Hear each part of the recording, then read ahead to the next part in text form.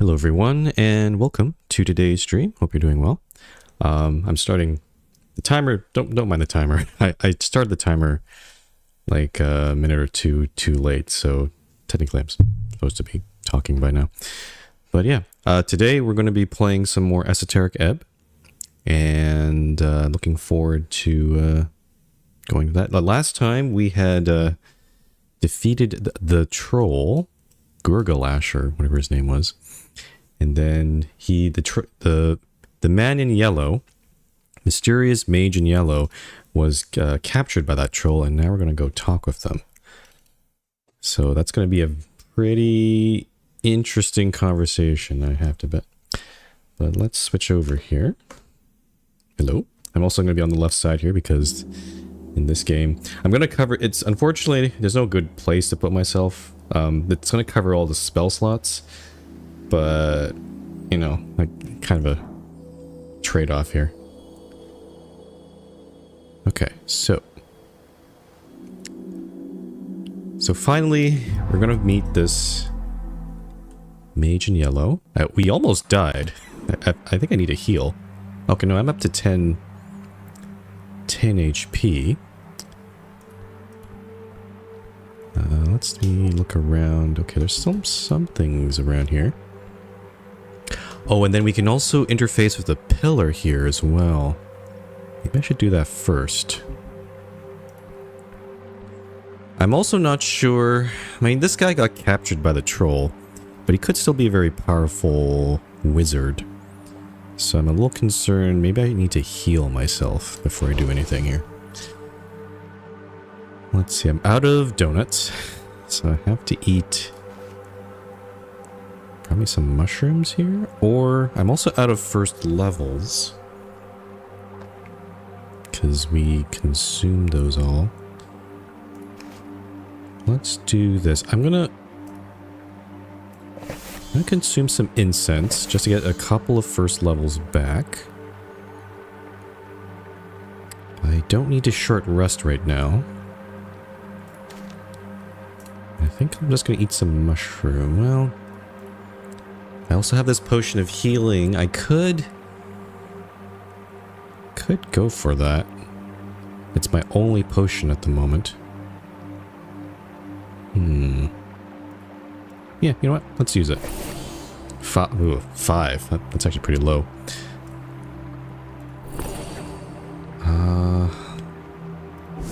18 out of 27. I'm gonna go with actually, maybe one more. Just in case. Let's go with that. I do also heal automatically with doing various things, so maybe I don't need to do that. Okay. Let's see what's in the box. The troll's most expensive piece of loot. Oh. Okay, never mind. We have 2 potions of healing here. A bottle of milk. What the heck is this? +1 strength, -5 constitution? A dream patch? Okay, things that... Okay. Why is that? What's the description on this? A bottle of freshly squeezed milk. The label says it's produced in the hills, so it's the finest of the finest. Oh, I can consume it as well. +5 HP. Why does the troll have a bottle of milk? That's very strange. Also, we got their... Oh. Ah, shit. I should have read this before I healed up. The tooth of an Ascani troll, it shivers in your grip, trying to regenerate pieces of its marrow. Its esoteric properties have an effect on you. +1 strength quickly generates HP over time. So I could have used that. Oh, and I should probably change my items before we talk with this, person. Oh, no, I don't want to take this thing here. I'm going to take the spell storing spell off. We don't need... We have to... Maybe I'll keep the lockpick. I don't know if I need to... I don't know if... He's probably locked in there, but I'm not entirely sure. Let's put the horn on. I'm going to keep the esoteric pocket watch because again, he's a mage. Gonna watch out if he does any shenanigans. We also got our pickaxe of secrets. Okay, I think we're good here. The troll must have raided some undercoast merchant. Ah, I see. Okay. I'm going to connect with the pillar here. The pillar of Jor towers before you. He's speaking to you. Touch the pillar. Oh, this might be a wisdom check here. You place your palm against the damp and soft surface. Yes. Oh, it might be an intelligence check, actually. There is a sentience inside. The strings are connected with something beyond. It's easier to make out down here.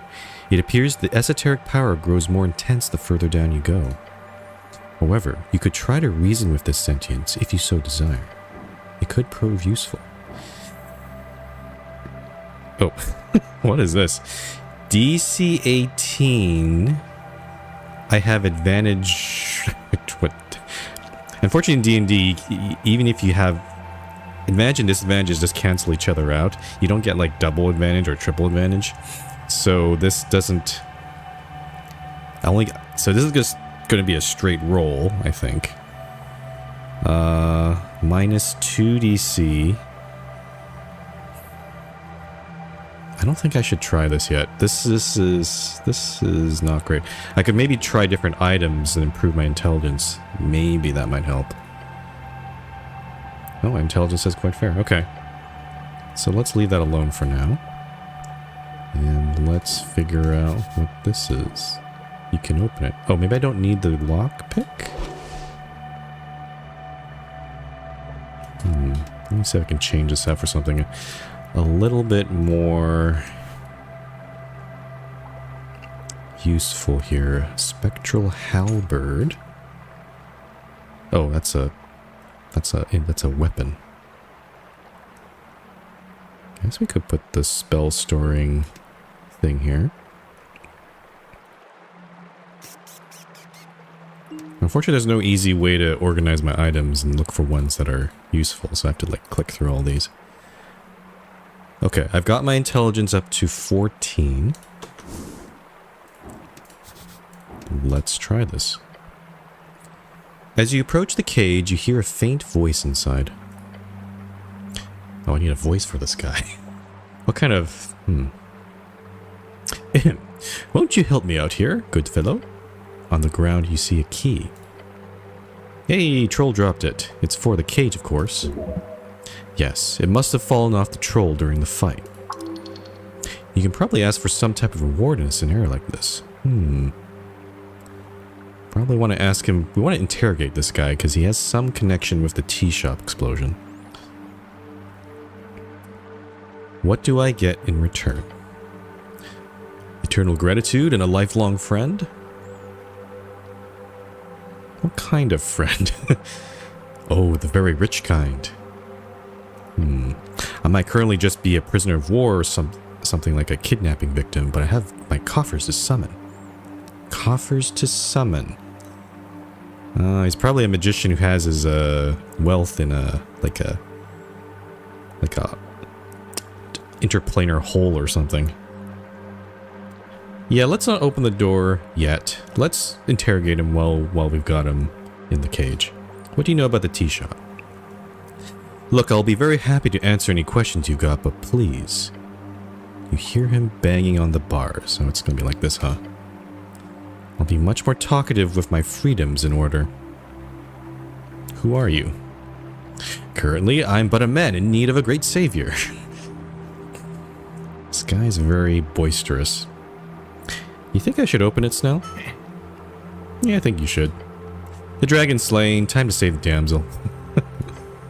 You hear a laugh from inside the cage. A damsel, eh? I'll take it. Now, please. He doesn't seem offended by that. Okay, you better not pull anything. As it opens, you watch a well-dressed and surprisingly not-so-scuffed man step out. Oh boy, you are you've got a presence. Prince Meriadoc Moonwatch. What's Moonwatch? The name of a high corporation in Thazen reads one of the largest industrial conglomerates across the coast. Oh, is he a C-suite? Is he a CEO? Is he an executive? Okay. Okay. Yeah, no. Okay. The yellow clothing makes sense here. Freedom. The sweetest nectar of any band. Yeah, this guy. He's got style written all over him. That sure is a freestrider. This is... Yes, this is a merchant prince. Specifically the Moonwatch heir. You've heard of him. Are you Meriadoc Moonwatch? The one and only. The fancy freestrider flashes you a series of pearly white teeth.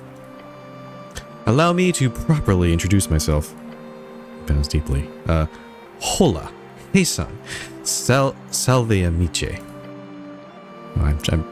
Check hello and greetings. Oh, he's trying to say hello in all sorts of different languages. I see. He bows forward in a deep performative motion. My name is Meriadoc Moonwatch, a great merchant, prince of reeds. Pleasure to make your acquaintance, and quite honestly a much bigger pleasure to be rescued by you. He looks at the goblin and immediately holds out a hand, presenting his palm. You must be a local tribal member. Great to meet you. He looks at the hand for a beat too long. Oh, the goblin did not like the tone of that. Yeah, local tribal member. Technically, yes. He shakes the human's hand. I'm Snell. Ha. Snell knows that's not a handshake. I love it. And of course, Meriadoc says, returning a limp shake. Yeah. You're not supposed to shake. That's a freestrider thing. They just show their palms to people. Showing one's palm is quite ironic, quite the ironic visual for such a well-focused ideology. I've heard about you, a Reedsian author, right? That's it. He lifts his head even higher to proclaim a single question. And who might you be? Oh, here we go.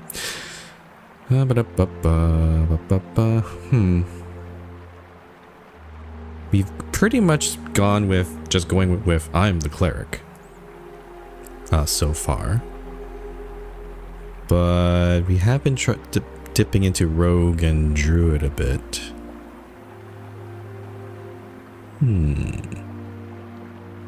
I wonder if this might make him, if we say it rogue, he might be a little bit more willing to converse with us. Yeah, I'll be a rogue. I'm a roguish delver currently, the sneaky kind. Oh, he looks genuinely impressed. Aha, I knew it.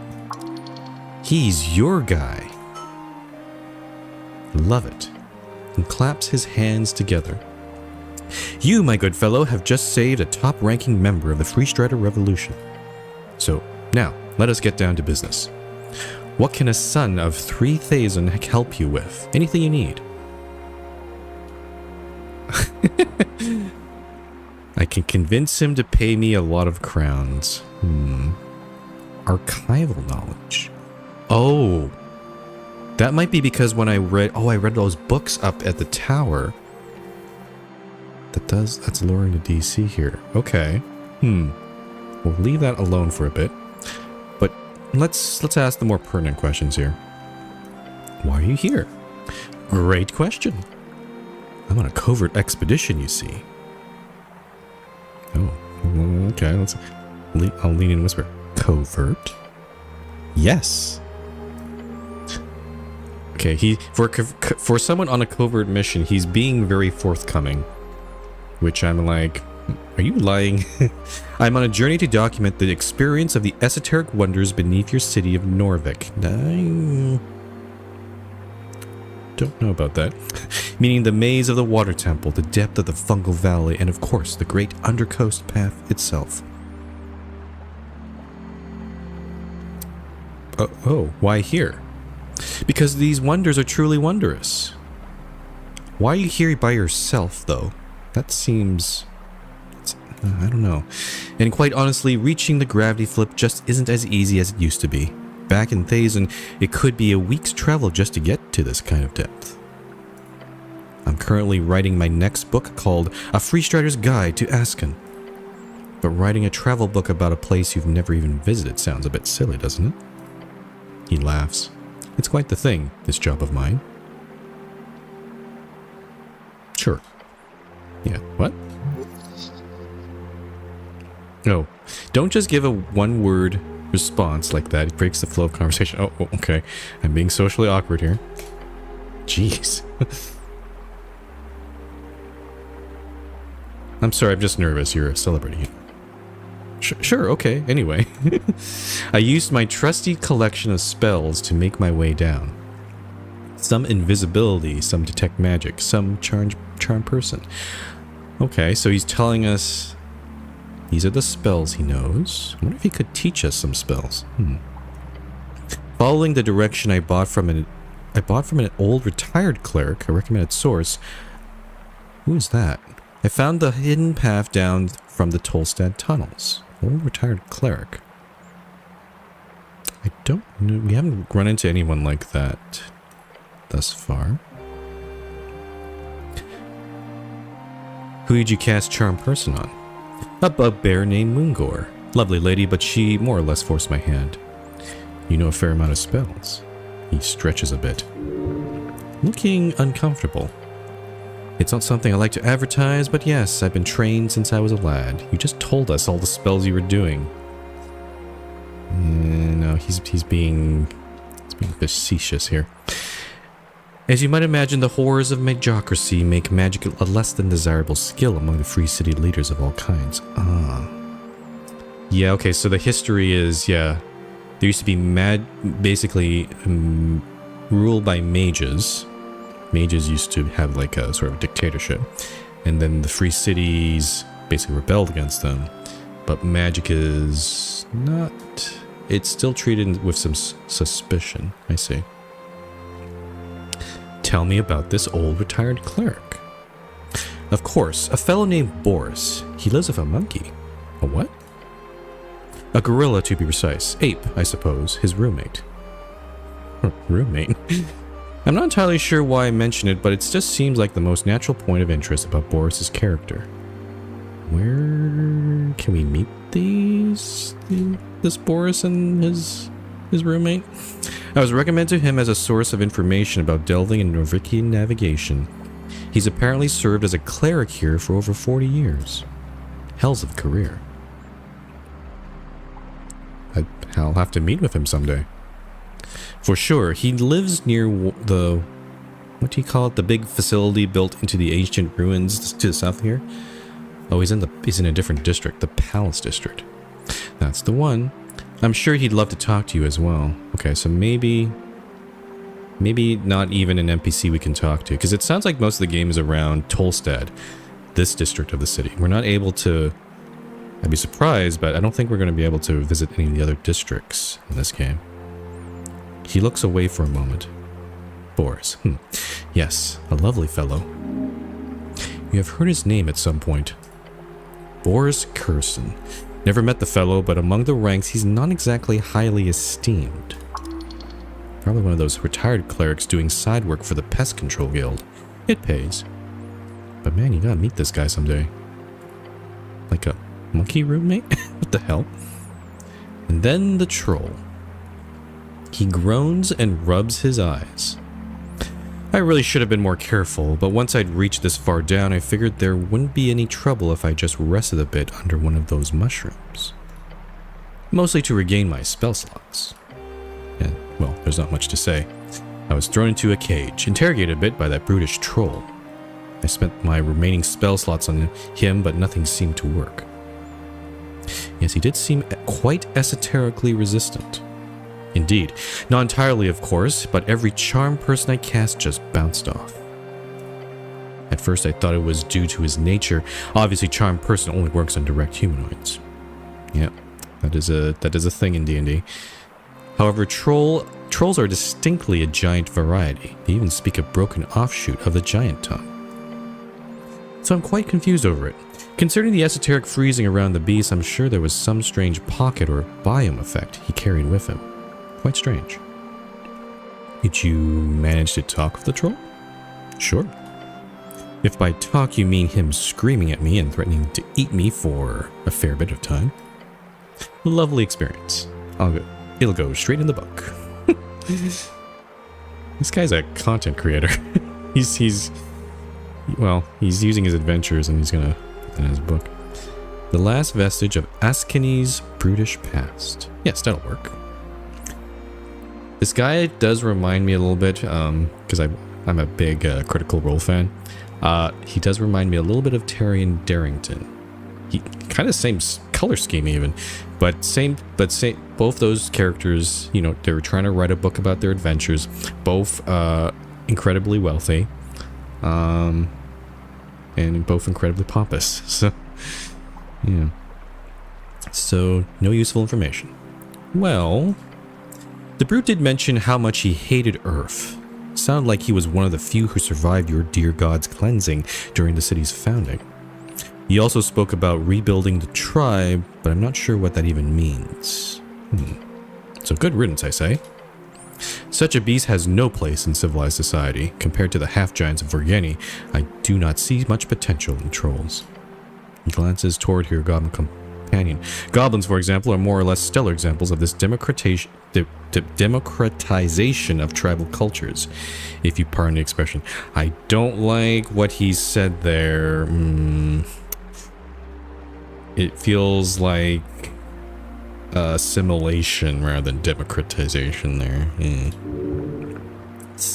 Snell looks tired. Oh.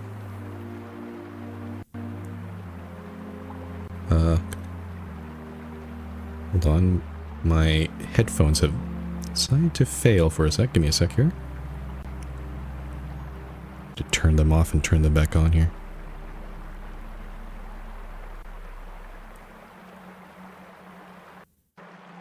Give me a sec here. Hold on. Oh, hello? Hello? What the heck is going on here?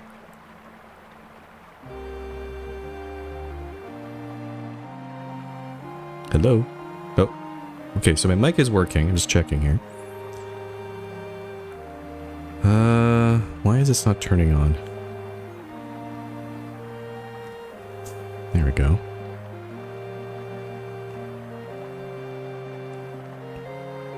Yeah, it's not, the headphones I have are Bluetooth, so sometimes, I don't know, they've not been very reliable.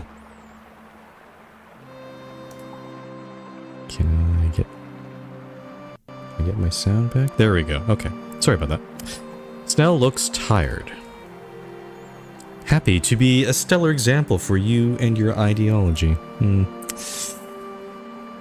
Either way, he's gone now. Hopefully. The way he fell down into the deeper reaches of the gravity flip should suggest a gruesome death. I don't remember who. They did say, one of the voices in my head, one of my ability scores, did say there is a 1 in 20 chance that the troll still lived. I have a strange feeling, narratively speaking, that if we were to keep going down below, which we probably will, we're probably going to meet that troll again. So, but don't take anything like that for granted. What makes these parts so wondrous and horrific both is the esoterically unstable nature of these strings. You never know what you'll get. Alright, let's start asking the important questions here.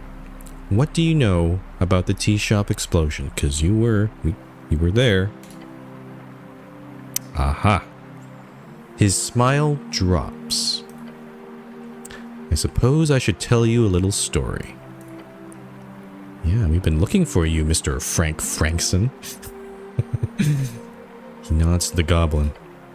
I hope we can keep this under wraps, of course, but as you might have imagined already, I am down here without any permit.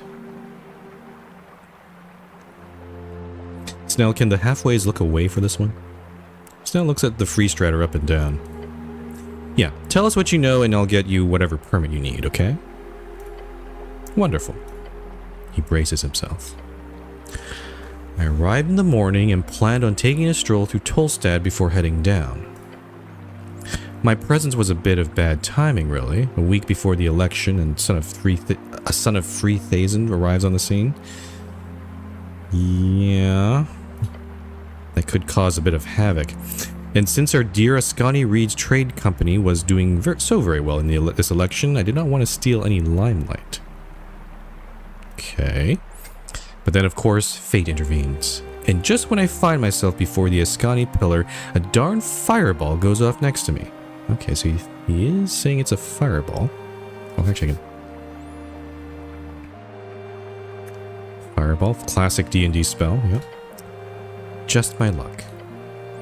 So once the ring had stopped and some goblins started swarming the place, trying to put out the flames, I decided quite quickly that this could end poorly for both my timetable and the poor people who had to deal with this mess. So you snuck away. Indeed. I rushed down the stairs, and since I already had my direction, I figured I'd postpone the upstairs sightseeing. Head straight down into the below, as people say. As you people say. Stumble upon anything on the way. The Free Strider gives you a solemn frown. I saw something. You see, I have a pair of glasses. They allow me to detect magic, among other things. Oh. Where are the glasses? Lost, sadly. Oh, maybe we can find them. The troll shook me around, and they ended up somewhere down the river, I presume. Okay, we'll look out for that. What did you see? I saw a man on fire. What? Specifically, I saw the outline of a man invisible. An invisible man. Perhaps I should describe it more like, he scratches his chin and then perks up. Ah, yes. An invisible smoking man. Is this X-Files? What is going on here? Because in X-Files there's a character named Smoking Man. My glasses allowed me to see him, or at least the faint outline of his esoteric illusion. Where did you see this? I just entered the... what is it called? The area right below with all the apartments and the big ravine. Pillar Crossing. You saw this invisible man at the Pillar Crossing. Yes, that's it. Oh, I got healed automatically here. At what time did you see this? I couldn't have been more than minutes after the explosion. How many seconds does it take to walk from the pillar upstairs to the pillar downstairs? 60 seconds tops. Then perhaps that. I was rushing to get away from the drama after all. Could you see any details about this man? It was clear that it was a man. He was on fire, and he was probably wearing some type of armor. The silhouette made that fairly obvious. A human, I would guess. Too tall for a dwarf, too short for a, I don't know, half-giant, but really a humanoid slightly taller than either of us. I'm sure of your experience with detect magic, but my glasses are not as powerful as that spell usually allows. So sadly, all I could see was that silhouette. Okay, so he's pointing the finger at another suspicious figure. An invisible, smoking man. What did the man do? That's a question worth 1,000,000 tens, eh? A burning invisible man seen right after explosion? Yeah, I need to know what he did. Meriadoc takes a deep breath. He went inside the pillar. What? Inside the pillar, he says. The pillar of Jor. Elaborate. I agree, that seems reasonable to do. It's strange, but let's be clear. I first thought I saw a strange esoteric event or ghost. Yeah? Because the silhouette I saw, it went straight into the pillar of Jor. Right in. As if it walked into the stone. And the stone turned into... yeah, how do I describe it? A magical mass. Okay. Warping around the invisible man, his flames being put out, and his being merging into it. You sure it wasn't a ghost then? I've seen ghosts, good fellow. This was no ghost. This was an invisible, very real man. Wherever he went, once he was inside the pillar, his presence disappeared immediately, along with that esoteric force emanating from the stone. I've never seen anything like it, but I've read about it.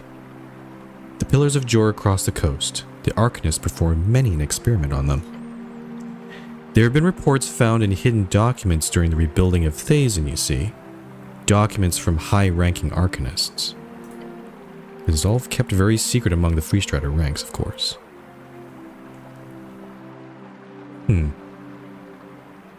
This could help me a lot. I can tell you one thing about it, perhaps. DC 10. Find a logical argument as to why he should tell you everything. I'm gonna attempt it. Oh, nice. Okay, good. Yes, this man clearly accepts logic. A rational human. A wizard, even. Mr. Meridoc Woundwatch, any information you can give me will help in this case. Now, push the most rational thing he obviously desires. As any of these foolish Freestriders desires. If you know anything about the pillar, then telling me will not only help my case, it will also, most importantly, keep the first ever election in Norvik safe. He claps his hands together. You said the magic word, didn't you? He said election. Yes, I do worry that this whole event will curse the Freestrider cause. If you can keep things clean, I think it should say cleaned up. The Freestrider gives a reluctant nod. Fine. As I said, this is top secret, so you did not hear it from me. He crosses his arms and looks out into the mist. The Freestrider ideal is meritocracy without magic. However, obviously we inherited the massive esoterical caches left behind by the Arcanists. Because of the beheadings. Oh, yeah, that's a revolution, alright. A terrible and idiotic waste of talent. Easy way to get some magical goodies, kill all the wizards. While magic itself grew weaker over the years due to Arcanist greed, many of their findings are still quite useful to this day. Especially their scientific data. What's secret about this then? They appear to have been in contact with Jor. Oh no, are we dealing with is the Invisible Man an Arcanist that's still alive? And they struck a deal with Jor, or they're living with Jor? Okay. Huh. That is fascinating. Think about what the reasonable reaction to this would be. Shock and horror. The wizard should be dead and gone. Awe and terror. Oh, is everyone going to pipe in here? Intrigue and wonder. Just let him explain it. It's not exactly a conversation or anything. They received esoteric messages, not unlike the ones recorded during the Gate era by, well, civilizations like the snail folk who built all of the ruins around us. It is an omen, you might call it. What did he tell them? The Freestrider taps his hand onto the pillar. Some strange codes. Taught them some new spells. The last message we found written down by one of the Arcanists of the Hagenshags. Oh, I don't remember where we saw that, but that's a funny name. It was... Oh. It was an order to stop. Stop what? To stop opening the gates. He raises his chin. You see, then he places a hand upon the pillar beside him. He found cracks in the gates. The gates of Jor, leading to the outside. The places we all came from. Oh.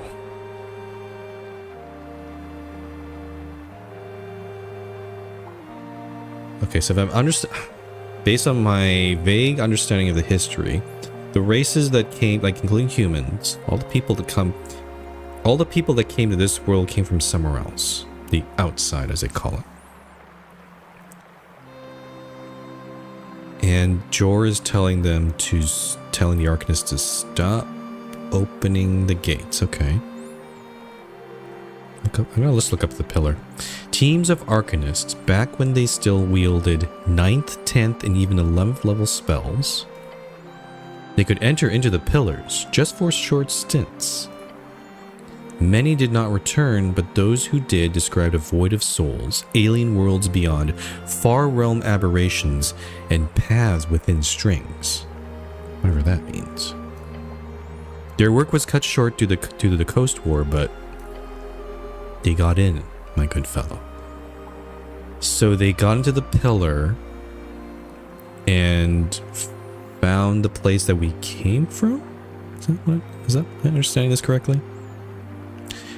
And Jor was not too happy about that. It did not appear so, no. He nods. I believe that invisible man who most likely fled during directly from the explosion. He too entered one of those cracks in the ancient gate, as unlikely and wondrous as that seems. Huh. How would we even deal with that? Like, do we follow him through the crack? And the only answer we can give is, yes, Snell, we must follow him through the crack. Weirdo chuckles. Oh, is he interpreting the crack as something else? Okay, guy. A nervous chuckle. Oh. Gate of Jor quest, okay. Good luck with that, I say. But unless you happen to know some ancient being, or gods forbid still alive Arcanist, then I'm afraid you're out of luck. Huh. Yeah, I don't even know where to begin, but it seems like a hint maybe. Some ancient being or a still alive Arcanist. Maybe we can find one in the city below, I don't know. We found no realistic way to replicate their attempts to enter the pillar. It's not like higher tier spells are exactly common, eh? Yet also, yeah, the level of spells that we get seems to be limited. So any like 7th, 8th, 9th level spells seem to be rare, not or even just not available at this point. Oh, the Sphinx. Could a Sphinx count as an ancient being? Well, you speak of the Gyno Sphinx upstairs. She's quite the celebrity. Hells, if you can get her on your side, then why not? I do know some Free Strider researchers attempted to get on the good side of a Sphinx in one of the layers near Cree-Eve, but that didn't exactly end too well.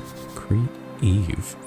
A city in eastern Reeds, one of the few places untouched by the later stage of the Coast War, and thus a stronghold of early Free Striderism. Today is the fourth largest free city. Yes, I'll find a way in. He bows his head. I'm happy to be of service. Looking very worried for your safety. Oh, he cares about us. Okay. Your goblin companion who stands quiet next to you as you discuss these methods of interplanar travel raises a hand. Just to be clear, we're talking about teleportation, like magical transportation. What do you think? What do I think? Snell side-eyes the grinning Free Strider before leaning in with a scowl. Look, I'm speaking on behalf of Lady Sageleaf when I say this. He takes you aside a few steps away from Meriadoc. The halfways want this handled, no matter the obstacle.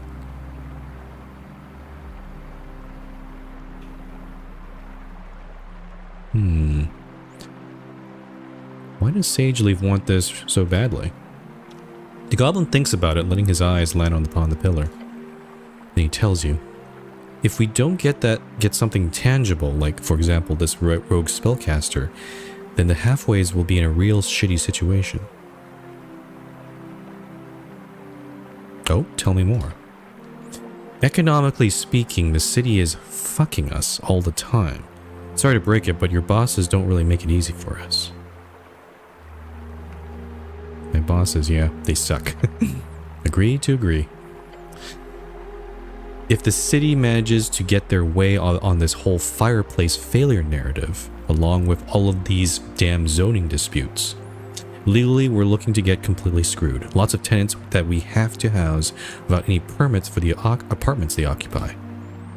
Hundreds of buildings across Tolstad, commerce, living space, and even some government locales. Whoa. If we don't get something tangible, or at least some type of leverage on your dear Magistrate Darrow, then... He lets out an exasperated sigh. I have to do anything I can to stop that from happening. The old lady put her trust in me to handle it. And I think I'm on Snell's side here. I do not like Lord Darrow. I think I want to fuck him up. So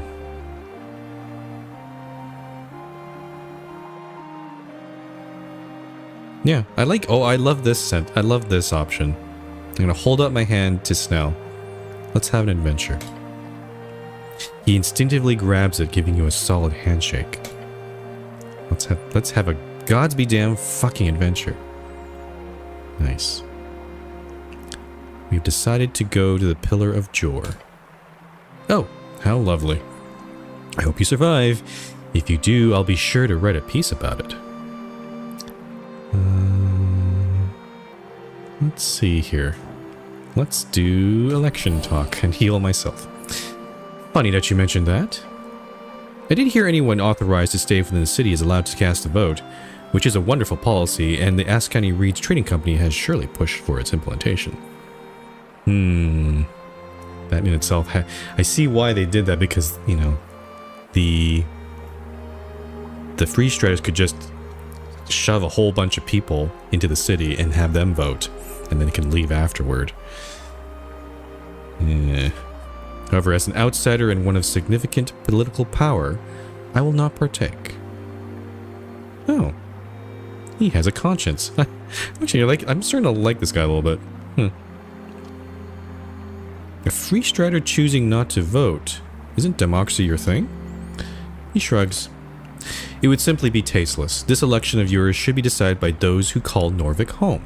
What a guy. Okay. Whether they've been here for a week or a decade doesn't matter, but I do not call it home. So, not vote. That's why I haven't made my presence known in the city. I'm here incognito.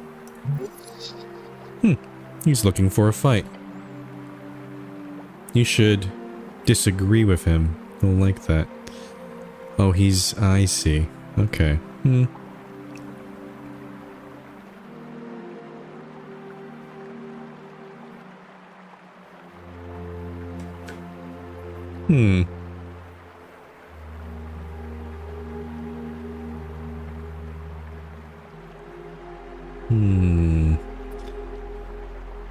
I don't like this answer. I'm not going to heart sign him because I'm not a Free Strider. Anyone and I don't like this one. I don't want to be antagonistic. So allowing anyone to like that is an awful policy. Can and will be abused. I disagree. Oh, here we go. We've seen time and time again in reads that states making limited attempts, as we call it, at democracy will always end up sliding into the old order, deciding who gets to voice their thoughts. Thus, the one to decide who gets the citizenship gets to decide the outcome of any election. Terrible. Oh, there's a light in his eyes. Keep arguing. We're having a debate. We're seriously having a debate here? Okay. I see his point there, because he's basically mentioning democratic backsliding, where you start deciding, oh, are you a citizen of this place? Are you allowed to, there'd be conditions of whether you can vote or not, that sort of thing.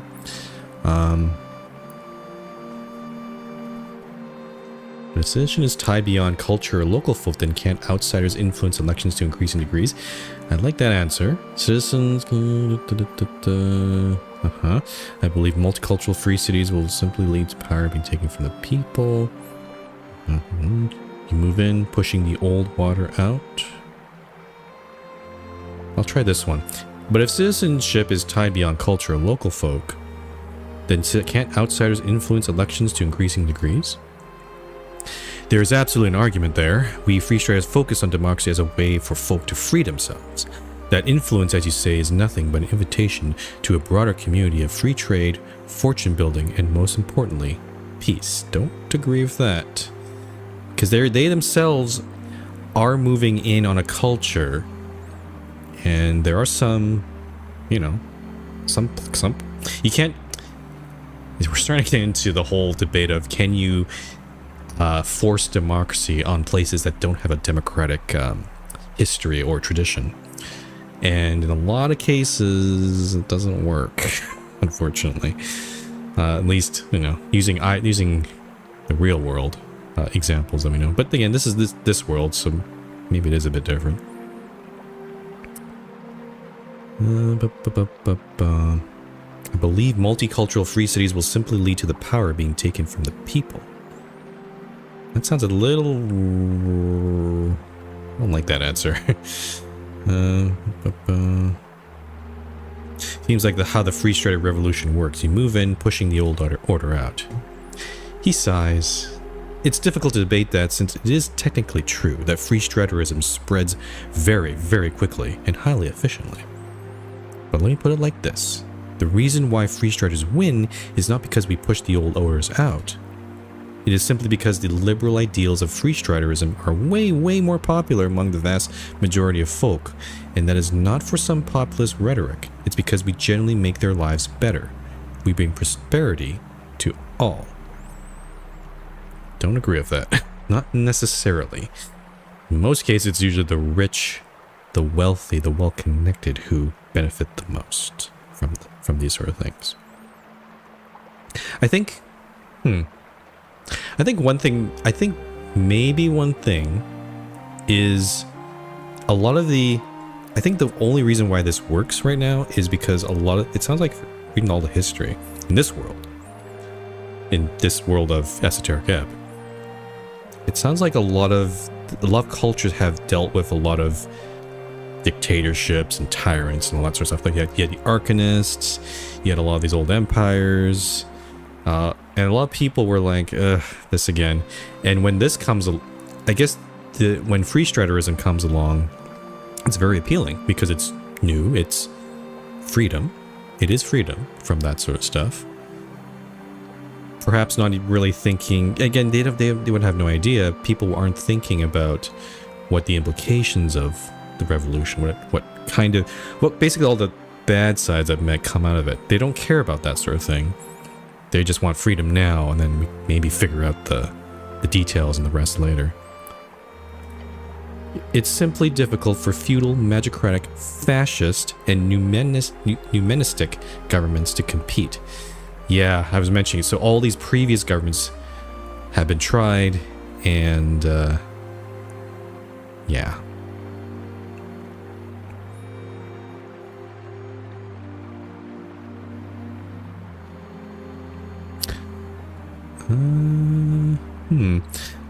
Unfortunately,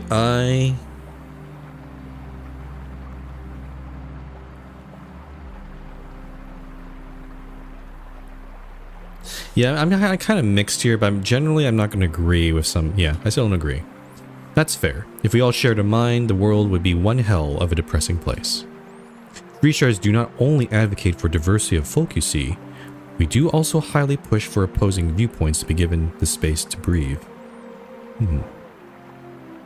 Oh.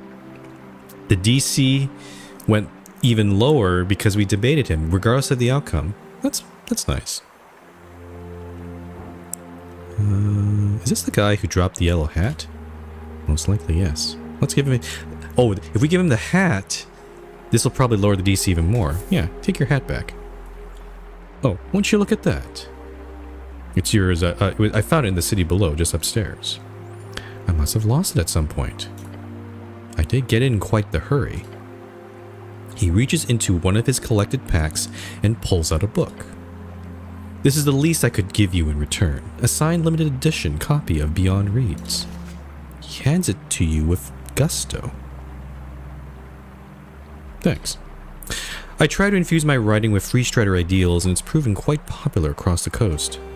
Hopefully it's a sign of the times of Gia's good fortune to come. He smiles and puts on his fancy yellow hat. Does the art change here? It doesn't look too good on him. It sadly does not suit him. You will continue imagining him without the hat. Oh. Is this the developer's lazy way of like, okay, we're not going to make an art asset for his hat, so we're just going to visualize him without his hat. Gods, I love this hat. It's been in a lot of adventures, you know. Anyway, questions I can help you with? Okay, that didn't, well, I guess that was a trade, so it was just a hat for a book, so that didn't, do that. Okay, so DC 7 now. It is possible to still fail this. But maybe we'll just talk about, let's talk about you for a bit. A dangerous thing to ask a merchant prince. Well, I'm a dangerous man, wink. Oh. Cleric.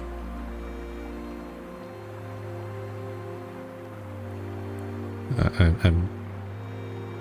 Oh, maybe I shouldn't have done that. It was, Sorry, that came out wrong. No, I get it. Very playful. I'm just someone who could very easily talk your ear off. He lets out a hearty laugh, strikes a pose. I've been known to bore officials in every city with my political rants and intrigue common folk around the coast with my tales. So go ahead. What do you wish to know about Meriadoc Moonwatch? Don't speak of yourself in third person, it's pretentious. I don't do it that much, do I? No, it's fine. Right. Damn, I didn't think he'd be that sensitive. Wonder what other bullet holes you can shove a finger into. I don't want to piss him off. You know what? I'm going to abort a little bit here. Because I'm worried that I could increase the DC if I'm not careful here. But we're going to try to siphon some money from him because we want to buy that spell book. Oh, you gotta be kidding me. Come on. No. Oh. Oh no. What? You literally missed the opportunity to ask him. What? When? When you saved him before, that would have been so smooth. Now it's too late. Maybe. Don't. Okay, shard it. Gonna shard it. Again. That's much better. Ah, yes. You know how. How to get him to give me money? Yeah. Just be quick and decisive, and maybe weigh on the fact that you just saved his life. Sorry, did you say something? He's just muttering to himself. Happens all sometimes. Mr. Meriadoc, trade prince. Hold out a hand. Yes? I just saved your life. Ah, I understand.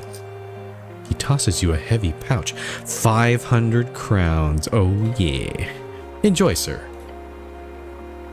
There are many 100 crowns in this pouch. I'm gonna gawk at it. Those are my travel reserves. I always keep an extra pouch of the local coinage. I have to say, crowns are quite marvelously designed. It's probably my 7th favorite type of coin behind pennies.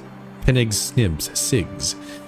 I do think embers and brimmarks and souls are all somewhat equal in usage. What about Elvish coinage?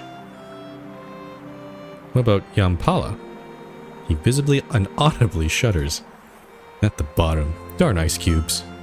He smiles broadly and effectively. He does not care about these coins. Okay, let's talk about him. But yeah, 500 coins? Fuck yeah. So you're an author. I am. Over the course of this very long and illustrious career, that's only getting started, by the way, I've written over 30 books to date. 5 historical biographies about the post-war revolutionaries, those important figures who paved the way for freestraterism. Over a dozen highly regarded novellas following the adventures of the fictional mage hunter Pelric Smed. And of course, the rest are my famous travel journals, the main series of which focuses on a band each, so I've only got 3 more to go. Okay, that's pretty illustrious. Yeah, illustrious. He just said illustrious, so... Which bands have you yet to explore? Divini Torum. Since I'm awaiting an official invitation from our Freestrater contacts in the Golden Horde, it would be much easier to explore the mountain and slopes if I had a celestial bodyguard, would it not? Oh, we know of one. We know of one. Torum.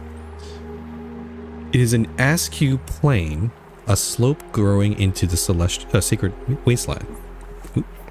Home of celestials, birdfolk, and originally halflings, as well as the scars of divine warfare.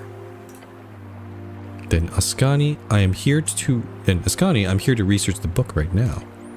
And finally, him. As I'm sure you know, it's not exactly a band friendly to outsiders. Even if you ignore the giant magical walls stretching across the eastern and western land paths, as well as the tree creatures tossing boulders at any ships nearing most shores, or the giant ethereal spiders, or the blood curses, or the infinite swamps, or the wild primal spirits.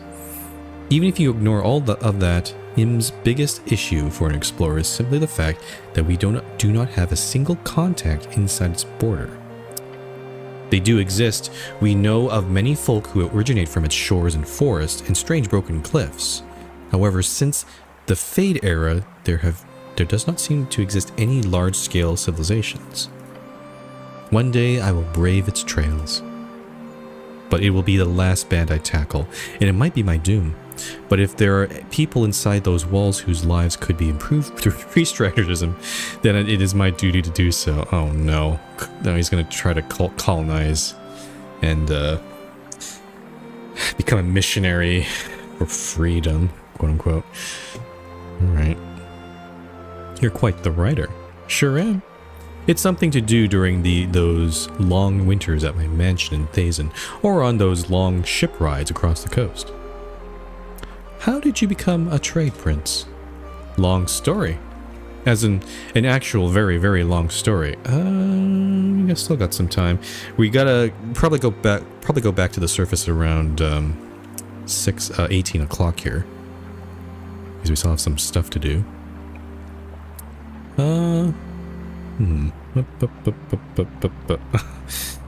Maybe give the abridged version then, actually.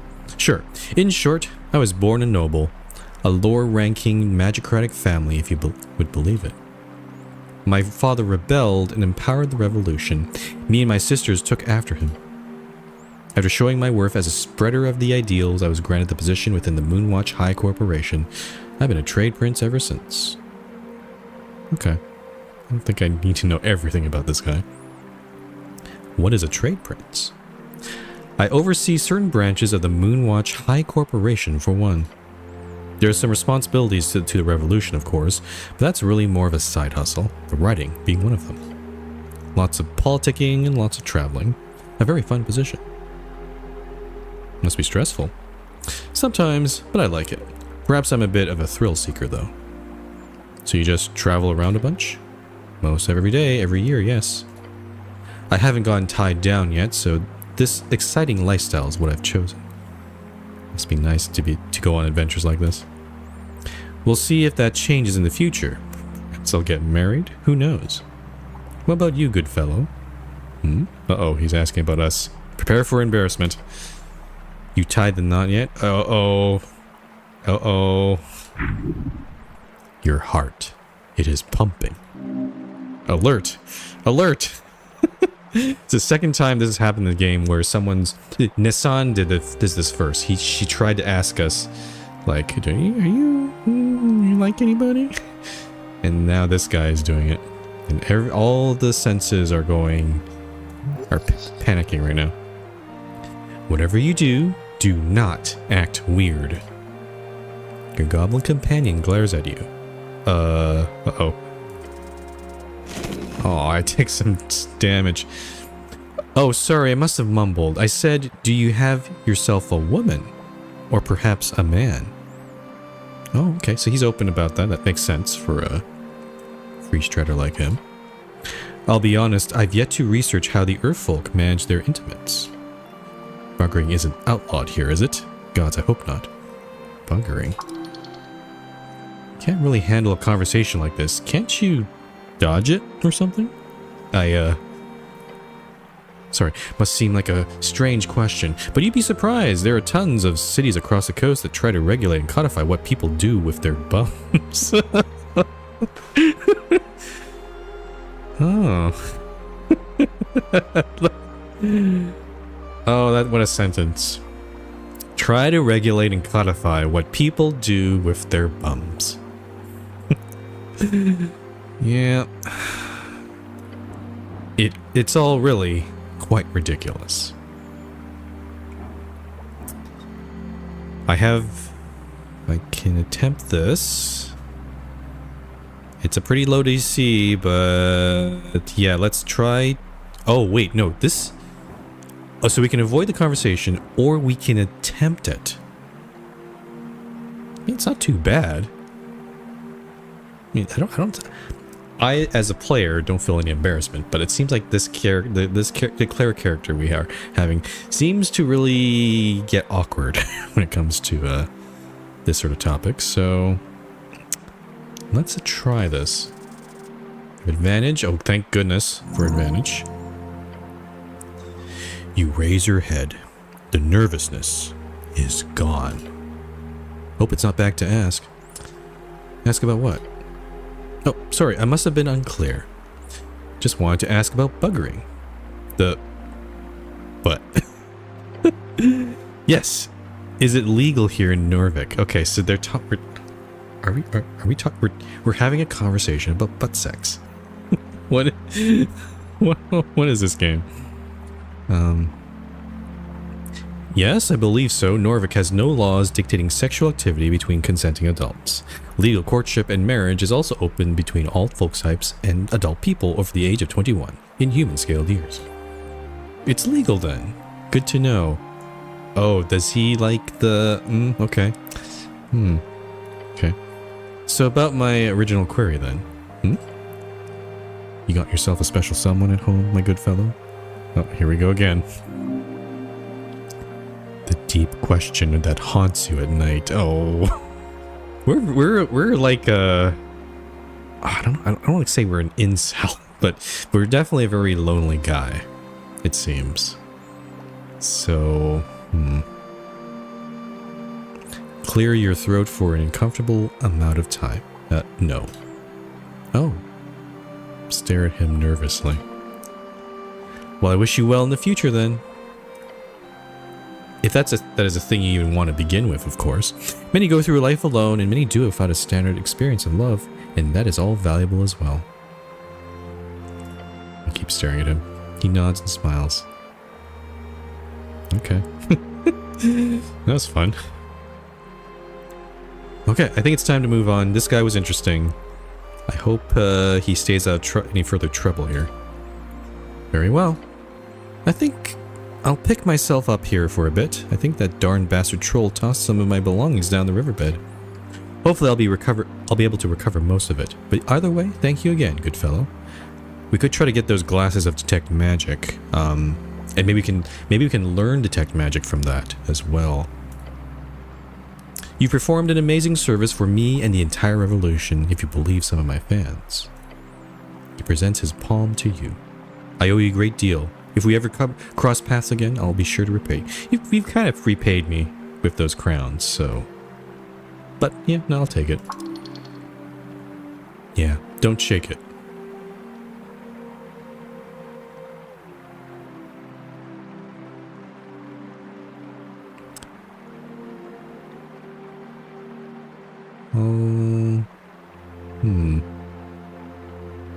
Don't worry about it. Then I won't. The Free Strider shows you his palms in an open gesture. Well then, if you need anything else, I'll still be here for a bit. But good luck out there. And if I have time, let us speak again on Election Day. I'll be sure to hang around Tolstad when it's time. Alright, goodbye, Prince Moonwatch. That was fun. Okay, so... part of me is kind of wondering if I should try to attempt to commune with the pillar. Things might be different now. Let me see. We got... Aha. Aha.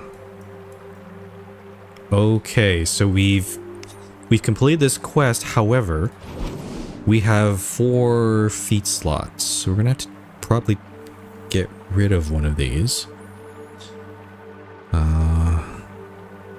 Future Patriarch. Future Patriarch's pretty useful. Well, I guess it doesn't matter. This is like a 50-50 sort of thing.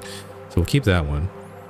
Democratic Herald. That one I'm not so sure about. I don't think I can switch it out, unfortunately. Well, I can switch it out for whatever this thing gives us.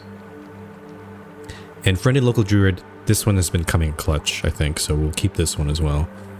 So maybe, I guess, I don't know if I choose this feat, if I choose to take root, will it give me the option to choose which feat to replace, is my question. I guess I'll find out in a sec. But we also, this is now connected to this quest, Gate of Jor. You have to find some way of basically gaining entry. Okay, so I'm gonna try this.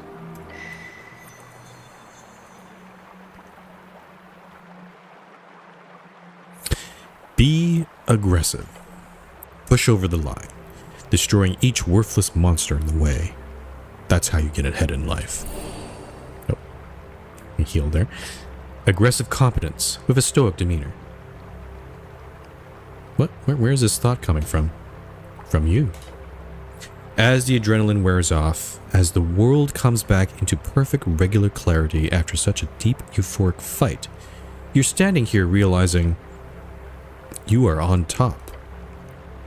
This is where you're supposed to be, the most competent man around. The fact I'm alive is the most impressive part of all of this. It is also the number one sign of your supremacy. What? What? Where is this going? Of the size of your manhood. What? This taste of pure, near instant blood-misted death has got you hooked. You need more. Do I? More? More fights. More near-death experiences. More romance. What? Okay, strength? Okay, strength is... I'm getting a sense strength is... He has this very outside appearance of like, oh, strong, strength, yes, yep, gotta be good at what you do. But some of the dialogue he says is a little bit like, what? My manhood? Romance? Romance? Romance! Knights chasing down tyrannical dragons. Damsels being carried to safety. I guess, he's this strength is also very much a traditionalist, so this kind of does make sense. He loves this sort of adventuring tales and that sort of stuff. Empires falling and kingdoms rising, men with goodness in their hearts bearing the burden of reigniting spirits, breaking darkness, smashing evil. You finally reached that point. The point of actually feeling like a professional cleric. Oh. So, again, second one, the romantic ideal of... Oh. The romantic ideal of heroism, knights, and kings is fascist propaganda used to elicit unrealistic aesthetic ideals for young men, radicalizing them toward nationalist agendas. Yeah, fuck it. And what is wrong with that? Right. Seriously, I mean...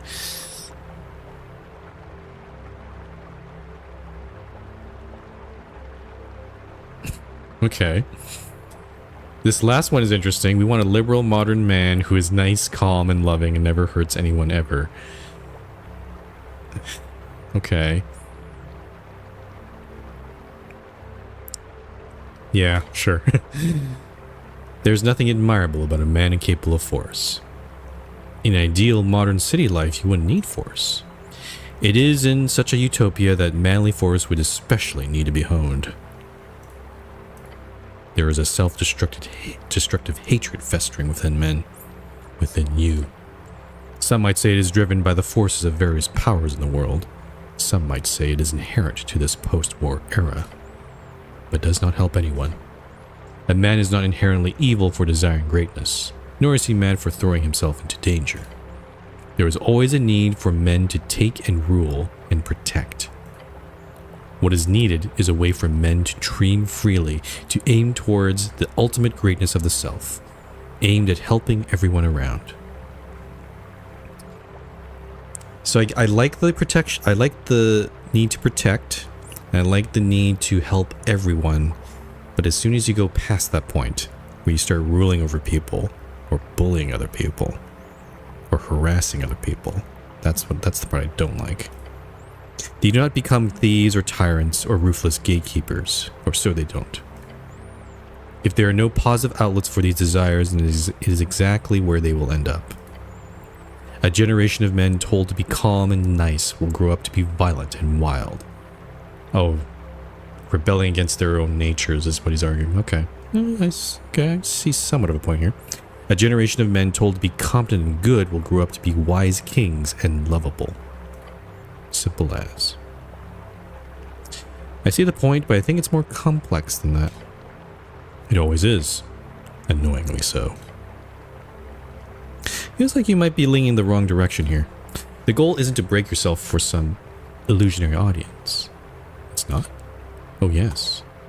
Risk assessment, baby. The larger the creature is, the more you should be getting paid. Not in troves or loot, that shit's a nice bonus, but you gotta get this on paper before you dive in. If you're ever fighting a troll again, you'll be doing so for a maximized hourly rate, with every possible gruesome death calculated into that final price. I don't want to overanalyze here. Your life on the line, that pouch is getting fat. Them's the rules. I'm not for sale. Can you even say that with a straight face? Yes. Clerics are in high demand, especially these days. Clerics with your kind of esoteric know-how? Invaluable. Right, I'm not sure if this is for me. You know for damn sure that you're just going to keep throwing yourself into danger like this, so get paid for it, dumbass. Taking the gamble for pay is good, sure. But to actually live to tell the tale, for that you need more than luck. You need the luck of the fool. Sounds like there's a lot of choices for this feat here. I'm lucky? Well, every time you head down here, it's a gamble. Every time you take on a job, and there will surely be even more ruthless jobs than that troll in the future, you will roll the die. That die being a 50-50 chance of death and destruction. And what did the red one call it? Getting blood misted? Instantaneous smashing. That's it. That's what you're risking every time. So embrace it.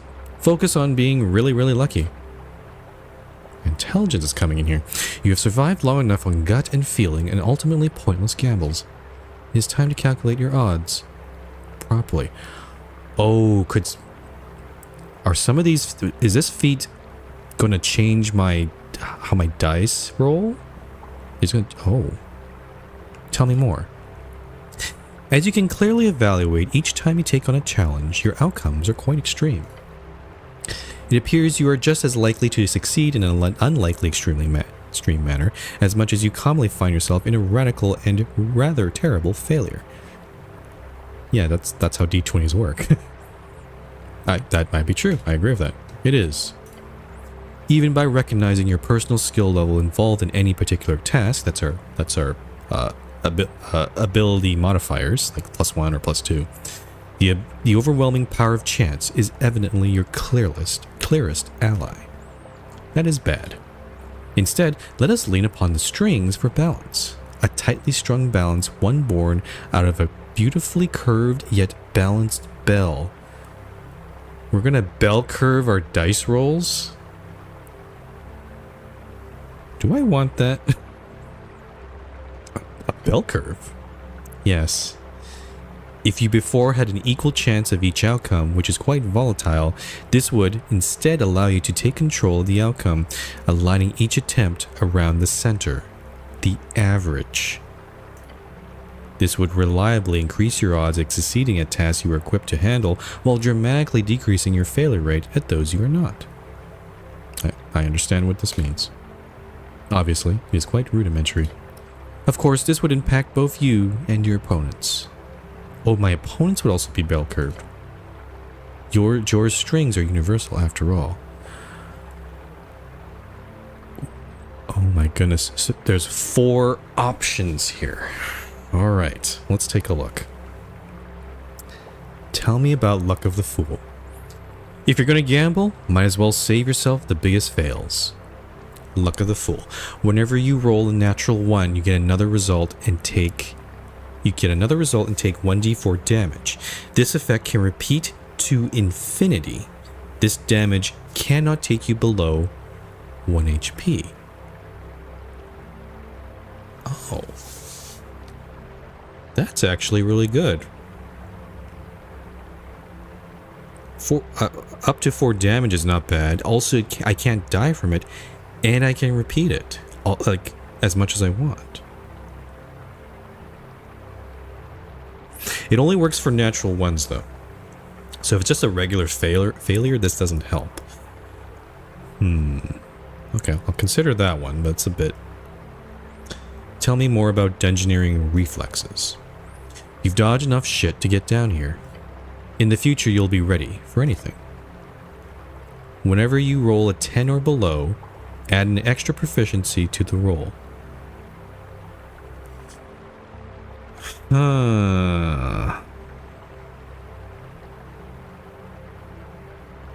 This one doesn't seem as good because eventually there's going to be checks where are so high where this doesn't help us, like DC 20 or close to there. So I don't, not too fond of that one. What about Professional Cleric? This is it. You feel it. Finally, you are competent. You cannot critically fail. That one I don't like either, because that just basically means 1 is not an instant failure. It will just add my ability scores, which will still be pretty low. I don't like this one either. Okay. And then this one. Naturally, you should only take on challenges you are capable of succeeding at. This will lower any risks involved. Whenever any d20 is rolled, the strings of Jor causes the outcome to lean towards 10. The chance of critical rolls are diminished.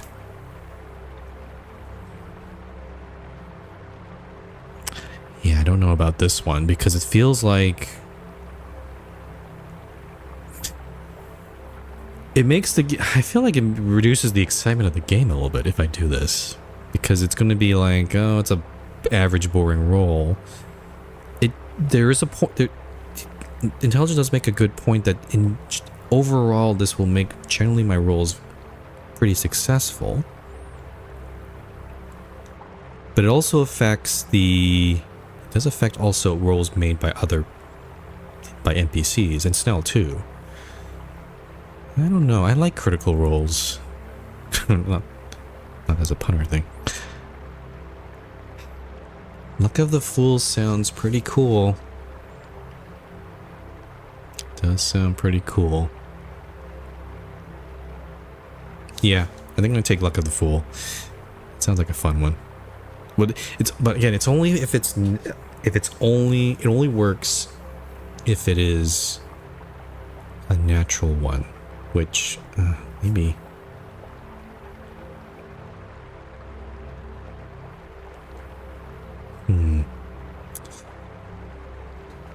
I don't know.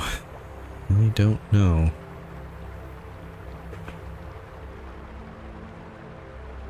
Yeah, I don't like this one. I think it reduces the excitement of the game. And I can always retry off the Shards of Jor, so these two I'm like, yeah, Luck of the Fool. Fuck it. Oh, okay, so I'm gonna make a decision here. These are all tools of your trade. Each will help you in some way. Your choice here is to focus on one path. The gamble, the delve, the veteran, or the thinker.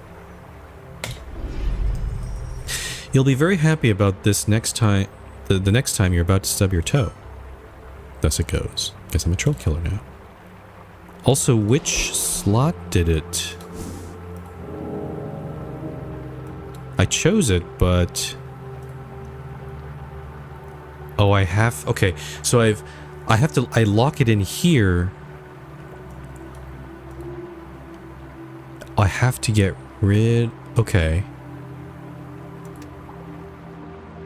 Can only add it back. Oh, I see. So I can't put this back in. This particular, if I choose one of these feats and forgo it, that means I can't put it back right after. I see. So I guess I should choose one of these. I think it might be,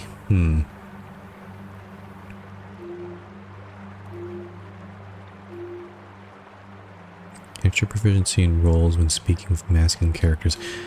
I think it might be either of these two, but I'm like not sure. We do have the troll tooth right now, so I think that sort of replaces this one a little bit. So I'm gonna actually forgo this one. And then put this one in. There we go. Okay. Sorry, I've been doing a lot of... I feel like I've been just doing a lot of bureaucratic stuff for the last hour or so. Okay, I'm going to see if I can increase my intelligence further. So I'm going to take the troll tooth away. So esoteric, bring a spell storing, and then I want... where is it? My tiny dictator. So now my intelligence is +3. I'll save again here. I'm gonna try this thing here.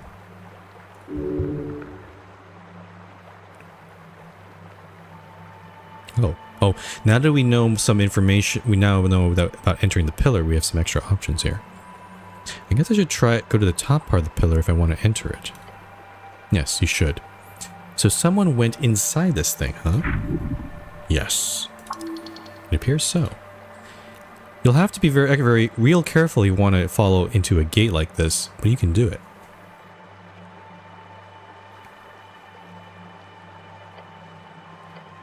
Touch the pillar. Okay. It is DC 18. I need a 15 or higher. It is a straight roll. Let's try it. Ah, there we go. Oh, I forgot about proficiency as well. Now with the pillars so far beneath your dear decayed city, the voices are loud. You know damn well what they are. Only a fool would ignore it, the unreasonable assessment of death. You press your palm hard against the surface. Many have written about the Pillars of Jor. Modern scholars talk about them as nothing but relics of the Gate War, gates themselves to other worlds, the worlds we all came from.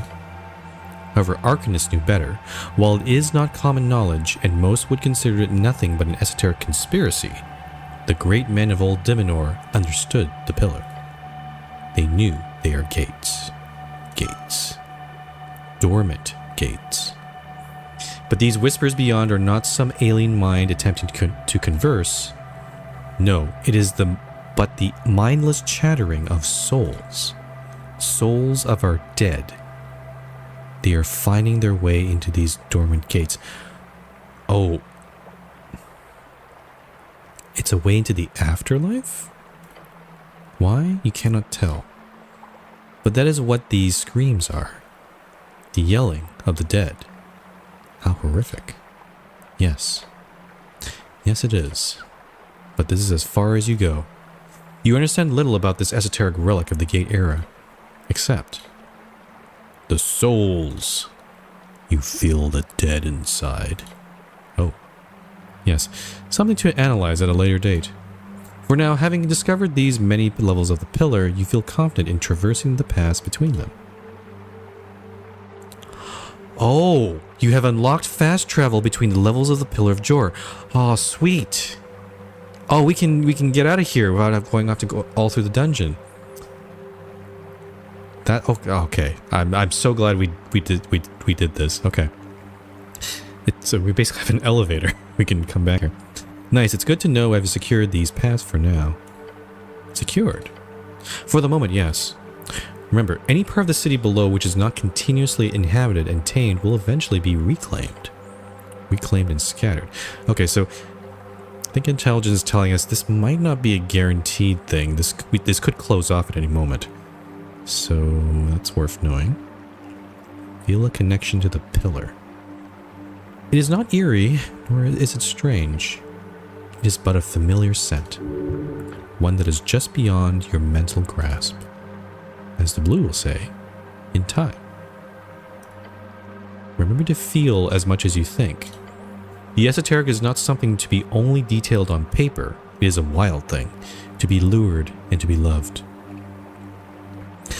This thing sure is way more active than I imagined, considering it's just sticking out at the center of the city. A shift might be happening, but that's not for you to investigate, not now. Yes. In time, it will be more important. For now, you will do as all others do when it comes to these pillars. Leave them alone. And I can travel to all 3 levels here. Tolstad, the very surface, Pillar Crossing, and also the city below. That is cool. Nice. Okay.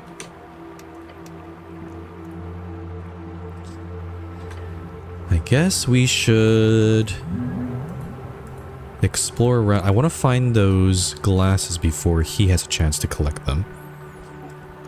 So let's keep on looking around here. There's this area to the left here. Stomach churn. So as I cross the bridge. What we got here? A mushroom with some berries growing around it. Ooh.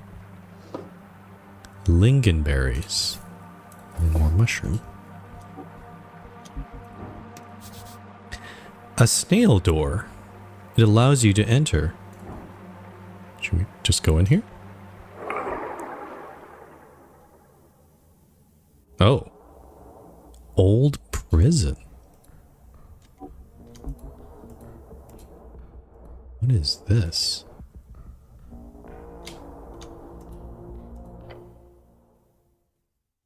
Do you have any idea how frustrating you are? Oh, hello again. The mask is back on, but she is not hiding her voice anymore. Why does this young woman want to kill you so badly? Time to teach her a lesson. Okay. I still have bark skin, thank goodness. Bark skin is so good. Yeah. Okay. Blah, blah, blah. One more time, eh? This piece of shit. Don't let him get away this time. 18. Okay, I'm going first this time. Your muscles are tensed already and you're ready to strike. You face the assassin, consider your options.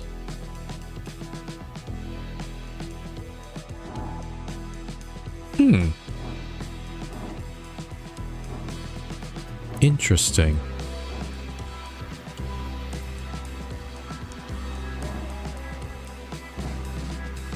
What exactly is your plan here? Killing you, fucker. Well, that's obvious. It's not working out so far, is it? The assassin flourishes the dagger. So unlike the previous fights we've had with this assassin, wisdom is showing up here. I'm kinda tempted by the DC is extremely low for some reason. Yeah, no, I don't think we're supposed to be enemies. That's the feeling I've been getting. I'm gonna try this.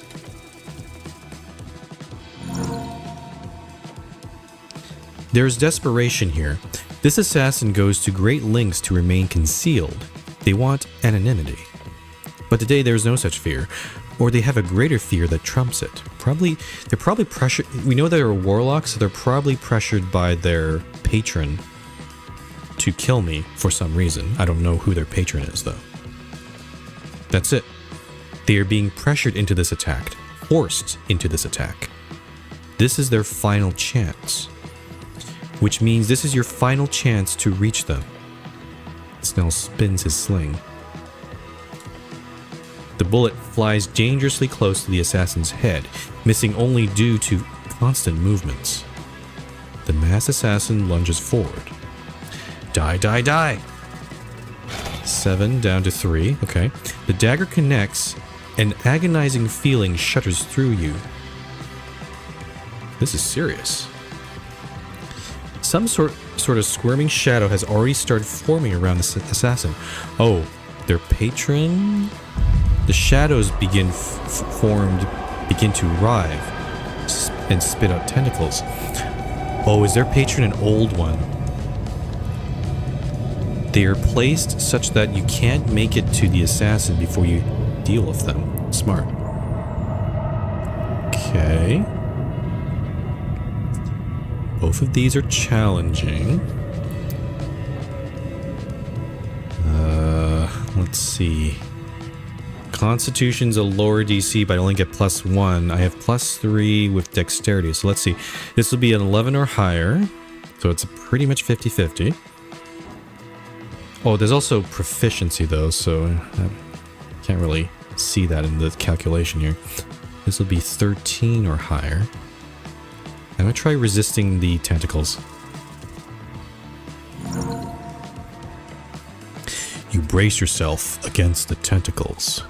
They slap into you, wrapping around your limbs and writhing. Your vision splits. You are both here and elsewhere.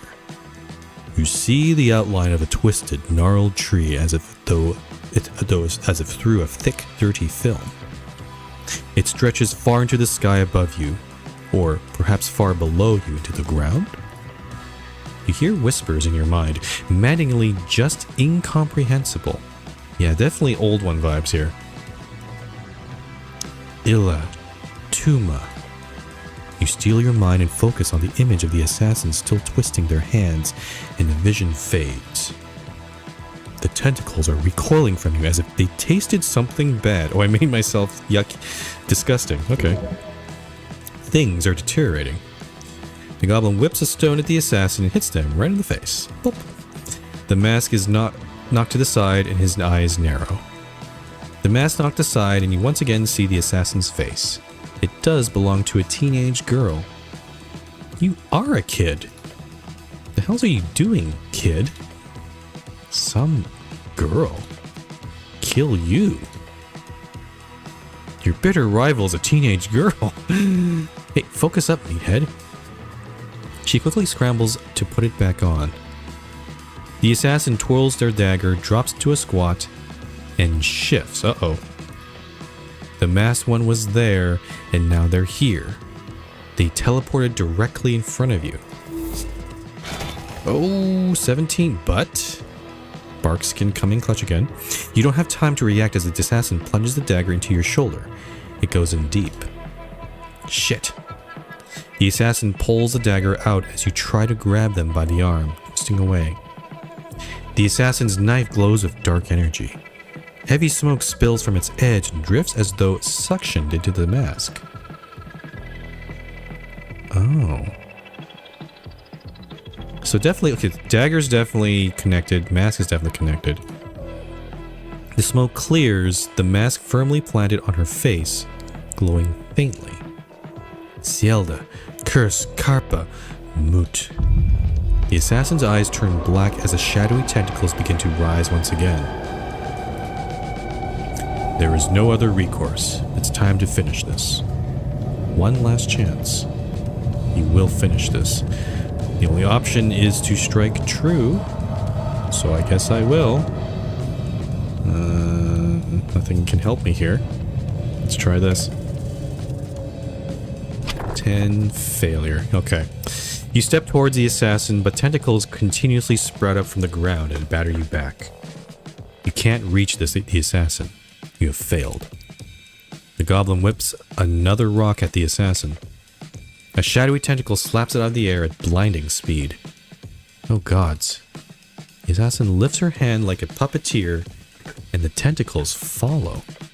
One after another, the tentacles latch onto you, focusing their ire on your helm. Your helm. 20 HP. Oh god, I'm not doing great. Queasy death throbs in your blood. Why do they want my helm so much? You try to gather yourself for more conflict, but you are now surrounded by the demonic magic.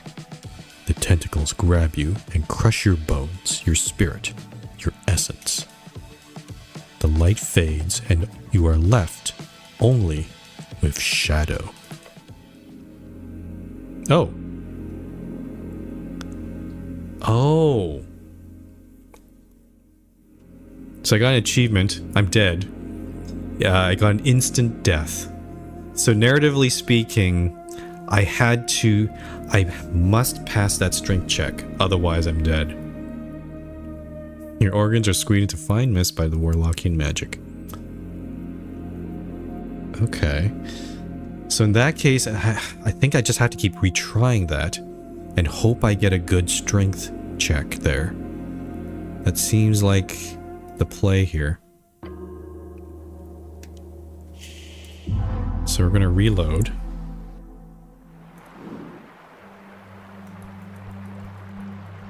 And I think it'd be good to try again here. So let me grab this again.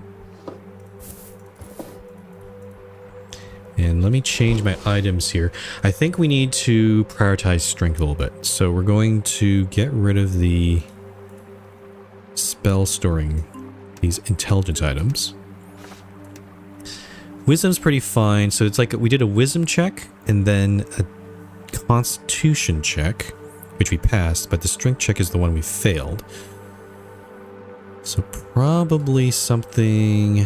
We need stuff that improves our strength. We have Troll Tooth. It's +1.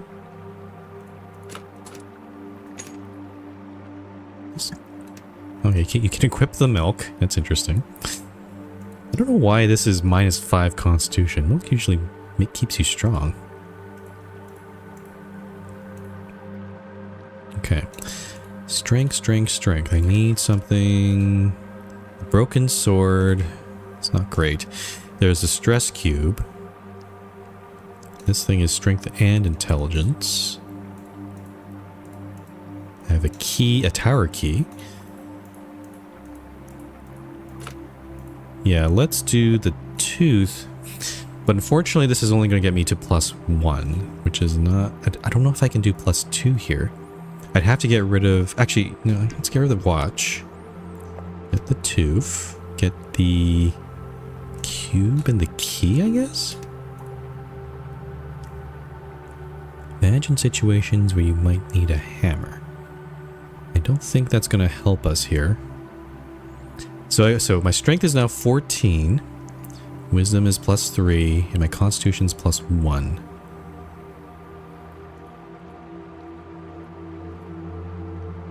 I think this is the best I can do right now. Okay. Alright. Okay, I can probably quick save here. And let's try this again. Again, since we still have bark skin, it makes more sense to try to do the fight now while I still have it up. I mean, I have 2 other slots, but might as well just do it. Okay, so blah blah blah blah. Yep. Initiative 9. Oh, Snell's going first. The goblin already moving. Snell spins his sling. Die. 7 down to 3. Gonna do wisdom here. Easy. Okay. Gonna go pretty fast here. Blah blah blah. Fuck you. Are you kid or something? We don't want to hurt you. Stuff like... Well, the dialogue's pretty different here, actually. Why do you keep doing this? Stop. Jesus, are you a kid or something? We don't want to hurt you. Stop fighting. Fuck you. Tentacles. Oh, 15 to... Okay, down to 7. Goblin's struggling with the tentacles as well. Okay. Stop hitting me with those. Okay, the DC's a little different here.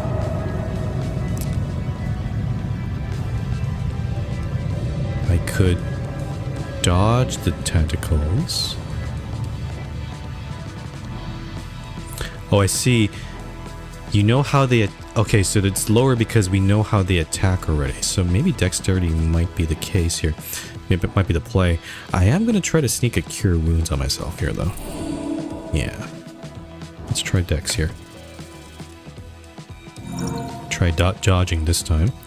The tentacles try to attack you again, mindlessly, identically. The predictable movements allow you to dip behind each and every strike. They don't touch you. Things are deteriorating. Okay, so this is same. Okay, here comes the last attack here. Gods. That's her hands out. They're trying to go into my helm. 16 reduced to 8.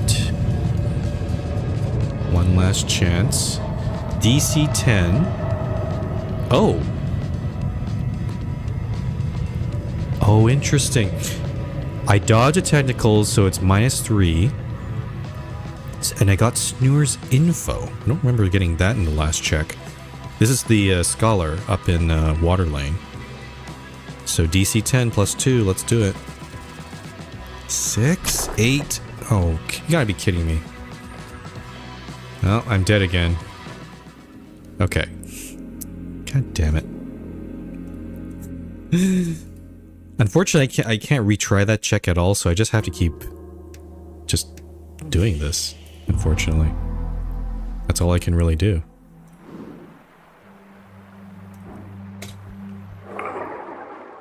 But I think, yeah, we just have to get lucky and hope for the best here.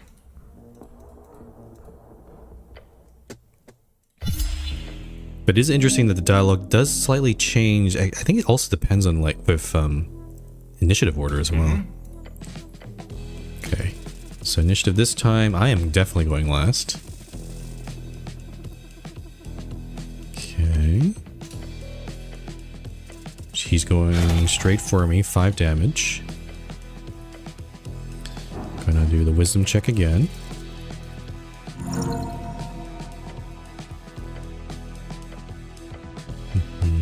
Okay, yep. Nothing different here. 10 damage from the tentacles. Okay, yep. Okay. I'll probably do a dodging, but let me cure wounds first here. 11 hit points. Wow, that was a good one. Okay, dexterity check. Oh, that's a failure now. Uh-oh. Oh, I'm taking damage. That did not go so well, so I'm not going to get a lower DC here. But maybe I'll get lucky here. 20 reduced to 10. Gosh. The only reason I'm surviving is Barkskin. If I didn't have Barkskin, these fights would be just way too hard.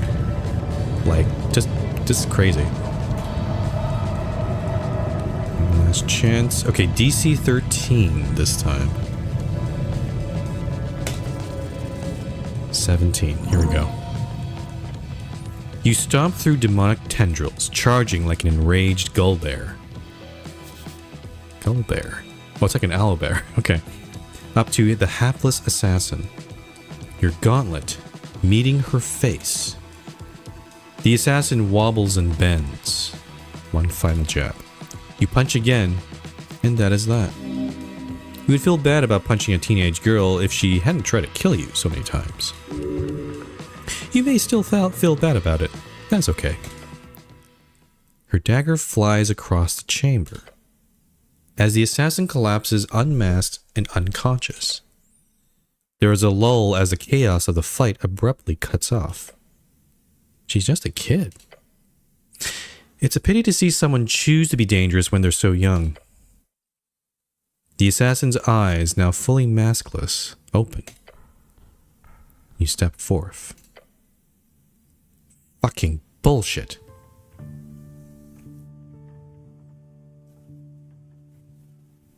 Have you calmed down now? Go fuck yourself. Let's just take her to the dungeon. She's earned it. Or we're just gonna take her to the dungeon? Okay, okay. As you do, her full hood falls back. And you see that face more clearly. Huh?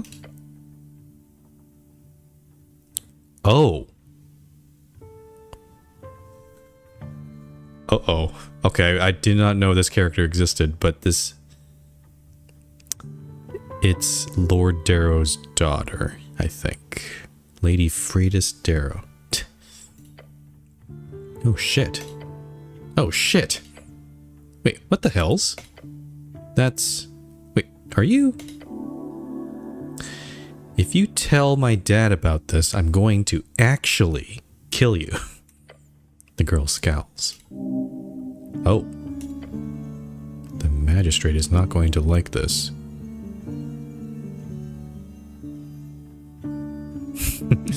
I see teenage rebels rage even among the bourgeoisie. Holy shit. Yeah, take an LR, it'll last longer. What's an L? I've seen this mentioned. What's an LR? Common shortening of light reflection, referring to the image capturing method of using the mirror cantrip and light cantrip simultaneously in order to brand a surface with a perfect visual representation of whatever the mirror is reflecting. It's a popular and cheap alternative for paintings. Huh. I don't think I've seen an LR in the game yet, so I'm a little interested why that's... okay. Now, will you let me go? What makes you think that is even remotely a possibility? Because I'm so nice? She gives you a sad smile. That's good acting. You can barely even see through it. She's good. That's scary, by the way. No, you don't get to be snarky after what you've done. No? Go shove that stupid slingshot up your ass, goblin. It's not a... He shakes the leather strap. It's a sling. It's a weapon, not a damn slingshot. Let's put it like this. I'm gonna walk out of here and you're not gonna mention a single word about this to my dad. In return, I'll stop trying to kill you, okay?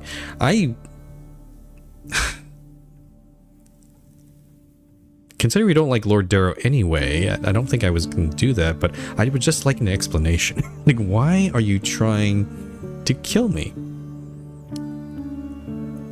Oh, I guess that we will ask that here. Okay. You've been stalking me all this time, huh? You're not exactly difficult to find. What does that possibly mean? You do realize how loud you are when you're stomping around in those boots. I guess I am. Hey, he can be as loud as he wants, you hear? Where'd you get all this cool gear? What do you think?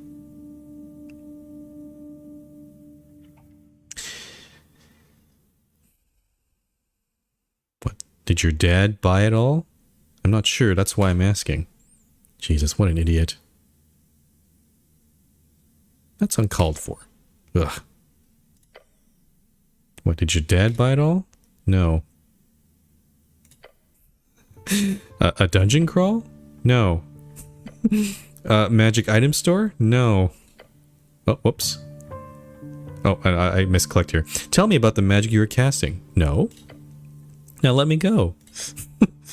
A lady in the pond? No. Okay. Yeah, it does seem like the patron is some sort of old one, so none of those options are probably a match.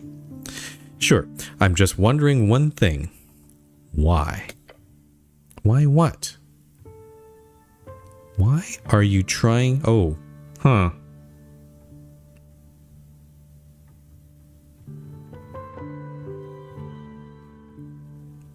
Why are you trying to kill me? Well... I kind of wonder if losing it might put her off guard, but no, we're not going to play like that. The girl glances at the mask on the ground beside her. Snell kicks it away. No. Answer him. Fuck it. I guess it doesn't matter anymore. I signed up for his stupid fucking deal, okay? What deal? I need easy spell slots. He wanted an extra pair of eyes. Win-win. But then he started asking for these night outings and the reconnaissance missions. Then he tells me to push some dumbass cleric into the river. I don't like killing people, but sure, totally worth it. Aha. So you're the person who did that. Oh. And then you come back, you asshole. And whatever I do, you just keep fucking. As she speaks, the mask next to Snell begins to glow. Get down. What's the mask doing? Maybe I should have asked who. Because that would... I don't know who is your... Who asked you to do this? Damn it. Knew that would happen. Esoteric bullshit. Explain. You happy now? I just broke my damn contract because of you. She lets out a loud groan. I am a warlock. Or was. I had a whole thing worked out with Mr. Toilet Worm. Okay, so we're gonna... Wait a minute. What is that name? Mr. Toilet Worm. Mr. What now? Ugh, whatever. I don't care anymore. This deal was ass and I didn't want to do it anymore anyway. So there. I'm actually perfectly fine with my awesome mask being turned to dust. It's fine, really. She does not sound very fine with it. She gets up and drops her cloak. I'm gonna leave now. Like, I'm actually going now.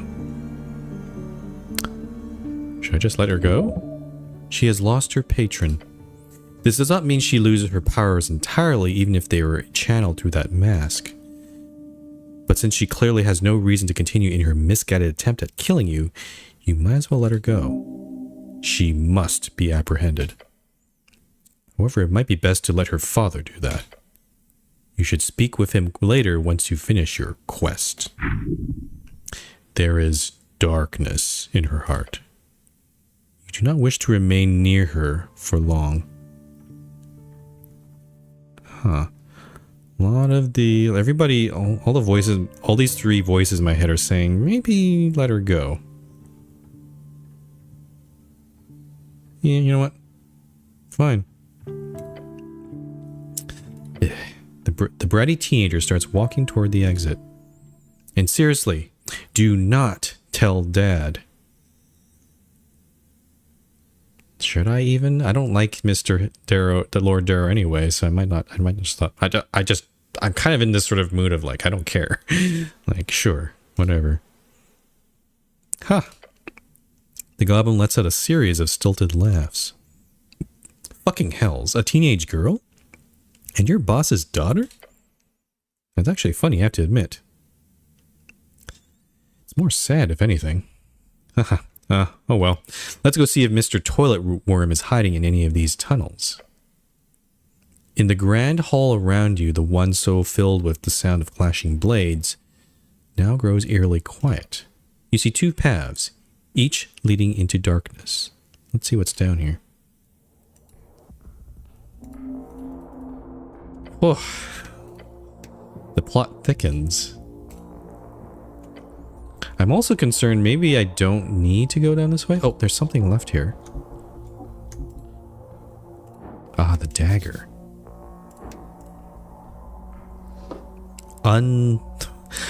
Unluck blade. +3 dexterity. Advantage against lawful creatures. Interesting. So she is... Doesn't seem like she's she's definitely rebelling against her dad there. Do I want to keep exploring this, or do I want to go outside, back outside, and just make sure we explore everything out there? I think I'm just gonna poke outside, just get some bearing. Okay, so it's going to be 16 o'clock. We can always use the pillar to get back, though. Okay, so there is some stuff up here. There's somebody up there. What's this? Oh, no, it's a headless, decaying body. This is the one we saw from up top. But how do you even get up there? Guess maybe through the prison. Oh, actually, or you can climb these vines. I see. The roots are moving ever so slightly. Maybe Druidcraft might help here. At the foot of the snail ruins, you watch a mass of writhing roots moving about, ever so slowly, around a series of corpses. Skeletons, to be precise. Look at the skull in the center, with the... That is a lovely helmet. You see it straddled upon the brow of a skeletal face. It is ancient. Must be thousands of years old. I hope you're not thinking of what I think you're thinking. I see shiny helm, I want to grab it. It looks like the type of helm that would bring great mindfulness, as well as the wisdom of a previous era. Interesting. The roots wiggle and writhe a bit more. I really want that helmet. You better take it. Quick and easy. Just don't get caught. That'd be bad. I'll do it.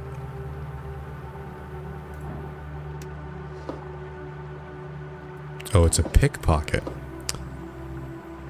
+2 wisdom, -1 charisma and constitution. I will... Well, let's see. Hold on. Let me try to maximize my dexterity a little bit here. Let's use the lockpick, and let's see, what else do I got here? Ah, beyond... Oh, the book? Oh, the book we got from... Oh, we can put in the book slot. Oh, okay. So we could... It doesn't have to be the spell book, necessarily. Okay. So this thing is +2 dexterity, +2 dexterity. I wish there was a better way to organize all my items here. The Unluck Blade would bring my dexterity to +6, which would be pretty crazy. And what else can we put here? The Petrified Longbow. I don't think I have any other generic dexterity. Oh, no, the shield. Okay, so I have a 20 dexterity. I think this should be pretty... Here we go. Yeah, it's like 25. Nice. Okay, I've pilfered that. And then, okay, let's go back to some regular items here. So I got the shield. Esoteric pocket watch. Kind of like what we have right now. Yeah, we'll just keep it like this for now. And I think this might be a strength check here. You stare up at the wall of the ruin. Thick rubbery vines drape over the ancient spiraling concrete. It is a vertical ascent of roughly 20 feet. So, now you climb. The vines are slick with fungal humidity. It's going to be slippery. It's going to be rough. Is there even anything useful up there? Of course there is. There always is. Right? Not necessarily. Inspect the structural integrity. You pull on a vine, it holds. But it releases a puff of yellow spores. Uh-oh. Ugh. The air down here is thick, heavy. Focus. The climb is doable. Easy peasy. Shouldn't be... No challenge. Shouldn't be... Oh, I like... So, I just noticed something. If you Look at DEHTT. Don't even have to try. If I keep moving my mouse over, it's different. Like, shouldn't be a problem. No challenge. Easy peasy. So deck. Oh, I can cast Druidcraft. That should help. You weave the primal strings to bring the vines more closely together. Nice. This should make things simpler. Advantage because of Druidcraft. Okay. Let's use our decks. Even with a 4, we succeeded there. You grab the vines, testing the weight. Light as a feather. You avoid the slick spots where the ancient resin has pooled. Calculating friction coefficients in real time. No, I don't do that. Your boot finds a knot. Your hand finds a loop. This is Cairn all over again. Efficient. Clean. You are at the top of the ruin. Okay. And the only thing here is this weird dead druid body. I'm a little concerned it might be something bad, so let's save here. A headless, decaying body, one that belonged to some type of druid. Speak with plants. That's where we get it from. And it doesn't seem... I don't think we're able to go past them, so that's... Yep, that's it. That is all we can do here.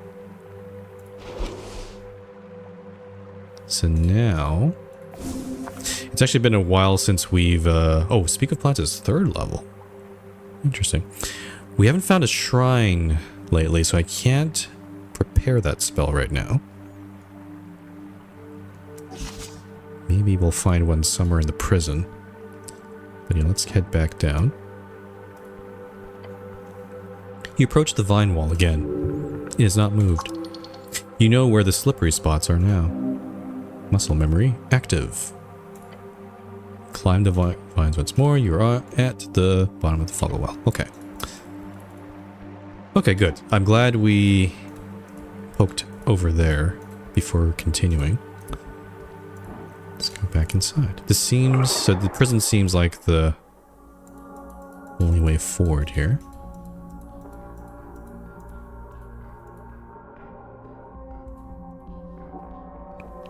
So there's a path that goes up this way.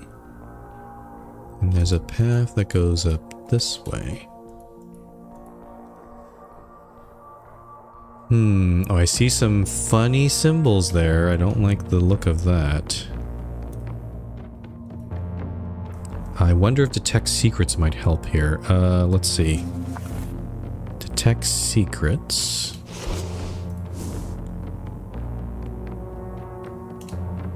It's not letting me cast that spell.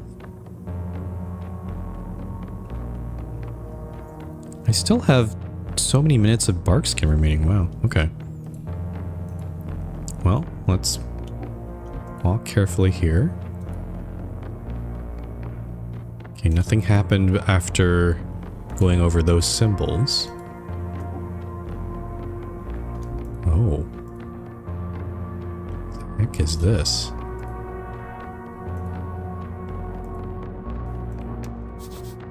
A stale door that seems eerie. You approach an iron door. This one bears a symbol of chains, with a comically crude little devil drawing underneath. It is simply how these folk wrote language, with images. Devils. I don't like this one. It's wrong. The air feels wrong. Oppressive. Heavy. There's a seal. We should probably not touch that one. There's probably a reason why those doors are closed. Another snail door. So that one had 2 seals. This one has 1. You approach the iron door. On it, a paper carrying a symbol. It looks like a flame. Heat. Radiating. Is it just me, or is that door a bit hot? The air almost shimmers. Yeah, just remember, this is a prison. So we don't want to... They're keeping some creatures in here. Your goblin companion takes a step away from it. A faint sound, like a whisper in the tunnel. Mortal. Oh, we can talk of this one. That's me, hello. I wish for you to know my peril. I am Galbatar, the one of the pearled flame. I have been trapped here for many eras. As the top Afriti of the Crimson Court, I would go to heavens and hells to serve you if you only destroy the seal which holds me here. Press your ear against the door. The metal burns. Oh, I shouldn't do that. You could have foreseen that. Oops. What do you want? Silence. Then you will free me. The word explodes from the door. Heat washes over you. Not a question, command. Well, if he's just demanding it, he doesn't say please. If he's not going to be polite about it, then I'm not going to do it. How arrogant. Why should I? Because I demand it. Entitled creature. The Afriti composes itself. You must listen. I have power to grant you more than anything else of that mystical nature ever could. That's vague. True words are always vague. Break the seal, free me, then I shall grant you a great service. What happens if I break this? Freedom, power. I will grant you wishes. Wait, if you've been sealed for this long, do not think, only act. This seal keeps you alive, doesn't it? Silence. Long, heavy. You know nothing, mortal.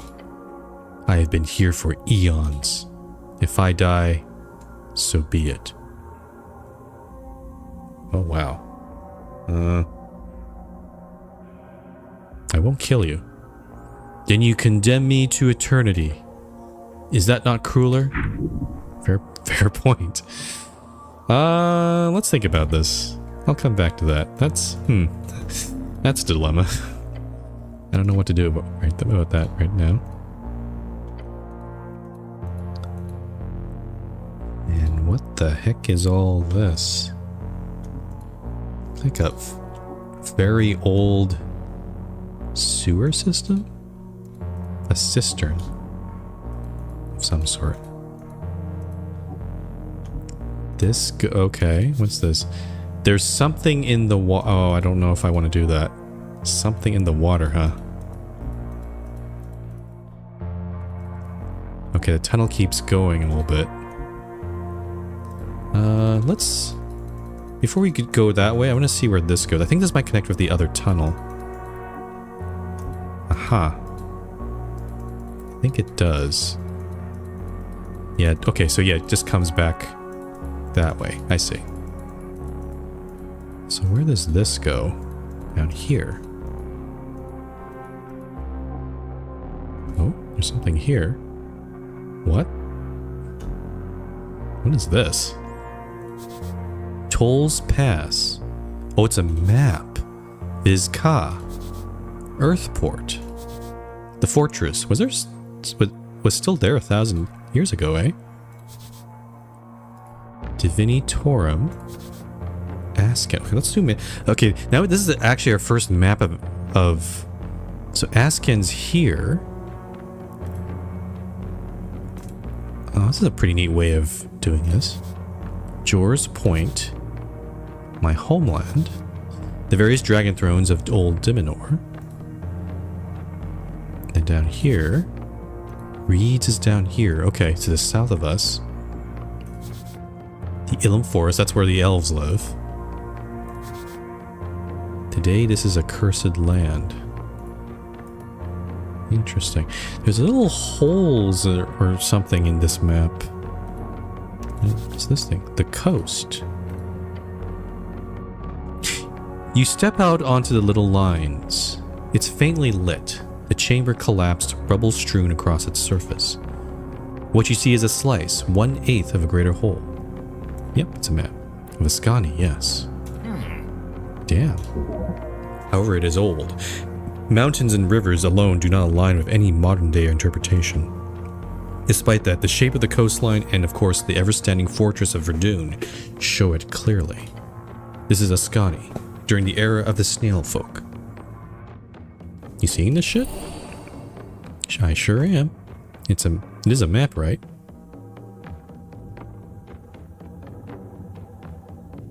I think so. Must be thousands of years old. Look at the little snail people on it.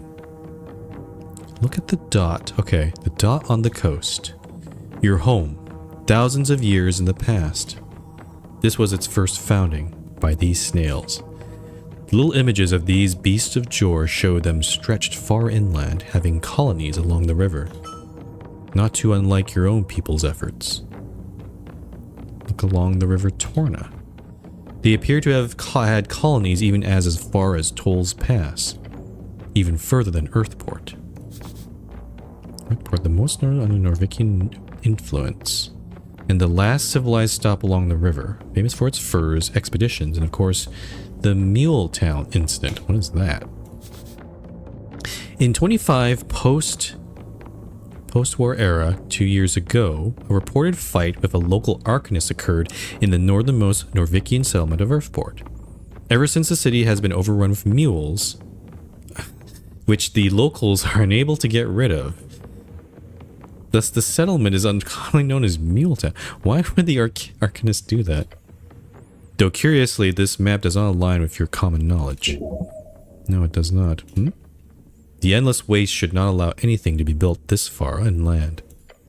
If this waste depicts everything until the waste begins, then there was less waste during the Fate era. How fascinating. Look at Reeds and Old Dimenor. Across the border on the mostly covered in rubble band to your left, you see a very different visual than is commonly depicted today. For today, most of the western Reeds is ruined, cursed. Where the cursed lands lay today, here you see a fertile crescent. Is that a frog? Yes, you have heard that Anurins once occupied large swaths of Old Dimenor before the strife of the Divine Era. While on the coast you see several locations that do not align with any modern locations. The Draconic Civil War surely reshaped most of this as your former overlords fell. The one dot that does align is a tiny one placed in the center of the bay, the region location for the Pillar of Jor. So there's another pillar there, okay. It has stood there since the Gate War, so it makes sense the snails would want to point it out clearly. They did worship Jor in the end. It also seems the rest of the geography in this depiction of Old Dimenor does not align with any modern visuals either. Okay, so the wastelands are here. It's hard to tell which way is north. I think north is that to the left? I don't know. Look at Divini Torum. Most of it is covered in fallen rocks. The one thing you see is like some feathers. Birds? Yeah. Divini Torum was filled with birds all throughout the Fate era, from what you can remember. It's like their thing. Loxarian birds. Then the Celestials settled more seriously over the course of the next couple of hundred of years. And with settled, well, that's the colonialism imperialism version of it. They're still there today, so they surely did something right. A line in modern-day Vizhka. You see lots of smaller symbols representing the lion folk of Ascani across the inner parts of the map. So over here, on the right-hand side. Yeah, there's a lion there. The tribal catfolk ruled large parts of Ascani until the early Divine Era. Their claw marks are evident all over your precious city. The dragons. 3 of them can be seen. A red, a green, a black. There's a green one. I think these 2? Maybe this one? I'm not sure. I see 4 of them actually. Look at the red dragon. Esuth, the red dragon of Ascan. The scourge of the coast, the largest of all known dragons throughout Jor's history. Luckily, he was slain long ago. Green dragon. Oh, that's a word. That's a name. Tisseraldanor. the Great Green Dragon. She was the mother of most, as they say, she who birthed the coastal broods. While a tyrant like all her kin, she is known for her lighter touch and bond with man. When Doug Doolin Dim slayed her, it ushered in freedom for all of mankind. Her visage upon the map indicates her domain, what it is today, the Ilum Forest. Okay, so down here. And the Black Dragon, Umbra Mixus, the all-wise Black Dragon, guardian of the Bay. He was known as the most magically adept dragon on the coast. His esoteric cache in Silver's Love has still not been found and is to this day a popular target for adventurers and reads. I like this. I like that this is how we're learning geography in this world. We've seen lots of hints of it in the game, but there's a lot of hints of these locations, but we don't know where they are. And even this map is not accurate because it's so ancient. But I'm liking this little geography lesson we're getting here. Look at Jor's Ocean. A cool depiction of a perch and a nice whirlwind pool at the top, just the same as they do today. I think over here? Yeah. Good thing the snails were as confounded by that whole mystery as we are today. You know, you could get yourself real rich by figuring out the whole thing one day. The mystery? Yeah, the mystery behind Jor's Point. Jor's Point. The legendary first gate. Based on archaeological evidence, the beasts of Jor believe Jor to have first entered this realm at this location, at the farthest point of Jor's Sea, right where all the bands collide. None who have tried sailing to this point have ever returned. Oh, I'm starting to get an impression that the bands that have been mentioned, it sounds like the land masses in this world start from a center point. I guess it's Jor's Point. And then each of there are 8 bands. They sort of spread like a thin, like a little band, I guess, out from that point.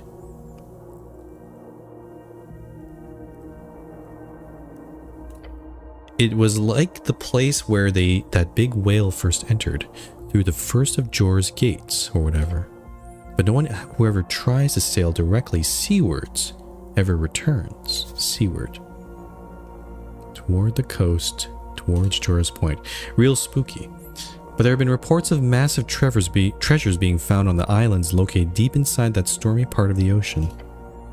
So if you ever want to become an explorer / pirate / sailor, that's where to aim for the biggest payout. I could become a pirate? Just think about it, okay? The world is your oyster. Crack it open at your leisure. Arr, matey. Okay. Cool.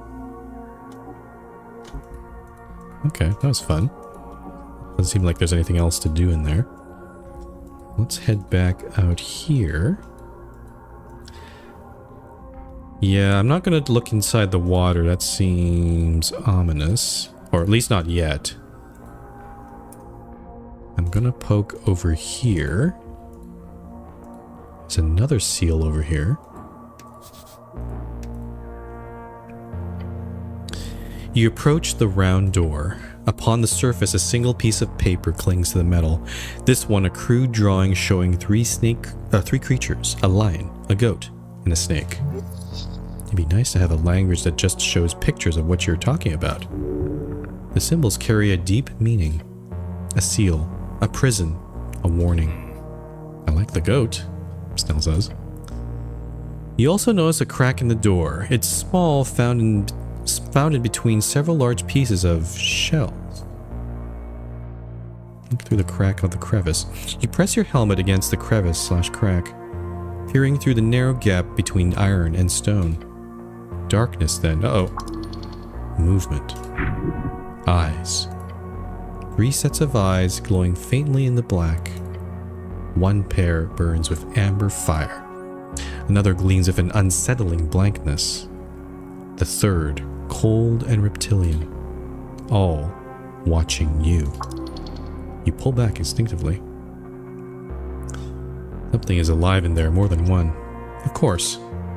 The goblin sighs. Why wouldn't there be? You like the goat snow? Yeah, it's a nice drawing. And I have no personal issues of goats. Lions and snakes, though? Dangerous. Don't like that. I thought you liked catfolk. Catfolk are great. Lions? Not so much. Now, can we leave this thing alone? I'm getting the creeps. So there's an option to rip down the seals, but it might be funny. Be a funny thing to do. Oh, speak with animals is highlighted. Maybe that might be something we could try.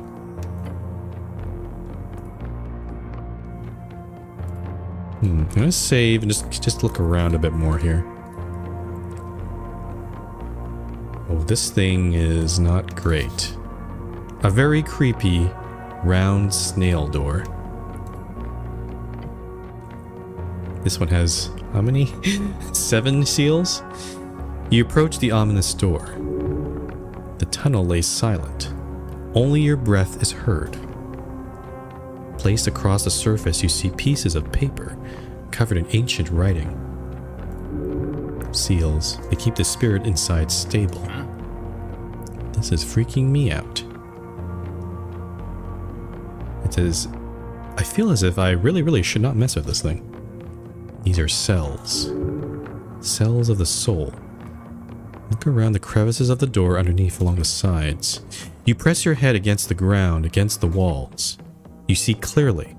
This door does not lead anywhere. It is not tightly sealed, nor is it very fastened against the end of the tunnel. It is simply an iron door, set upright against the wall. Oh, that's actually freaky. Feels cursed, at minimum. Look at the symbols. You lean in, checking them closely. This symbol is clearly magical in nature. A glyph. Well, that's a failure. Talk to the door? Hello? Your voice echoes down the... Uh-oh. The music stopped. That's not a good sign. Your voice echoes down the tunnel. Then after several seconds, you hear... There is someone here. A light voice dances in the air. It gives you chills. Uh-oh. I'm the cleric. Who are you? There is silence for a while longer. Then the voice says, oh god, got my XP. It's been long. I see not. I feel not. Yet you I hear. You beyond the door. I have a favor to ask you. I'm the first voice you hear in a long while and you want to ask for a favor? Yes. Go ahead. Ask. Okay. The voice is silent for a few seconds longer. The suspense is great. I'm sure it'll just... Uh-oh. Please. Save my husband. Oh. You catch a glimpse of the goblin giving you a worried expression. I know not who you are. I do not speak your tongue. The strings grant me these few words. They broke his soul into paper. He made a grave mistake. But this punishment is beyond cruel. They wanted him to see the end of the world. To lose everything. My love, my foolish, petty, wonderful husband. Can't I get you out of here? You will help, don't worry. My fate is written. The voice fades beyond the door. Lady, we'll get you out of there. Snell seems... She really tugged at his heartstring. Yeah, clearly. Please break him out. Break the paper. Speak his name. Please. Save my Isk Urum. The pleading voice then stops. Lady? Hello? Nothing. Jeez. Now something else. Not sure I understand yet. A woman in distress. You need to help. There is no doubt. Okay. Let's look into this. Okay. She doesn't... She says to rip the paper, but I don't think it's this door. Because I would free her. She doesn't want that. So I think it might be one of the other cells, perhaps. And also I just noticed there's not really any other way for. I think this water might be the way forward.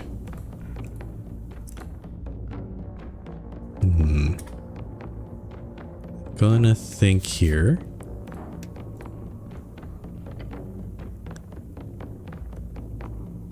I'm gonna try speaking of these animals and see if we can get anything from them.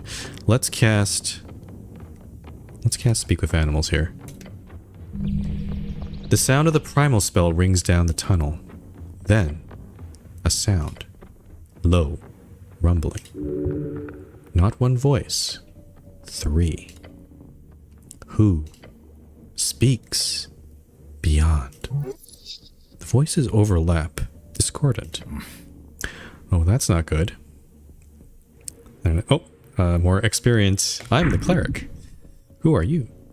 A roar shakes the iron. Someone speaks. Someone hears. I can hear you. Yes, at last. The lion's voice booms. The lion's voice rises. If there is a voice, then there is an exit. The snake's voice hisses. If the exit exists, then we can escape. The goat's voice barks. If we can escape, then we are no more. Wait, what do you mean? It does not answer, then. In an instant, the voices disappear. A strange light emanates from the seal on the door. Uh-oh. The paper crumbles into ash. Uh-oh. Uh-oh. Nothing happens with the door. It remains shut.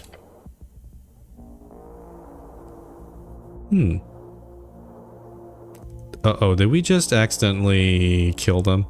Because from the conversation with the genie, it sounded like that if we remove the seal, the seal is also keeping them alive. Because it's been like eons, like thousands and thousands of years. So they... okay. Oops. I think they're dead.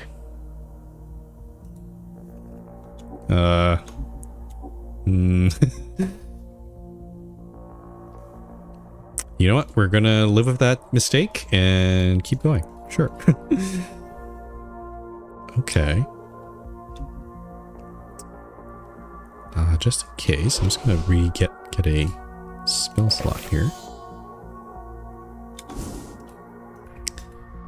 So my hunch is that the husband that lady is talking about is probably in one of the other cells. So if I go talk with the... We know there's the Ifriti. Well, we don't know who's in this cell here. We didn't try saying hello. I'm going to attempt to communicate with this one. It's a chain devil. Okay. Hello? Kidotam? The voice is rough, military. You don't understand the words. That's not common. Oh boy. Nekdo. Can you speak any Diminorian, like human language? You hear a grunt. Nope. Sajbranatisik telcha adomene. Poivani el jedem as by Jachik Pasaku. I don't know what. Ratzi as is nasik visik jasik te besti. The voice fades. He's giving up. You do not have comprehend languages prepared, and I really don't know where can we get that spell? I think it might be the spell book. You could find the spell easily. Oh yeah. Perhaps as the foreign merchant. Yeah, we do know where to buy it, and we do have the money now. Okay, so there's definitely something. Definitely we'll come back to this. That might be the husband. I'm just going to just double check here again. There's another option here.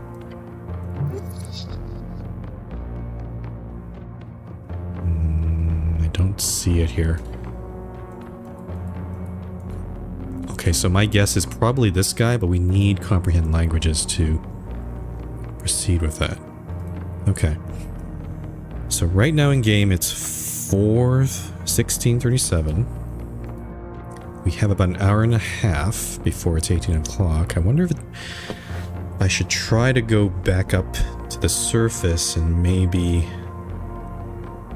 I'm trying to think. There are other businesses. I wonder if there's a good time to stop this little... We've made so much progress down here. But I'm wondering if it might be time... This might be a good time to abort. Oh, also, this is unlocked. Oh boy, more feet? Okay. So, I guess I could do that as well. But yeah, where is the quest that, which one is it? Coin Lord's Meat. Lost Mines, we did that one. We still don't have a connection with this one here. The missing pal. So for down here, we still can try to find the Lost 6th Edition or the missing Paladin. We still haven't found any clues of where those guys are. They could be deeper in this area, or it could be in the eastern tunnels, like where that snail was. So we've got a lot of options of where to explore there. Ah, yeah, this one. We need to hand some AEFAs to, so we handed one to Viskin, but we need 2 more. We're going to send one to the pub. We could send one to the bookbinder, but I'm trying to think if there's any... Oh, and there's also the lady, the foreign merchant. So actually, most of these are actually only open at nighttime. So we don't have to go... Yeah, I think we have plenty of options there, so I think I'm just gonna continue a little bit further and see where this goes. I'm a little worried that some monster's gonna come out. So let me save here again. And let's do a bit of healing. I don't want to use too much of my incense. I think I want to heal a little bit.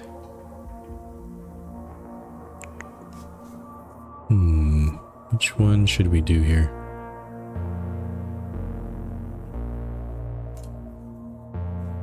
Covers a first level spell slot every hour. That'd be great if I had any charisma items there. Unlock blade. I'm gonna eat some mushroom. I guess I could also... Well, I guess I'm committing to this, so I guess I'll eat just lots of mushroom here. Let's do that. And I'll use up one more incense, just in case we need additional spells here. Okay, let's try this. You approach the edge, and terrors arise. Yep. What the fuck are you? Oh god.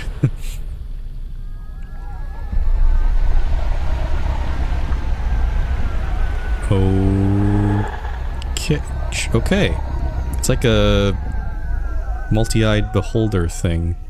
Whatever the heck this is. Okay. Oh. Everglad, him and the... Oh, this is the patron of the assassin, I think. Yeah, Mr. Toilet. He lives in a toilet. Yeah, okay. Hello, Ragan. The maw below. Huh?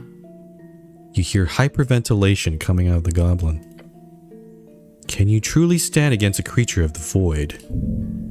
Nope, no chance in any hells. Pray and kneel. Everything is shaking. Try to calm down and breathe. Try. DC 14. Nice. You stand before the maw. This is also... If this is the same patron, then this guy's been trying to kill us. For some reason. Because through the assassin. Hold in your guts and let your heart pump its blood. You face the vast darkness of empty space in those abominable eyes. Far have you delved, it says. I am happy to greet you. The aberration's voice reverberates against the cold, wet walls of the sewer chamber. Naru Supur, I am enamored, impressed, lucky to witness. Shivers. 1,000 eyes, each focused on you. This is something evil. Now speak. I'm not looking for trouble, yet you live in it, Naru. There are ways to escape it. I can show you paths. Phrase. Oh, uh-oh. I think this might be a path to becoming a warlock ourselves, because the contract has been broken between Lady Darrow, the assassin, and this creature. And now that she has been deemed unworthy because she can kill us, now he's looking at this as, oh, maybe I'll make you my warlock instead. I have some questions for you. Knowledge is a commodity. Knowledge is my trade. I am a simple merchant. Trade, Ragan. Trade with me. I'm a little suspicious here. This thing won't kill me? It does not look like it. Not now. Are you okay, Snell? He nods without taking his eyes off the horrific aberration. Yeah. He takes a breath after holding it for a while. Don't fuck this up, please.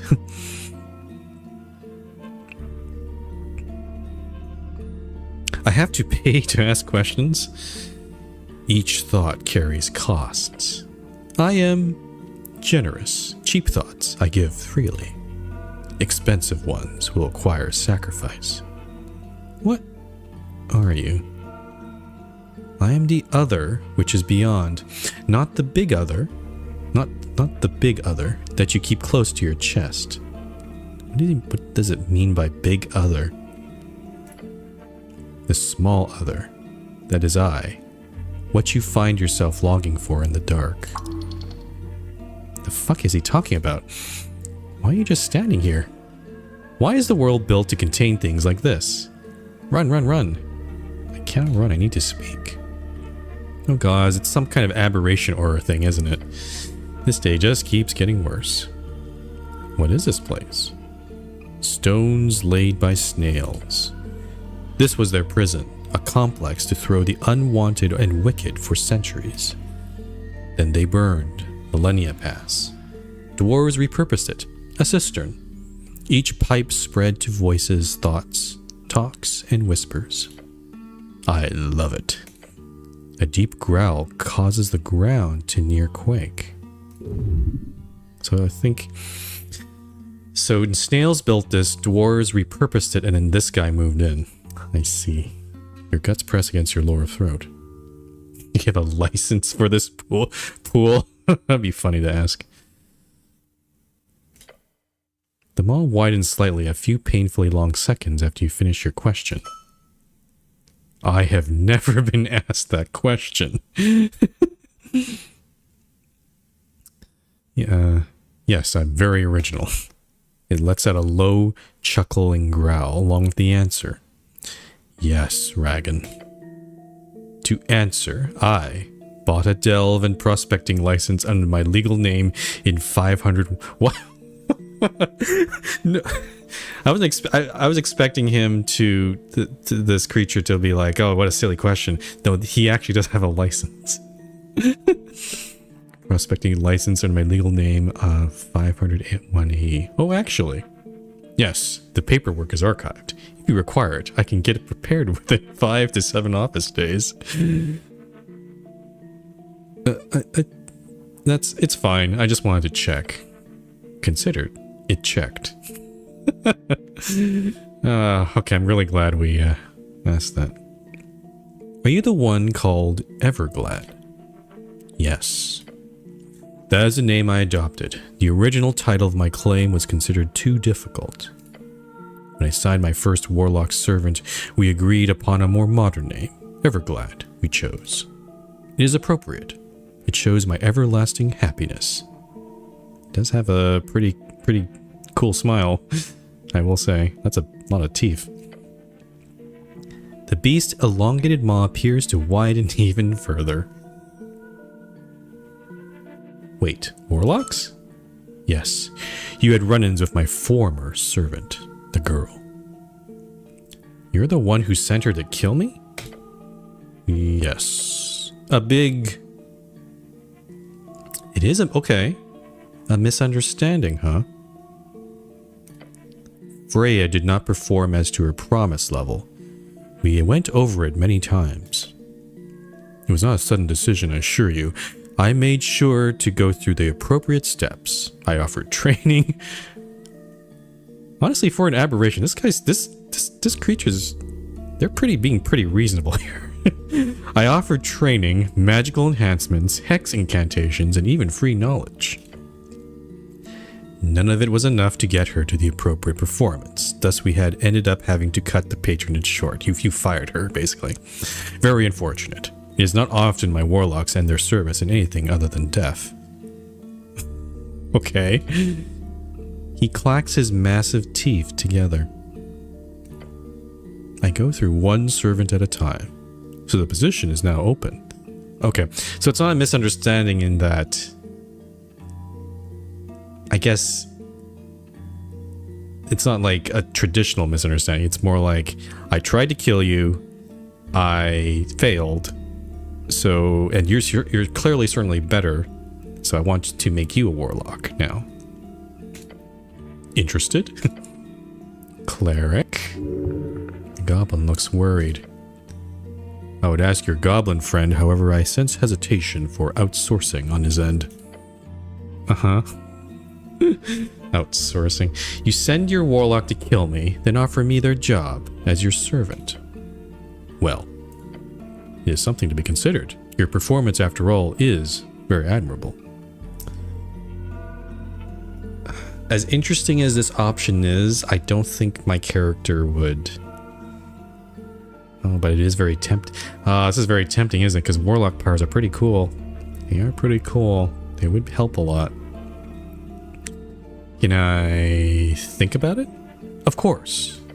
We can discuss it later. I do not wish to push you into anything. I offer nothing but the best of terms as a patron of the dark. Could be cool. By the gods, do not. The maw, it beckons. You haven't explained why you tried to kill me. That is correct. Why did you try to kill me? Such knowledge comes at a price. Oh, what? Why? The monster's eyes focus on you.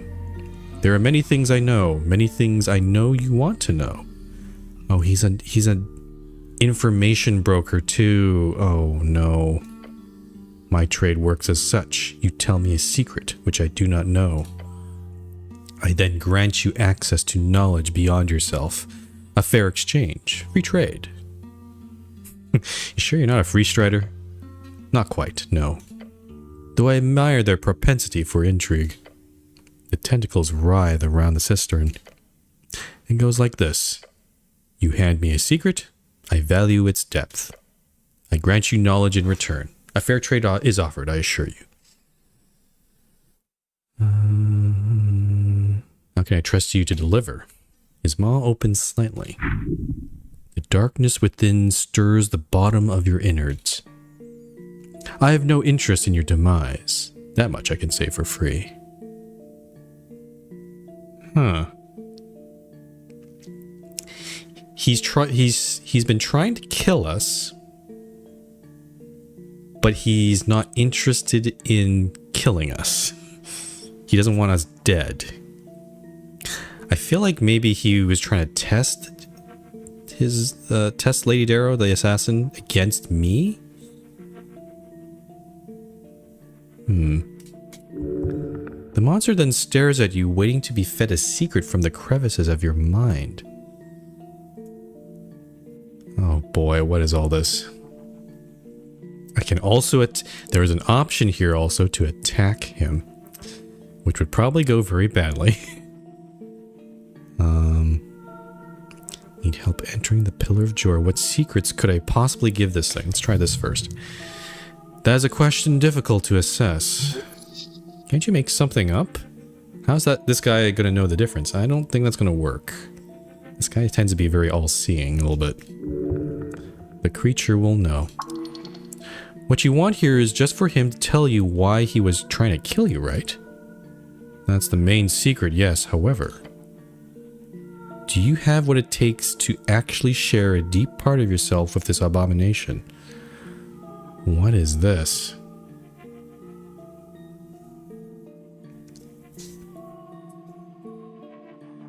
Make up a fake secret. I think wisdom pretty much warned against not doing that, even if I'm successful. Come up with an argument as to why the information about him trying to kill you isn't worthy of a secret. What? Okay, those are pretty high DCs, and then we got this one, which is silly. What is this one? DC 28. Muster up the courage to tell him your one deepest secret. The source of all your insecurity and shame. Advantage, you had a good talk with Snell, but I don't have the stats for that. I can show you something deep in secret, but only if you explain why you tried to kill me. It lets out a low growl. Deal. I don't think I should try this yet. Maybe I'll swap my items for intelligence and maybe try this one. But I'm gonna back out of this for a sec here. Oh, let's ask this. Have you seen a paladin down here, some by the name Lord Gorm? Ah, you ask of the last paladin of your fated god. So you've heard of him. You're Lord Gorm, this missing paladin. You may find clues to his situations above, in the halls of the city below. Oh, he's giving me a freebie. Use a light to search the dark hallways. There you will find his stash. You're giving this info for free? This one time? Yes. How ominous. The monster smiles, as always. No, I think they know something more than that. Something odd is going on there. If I sign your contract, what boons can you offer me? Becoming my next warlock has one major boon, of course. Knowledge. So no warlock magic powers? Of course, in time. I will not promise you pure power. That is very much a misleading thing to do. You might be suitable for far realm magic. You might not. Doesn't sound like a great deal in that case. Perhaps, but it is the truth. So I'll not promise anything I cannot deliver. Okay. He's being honest there, I guess. What would I have to do for you? Oh, nothing that should interfere with your life or goals. Sometimes I might ask for some minor tasks to be completed. Nothing straight away. What kind of tasks? Eavesdropping in places I do not have access. Delivering messages to important people. Handling artifacts at times. Minor gigs, as they say. Alright, good to know. Oh, we got some XP from that. That's nice. I need help. Let's ask this one. I need help entering the Pillar of Joy. Interesting. Oh.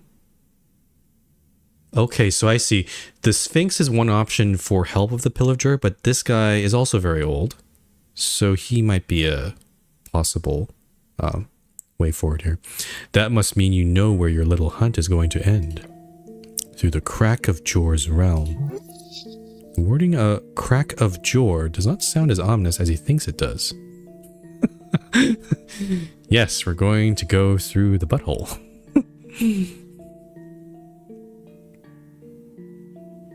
Yes, Mr. Moonwatch told me he saw someone escaping the explosion and hitting inside the pillar. Well, we'll give this information for free. He probably already knows this.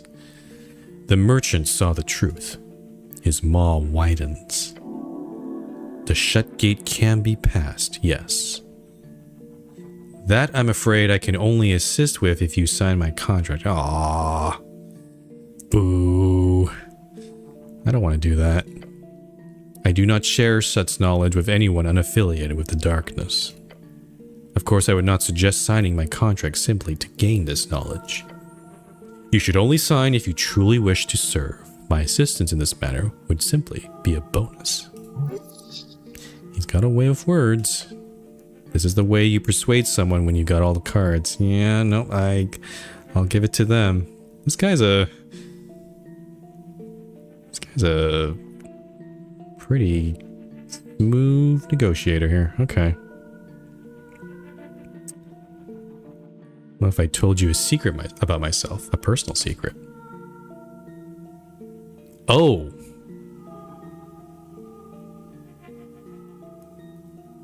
Interesting.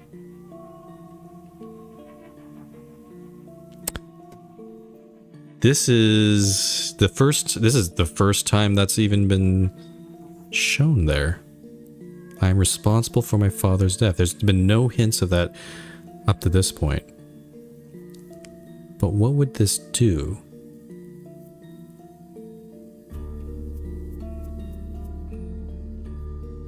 I feel like there's probably some bad implications if we do this, but maybe not. I'm not sure. There's some checks that we can do instead. I might try those instead. Let's ask, are you legally influencing the election? No. Oh, that's a straight up forward answer. Are you legally influencing the election? No, not that either. I don't think this thing cares about the election, honestly. I've played my part. You know Lochia Manatern. Fate cannot sway. You hear the growl coming deeper this time. Deep from its mind. You humans. The humans. They are played not by me. The toxin of ideology seeps more thoroughly through their veins. It forms slowly, then quickly. Then it subsumes an invisible force. That's just ideas. That's how sentient beings have always worked. Ideas are infectious. They creep from minds, crafting memes with poisonous power. Oh, what a word, what a line. Crafting memes, poisonous power. If I had such control, we would be one, you and I, but alas, it is beyond even my reach. Huh. If I'm interpreting what he's saying correctly, it feels like he's kind of scared of ideas. Like he can't control them. Interesting. Though, perhaps through indulging in your secrets, I too am a puppet of your collective dreams. The idea makes me incendiary, explosive. Isn't this exactly what you're doing, controlling? I think I agreed. Ideas are indeed infectious. Yes. This is all simply my frustration against sentience itself, I suppose. However, simply by being aware of a problem, one can envision and unveil new powers of thought, including the ability to view past the illusion of choice. The illusion of choice, huh? Not too dissimilar from Jor's viewing, I imagine. To watch the strings of fate collide and fray across the eras. I don't know where this conversation's going, but sure, Jor's viewing. Yes, the ability to view like him, beyond the third dimension. You keep on thinking, Naru, as will I. The time of ours will arrive with thunder and grim tidings one day. Once we both understand why and how these thoughts are controlling us, it is the start of the esoteric era. You do not forget, Naru. The gates shall rebuild. Okay, sounds like he knows more. This guy knows more. Something is happening. Some other stuff is happening here. What exactly does this mean? I'm confused. The words I use have the exact meaning I choose to grant them. No more, no less. We will see once the blood is proven. You see his grin grow wider than ever before. Thank you for the knowledge, Dragon. What did you give him? Did we give him the knowledge that we're kind of ignorant about all this? Maybe? You mostly just listen, but hey. Okay. I'm gonna step away from this creature, and we're gonna do a little change up here. Also, I forgot to choose my feet here, so let's do this first before we continue. This is the Esoteric Ebb. Delve deep, sought far, seen within, watched without. The Pillar of Jor, an ancient bulwark, its gate rising beyond. Yeah, I got pretty deep down to figure this thing out. Yet it continues far, far below, each step of the way making it clearer to you. How little they matter, these vestiges of the maker of your world. They are but esoteric rock which sits until something changes. This isn't making things much clearer, to be honest. That is okay. Remember the words, the ones written upon the soft tissue at the back of your head. Feel the esoteric.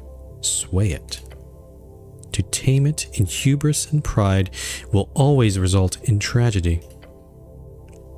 Oh, here comes intelligence saying, oh, fuck that noise. A fool's talk. You are a genius at work. This investigation has led one step closer to that illustrious title you seek. String Master. Whoa. Oh, strings. No. This magic must be wielded in attunement with the divine, nothing else. Listen to the voice of God. It shan't lead you astray.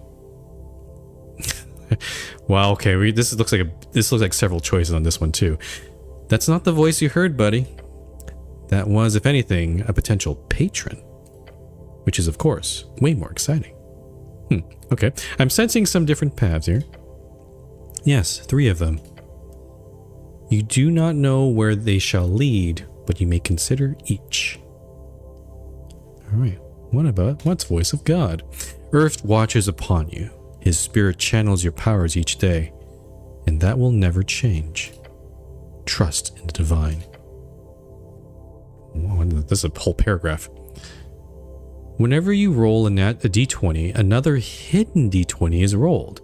If that die is the same as your die, you critically succeed. Whoa, okay. Whoa. If both are natural 20s, you regain all your hit points, you regain all your spent spell slots, you lose all levels of exhaustion, and you become generally happy for 1d4 seconds. Wow. Okay, so this pretty much... This is a straight up increase the chance of critting. Yeah. That's a pretty... Okay. If this is this good, then the other ones should be pretty comparable or competitive. Let's see. String Master. Focus on your mastery of the esoteric. This knowledge, as cryptic as it is, will help you on your way. For each level of spell slot you have, you gain 1 additional maximum spell slot. Oh, that's straightforward. Not terribly exciting.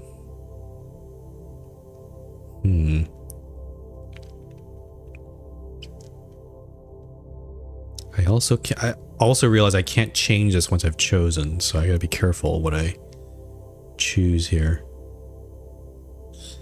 And what about communing patron? You got a friend beyond.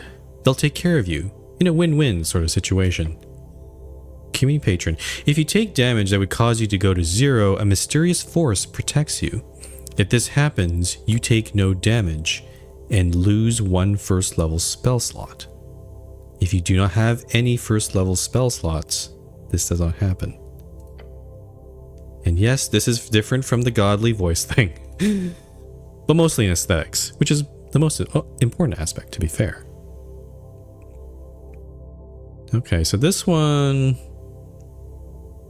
honestly, we've been able to survive pretty well with the fights. So I don't really feel like this is going to, well, you know, the fights could suddenly ramp up a lot.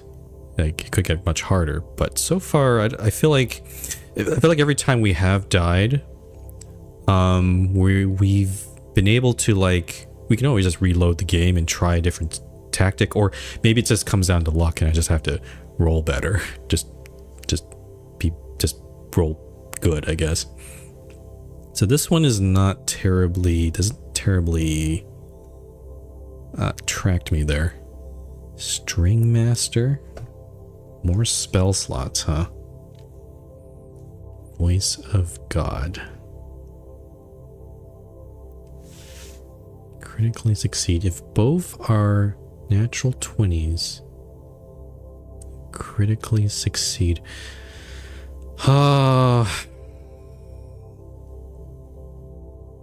Yeah, no, I'm debating between these two. They're both pretty good. Voice of God or String Master. This one just increases the chance I'm going to succeed, which I like. I like it a lot.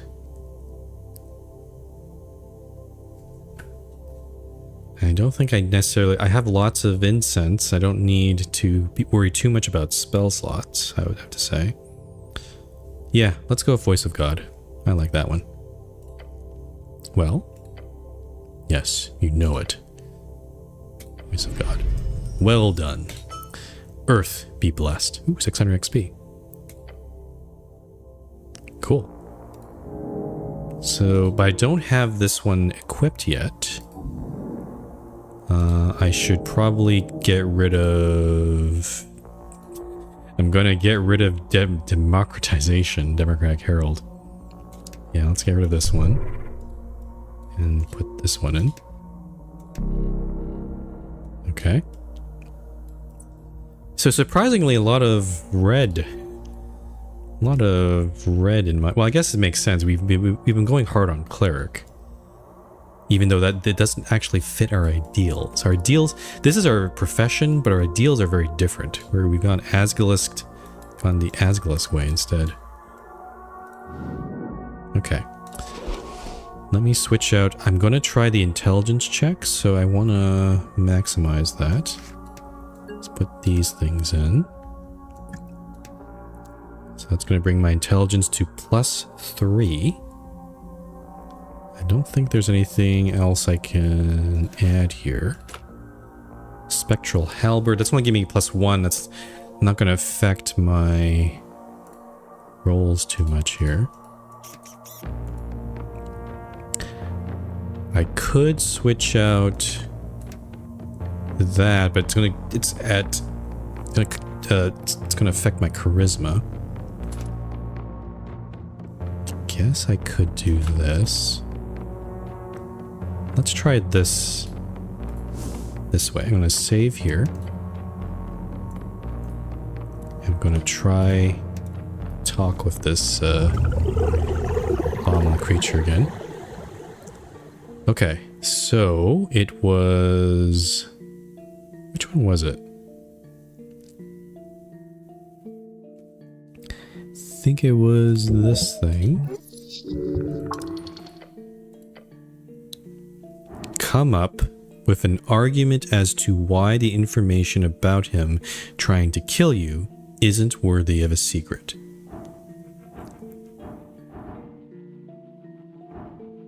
Yeah, let's do this one. 8, 10, nope, that's a failure.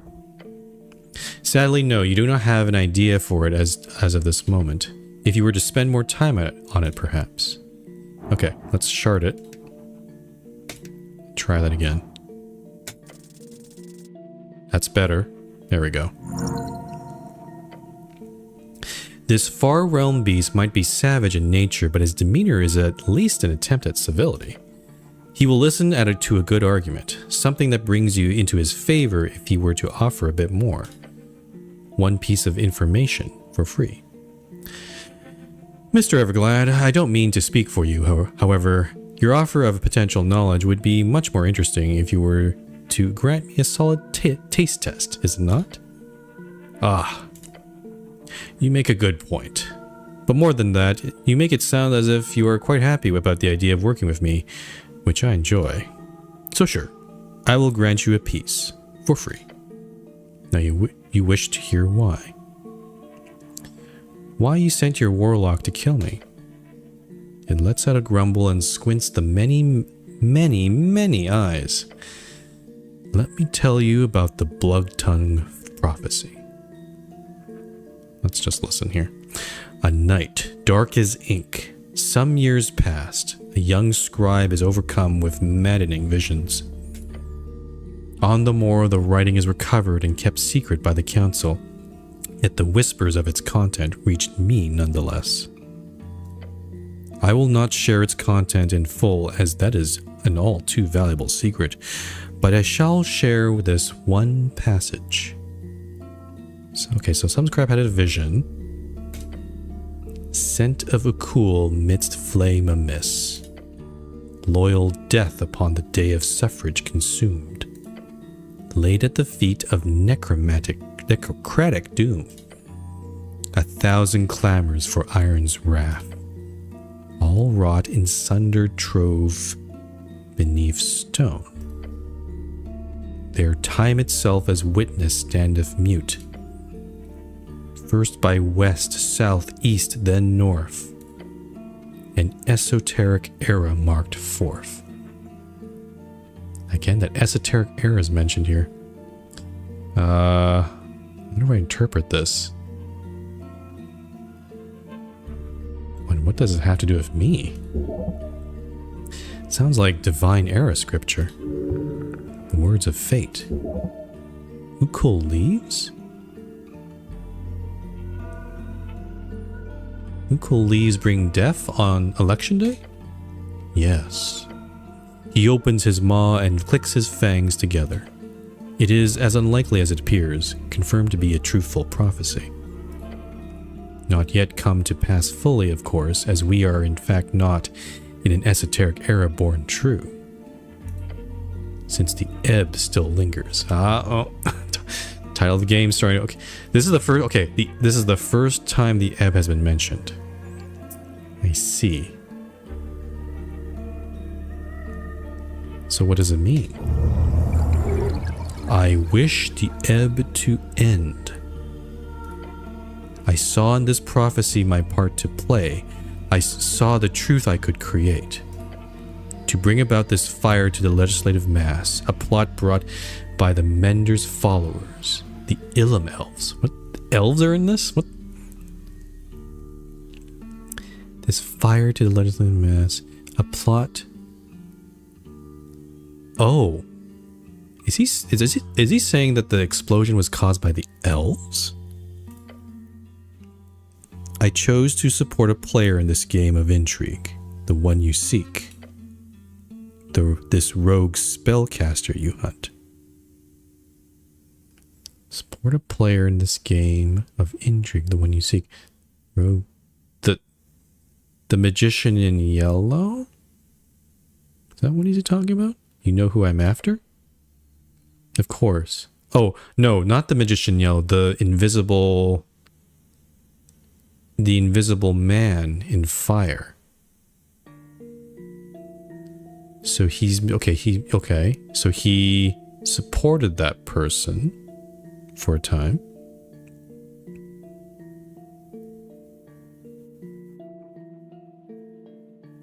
Tell me now. He lets out a growl. You demand with such vigor that is good. However, there is no secret you could give that could be a valid exchange for me. Do not worry, you will find out in time. What?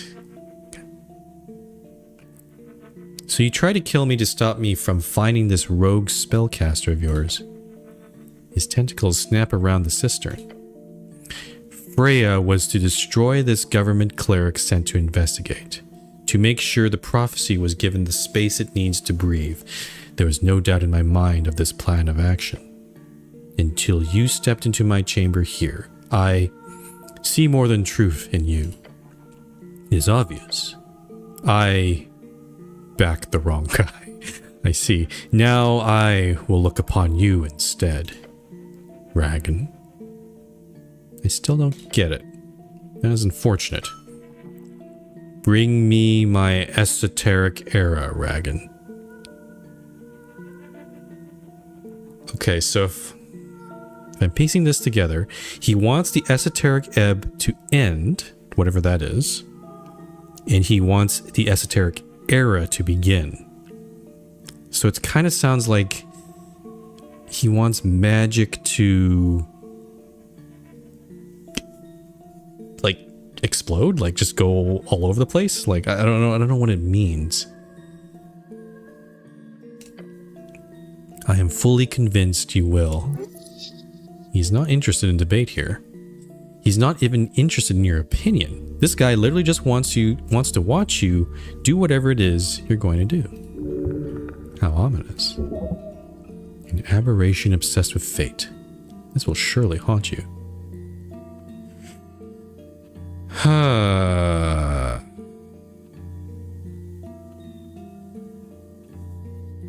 Okay, so it's almost 18 o'clock. I'm trying to think. Should I try this one? Can you tell me more about yourself? About me, Naru?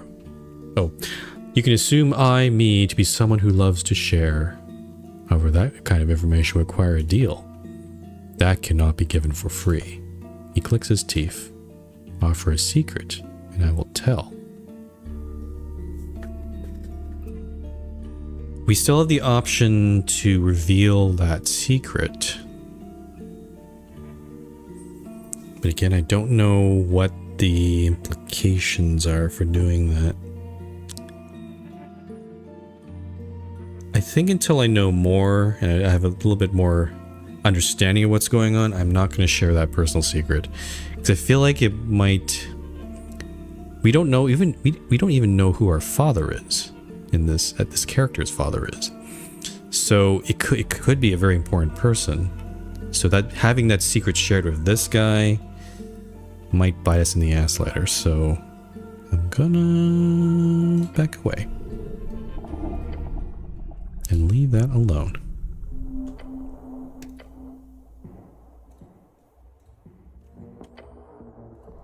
At this point, I think it's time to go back. It's almost 18 o'clock. So, unless there's any other paths I missed here, don't think there's much else to do. Though, yeah, I guess it's not clear if there's another way down. Maybe I missed somewhere. But I'll get out of the prison at least. I think we've explored all of the paths there.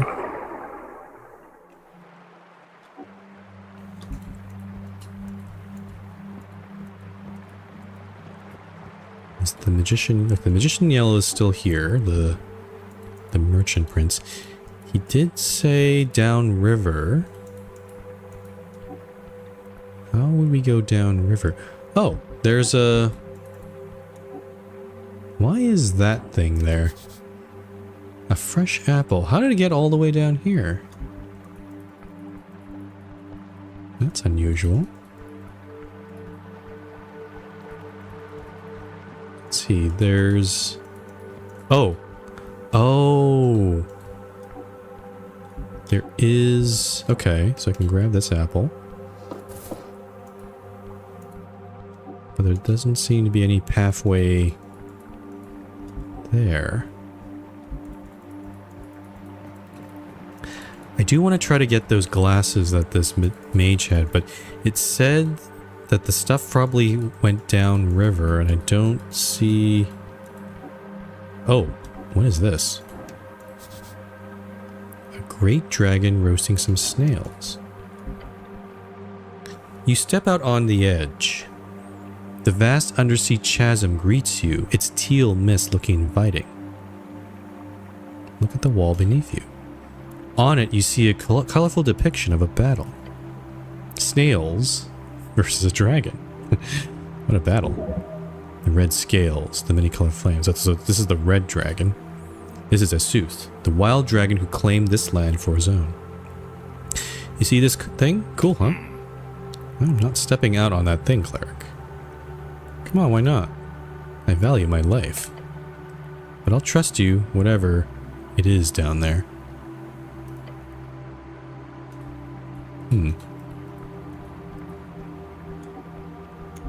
Okay. We could also use the pillar to go back. Oh, I thought there was going to be a cutscene. Let me get Druid Craft up again. Maybe we can get some more goodies. No, oh, what? What happened here? What? Whoa, what's happening here? Something's changed here. What happened here? Is that... Something's frozen here. This was not here before. The blizzard rages around you. Oh, this is like some kind of esoteric event. Obviously. Why is it snowing, Snell? You tell me, you're the expert. The goblin companion holds up an arm to protect his vision. Don't stay in this thing too long, cleric. Cold bites at the cracks in your armor. Little nibbles. He rubs his exposed arms. God damn it, this esoteric bullshit. Look around. You notice amidst frozen moss and a broken Fade-era ruins, thing. The shape is vaguely humanoid. A small creature. Mushroom thing. For a moment I thought this was like, maybe, is that Nassan? But it's a mushroom man.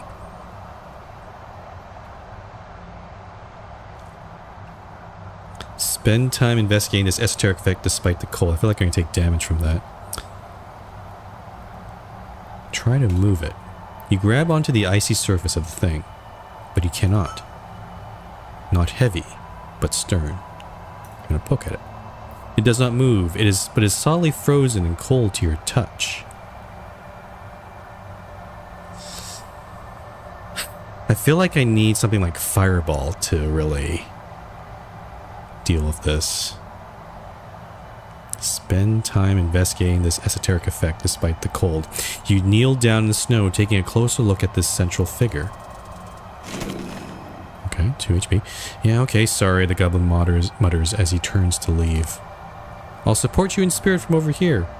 God, that's cold. Okay, we're taking a little bit of damage. It's not bad.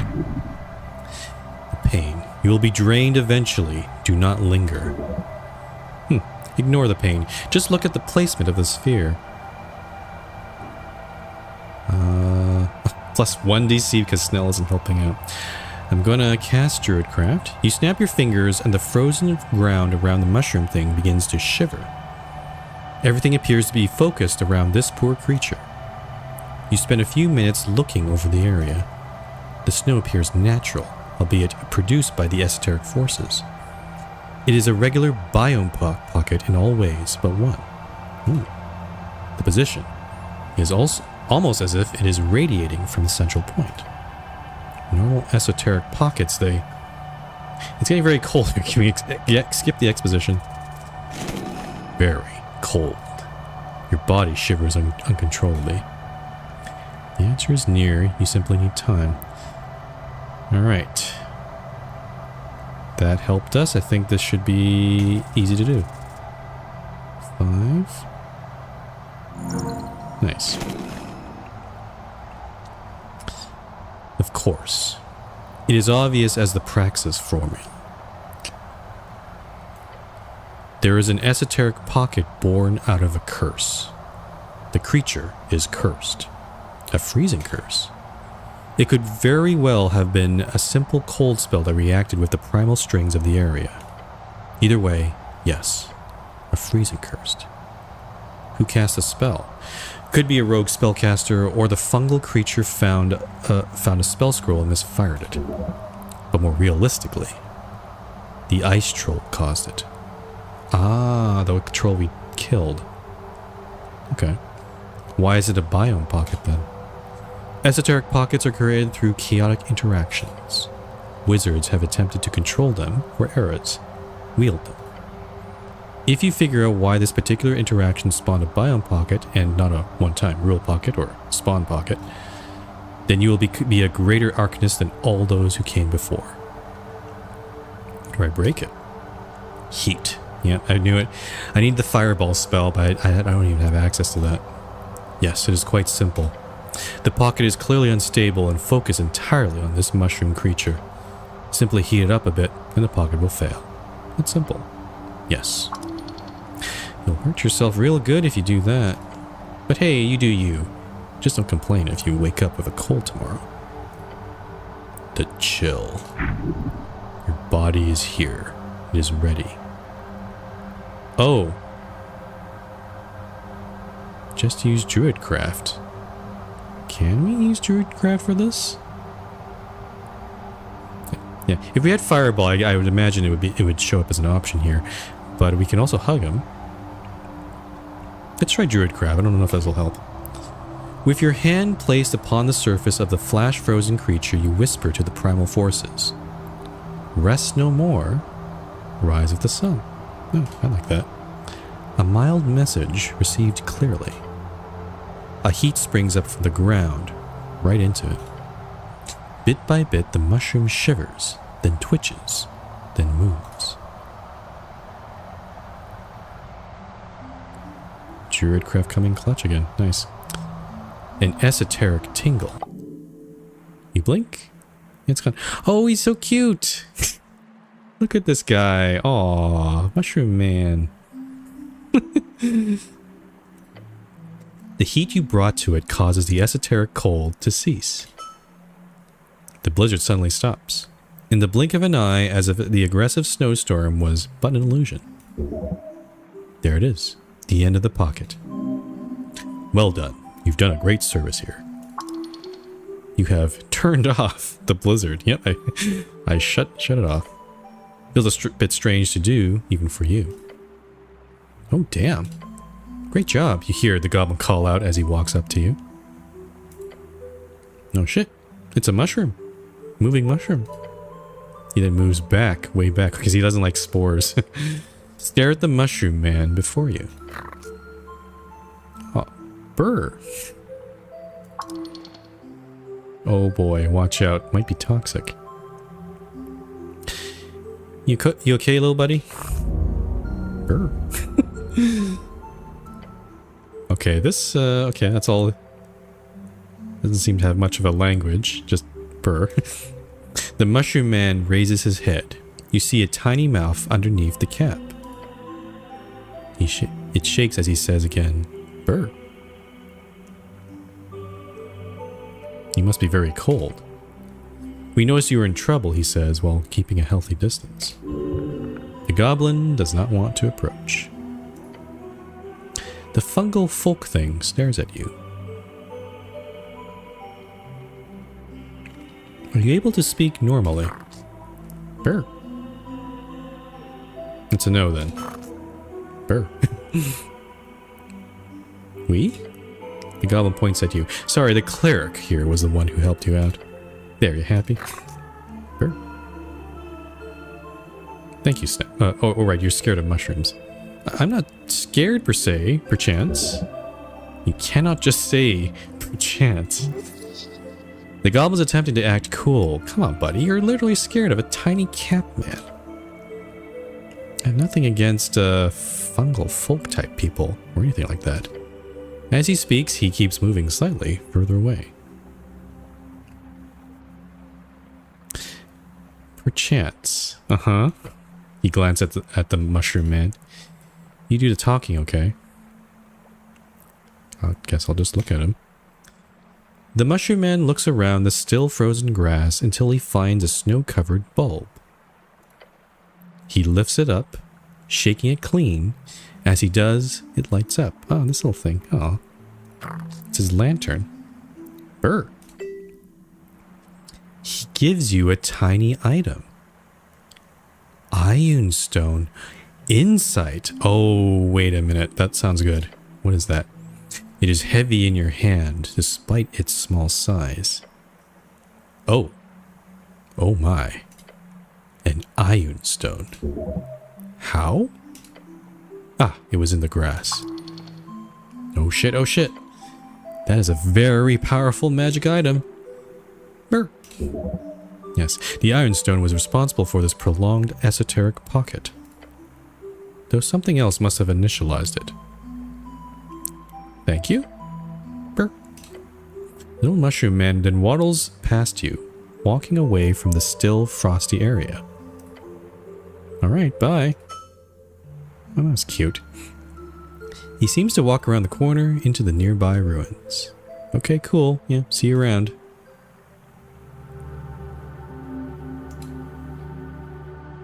What did we get? What is this thing? Ion stone. It is... where is it here? I can't... Oh, there it is. A legendary magic item probably produced during the Arcane Era. It's got the markings of old Diminoran craft. It floats around your head as you walk around. +3 wisdom. Wow. Okay. I will equip this. That gets my wisdom to +17. Whoa, our wisdom's gonna get nasty. I have this ring of spells storing. I don't even have any spells in it though. We also don't know how many charges it has, so that's kind of a gamble.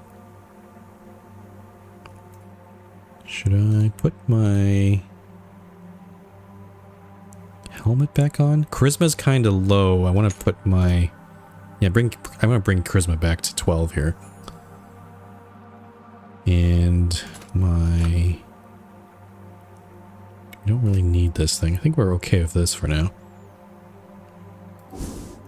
Okay, that was fun. There's the entrance where we were before. That goes back into the labyrinth.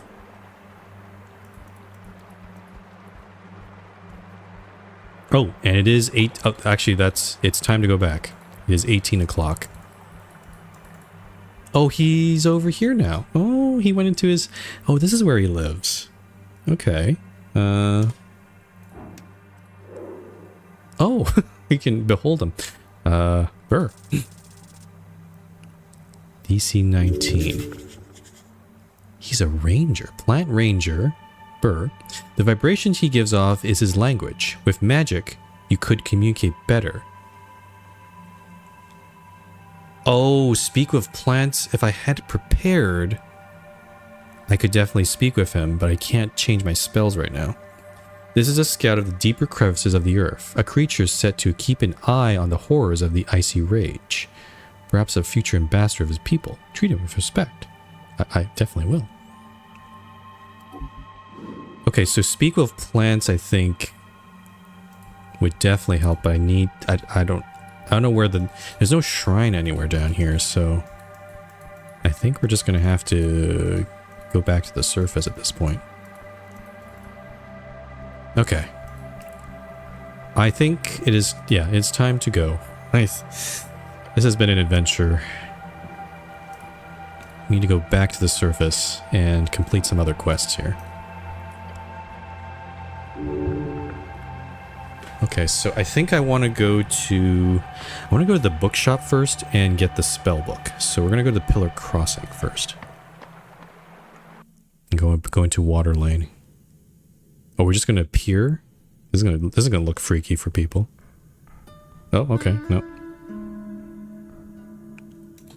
I thought we'd be showing up from the pillar, but I guess not.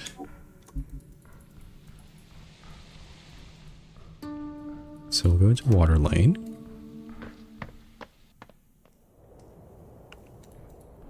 And then to the bookshop here. Or bookbinder. The hatch on the door swings open. Hey yo! A pair of yellow piercing eyes gaze at you from beyond a veil of bushy feathers. Let's give the AEFA first, from the Freestriders next door. I see. I've heard of this. It will be considered. Anything else? The one delivered. Hell yes. I'm here to pick up my book. Yes, yes, it is done now. Now you pay. Nice. How much do I owe you? The process was quite complicated, but I handle it like the pro I am.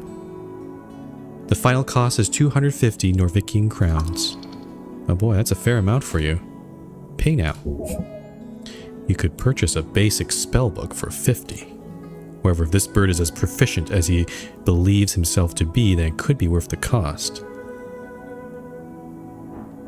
There's a charisma check here to reduce the cost. I kind of want to try it. Let's see. 12. There we go. You gotta comb his feathers, you know? Just say, make it 100 and I'll owe you big time. Wouldn't be nice to have a cleric in your debt? True. Okay, pay 100. Then you get your book. Nice, that's a big discount. Nice. Okay, so we're actually doing pretty well with money now, right? You toss in the money and out of the slot in the door, you see the end of a paper-wrapped book. Take it. Or why did I say take? Take it. You open the wrap, discovered... You open up the wrap. Bleh. You open the wrap, discovering one of the most beautiful and intricately crafted tombs you have ever seen. The inside is filled with arcane runes, the like of which you can use in your work. A masterpiece of a spellbook. Never let this one fall into the river. It feels tingly to your touch. Extremely esoteric. You're happy. I can see it. The yellow eyes tilt to the side as they peer at you from the slot. Now be on your way and mention my services to your clerical friends. I am the best, you see? That needs to be known. Will do, General. Anything else before you leave? No? Should I try offering... We're not go drink at the tavern later? No. So stern. Okay, just rebuff there. Cool. So, the book, huh? You got our spell book back. Prayer book. The tool of an arcane cleric, an instrument of the state used to handle rogue spellcasters. The cover indicates that it is a type of spellbook with hymns dedicated to the river goddess Torna. Such a contradictory artifact. It has been wonderfully rebound by some incredible craftsmanship. While equipped, it allows you to prepare additional spells. Ah, sweet. More spells. Increases your max prepared spells by your proficiency amount. Okay, unfortunately, this is way better than that thing, so I like having more prepared spells. That is good. In that case, my intelligence is actually kind of getting high. Let me switch some things around. I'm going to put the lockpick back. Where's my lockpick? There we go. Okay. And then the quest here. Where's our book here? This should... Not this one. Where's the... Whoops. The one with the book was... This one? This one's complete. And this one doesn't come with a feat or anything. I guess the spell book's the reward here. Primal Kin. Oh. Oh, we finished this one too. Okay. So really... So basically what's left is I'm going to go to the... I'm going to go to the Sphinx and hand in this AEFA, and then go back to the Freestriders, and then gain access finally to the warehouse. And we'll see where that goes, I think. We still have not... we still don't have access to the tea shop. I'm hoping one of these might give get us somewhere along that way. Okay, let's get out of here then.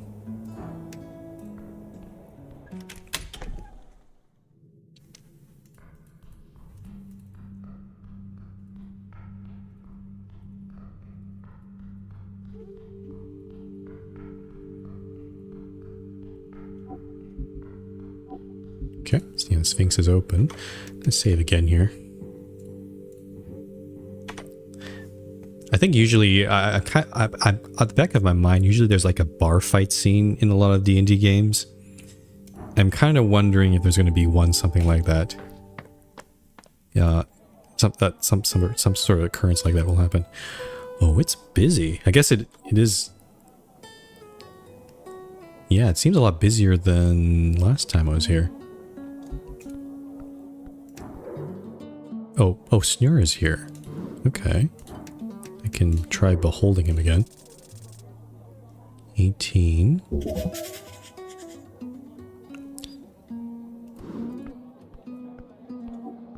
Who else is here?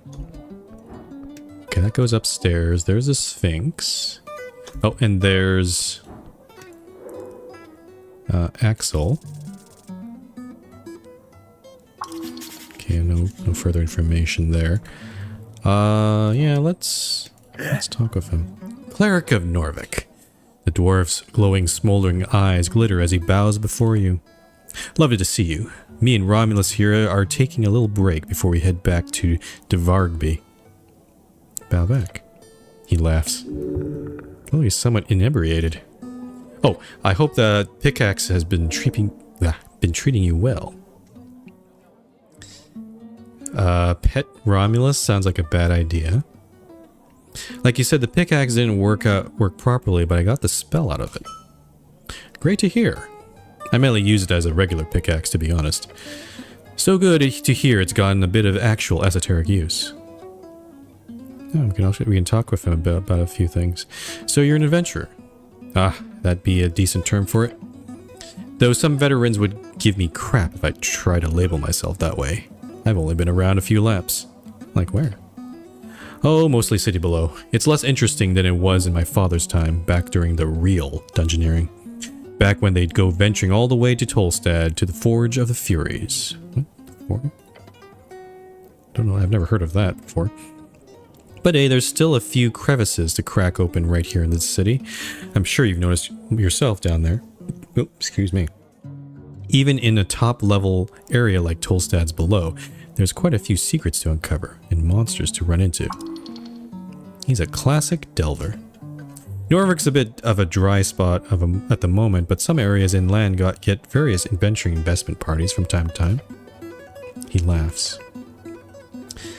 Though I did join a venture to the Burned Coast one time. Just to the outskirts, of course. To some kobold-held ruins. Can't talk more about it. I signed a hefty NDA. Oh, is an NDA the same thing as...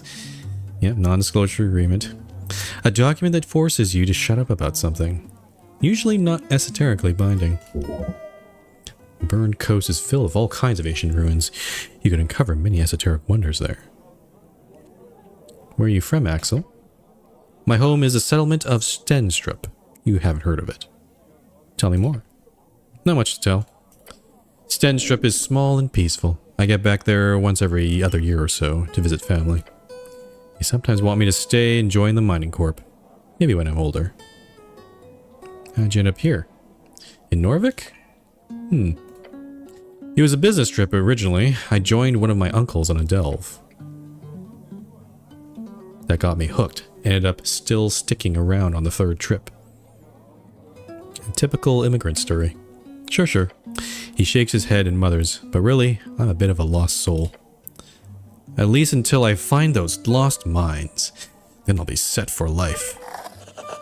Romulus lets out a screech. Yes, that's a spirit. You really like this guy. I do. He's pretty cool. What kind of dwarf are you? I'm an underdwarf. That's where the glowing eyes come in. We're descendants from Azers, and distant cousins of the exiled Asgalist dwarves here in Norvik. Oh. Don't call him a dark dwarf. Axel is clearly one of the good ones, so you use whatever words he's happy with.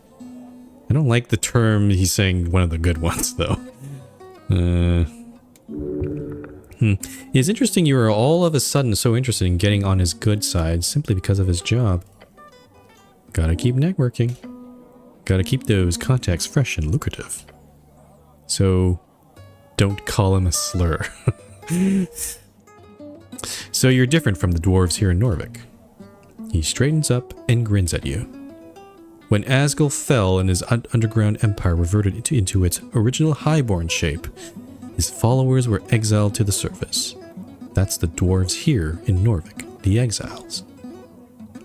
Asgul fell. Oh, Asgul is a... Huh. So Asgulus is actually referring to a person, Asgul. I guess a dwarven underground empire. His followers... Oh, they got exiled from their kingdom. I see. Then we got those fancy-pantsy dwarves who took over the fallen empire. The Empire Dwarves, as they call themselves. Then there's us. Oh, so there's 3 types of dwarves. Some call us dark dwarves, but we prefer the term underdwarf, even if our own term for it is glodverk, which means something more like smoldering dwarf, I believe. That's a better description of it. Sure is. What are you... Okay, I'm not going to get the healing bonus from this. What are you voting in the election? Bit of a sensitive subject. I try not to be too vocal about my thoughts. But I'm leaning Asgul. Might go Freestrider since they've got one hell of a program planned for privatized adventuring and delving across Ascani, but then again I don't exactly believe myself to be such a winner in a golden heart world. If you catch my drift. Yeah, I can see why he'd be sort of thinking about both of those parties, yeah. Rust Monster makes a screeching noise. Romulus sure does. Time to be more Asgulist. The Asgulist will make sure the economic prosperity of adventuring parties is shared among the populace instead of going from one old horde to a new one. Yes, that's what I'm afraid of. But we'll see. There's still time until. Romulus and I have some thinking to do. Oh, is the Rust Monster gonna vote too? The Rust Monster touches his hand with its sprouts.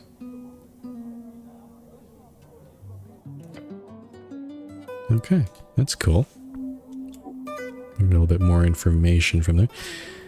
Let's talk with the proprietor again. Hey. Cleric. Lovely to see you again. Anything I can help you with? Oh yeah, I think we really already talked our mouth off with her. Let's hand her the AFFA. She's probably going to immediately sign it because she's a very Freestrider aligned. She looks over the document. Oh, thank you, but I've already got one. It's right in my office. Old Rix here got some sources of her own, you see. But this is a great reminder. I'll be sure to sign it soon. So you're happy about the Accord? Oh, for sure. She smirks. The Freestriders are very good business partners, you know. The economic support they offer is unprecedented, and that's without mentioning their general view on trade making the entire market perfect for economic growth. Now I'll be able to deal in futures again, you know, without having to deal with all those pesky and, quite frankly, tyrannical oversights. Time to make some money. Okay, that's all that's there for, okay. And that's about it. There's this goblin over here that we've decided not to trifle with. Yeah, I can't behold him any further. But he's a goblin supremacist, and I've just been kind of... I don't think there's any... Maybe I'm missing something, but I feel like just role-playing wise, I'm just not gonna bother with them. They seem like someone I should probably avoid.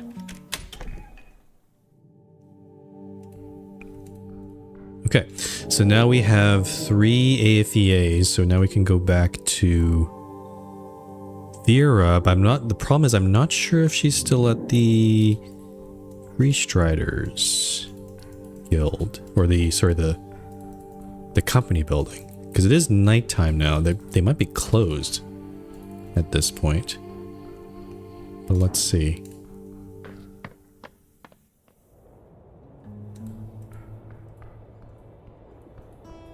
And it was, yeah, the lower level here. Save it again. Is it open? It is open.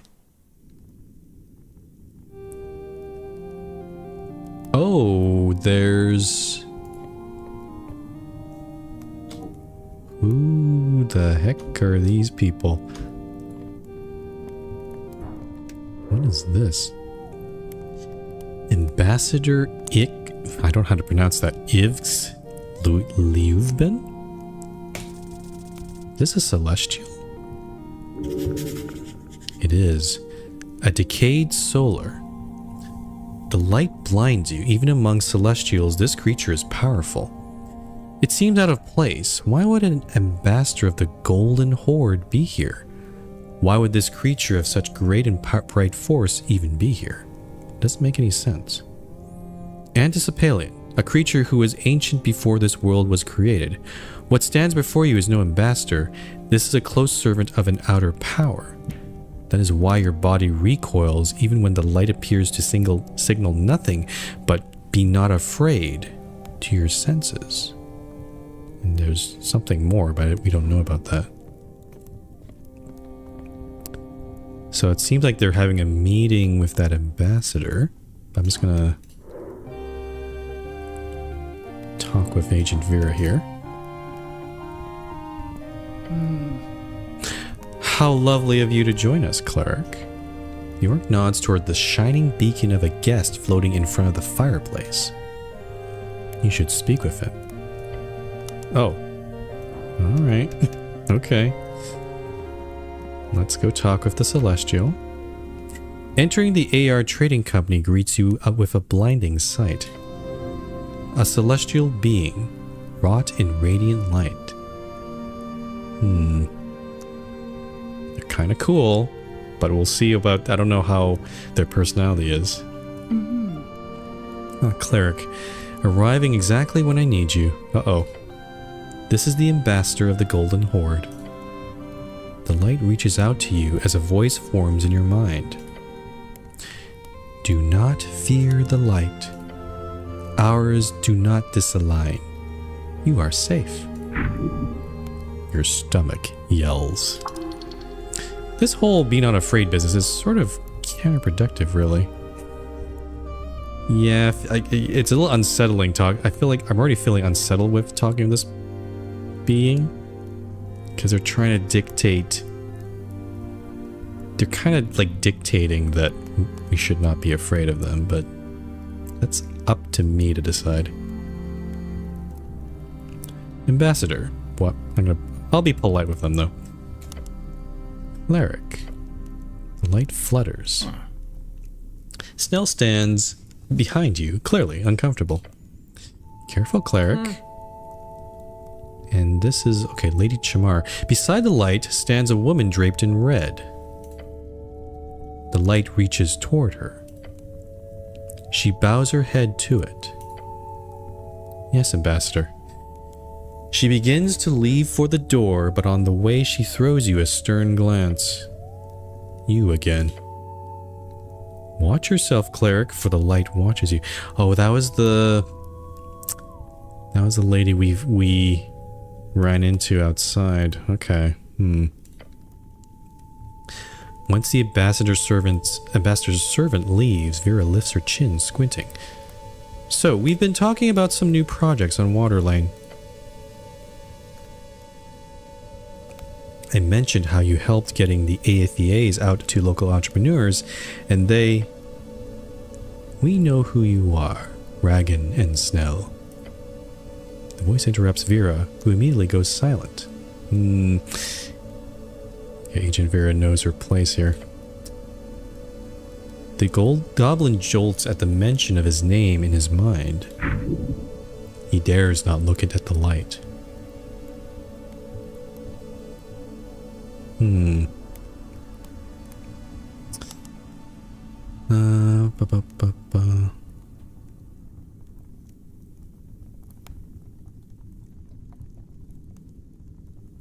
Okay. The ambassador's light then turns to your companion. A goblin in service of the Dragon of Tolstad. You tread a clean path. You led the front during the Ice Bay Point operation. What's this? Eastern point of the Palace District, the third largest port in Norvik. You stabilized the HWBT City Below expansion project on your first year of service. A goblin going against the grain to get results. You have been noticed. Okay, so this they seem to know everything about us, or a lot of things. Okay. Snell attempts to glare at the light. He is sweating. Snell is nervous. You feel bad for him. Thanks for noticing. The light grows closer to you. You are special, Ragan, and it's an exception. The Horde places attention on exceptions. This is what we do. How am I special? You are the only registered cleric in the city who is not listed in the party of Norvik. That is true. That's just because they didn't like you. I don't like them. A bureaucratic mess. You have a history of political violence. You have an innate talent for the esoteric arts. That was a false report. You did not enact any violence. The violence was enacted upon you by an Earthguard soldier. You have shown support of Region ideologues in public writing multiple times. Have I? Yeah, your patriarch did not like that. Not one bit. The only reason you haven't been fired is your incredible magical knowledge. Oh, is that the situation? I'm just so good at my job that they can't fire me. I see. Yeah, they only keep you around because you're still useful. Otherwise, with all this bullshit hanging about, you'd be gone a long time ago. You are an anomaly, Ragan. What you have done here with Agent Vera shows more proof of that.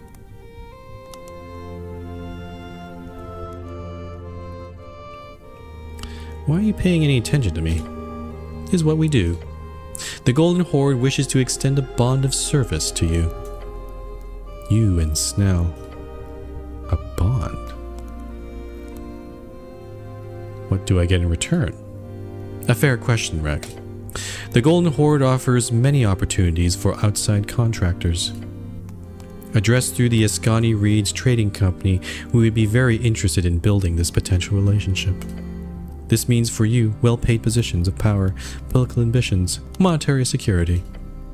In return, this means monthly communications with agents, occasional alternate goals as ordained by us, and eventually joining the Golden Horde's outreach program. What outreach program? Okay. In short, become their spy. Oh boy. In return, they protect you.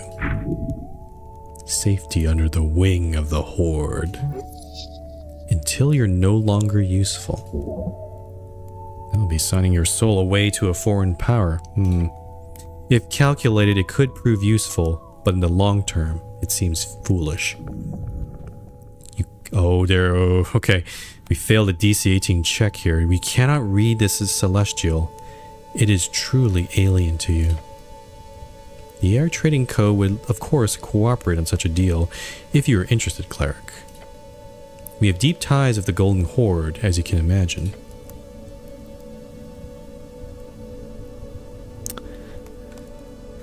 I'm starting to get a sense that the game is trying to lean me toward one way, toward signing up with a side or of some sort. So we had the aberration down in the depths in that cistern, and now we have this ambassador here, and I don't know if this is a good idea.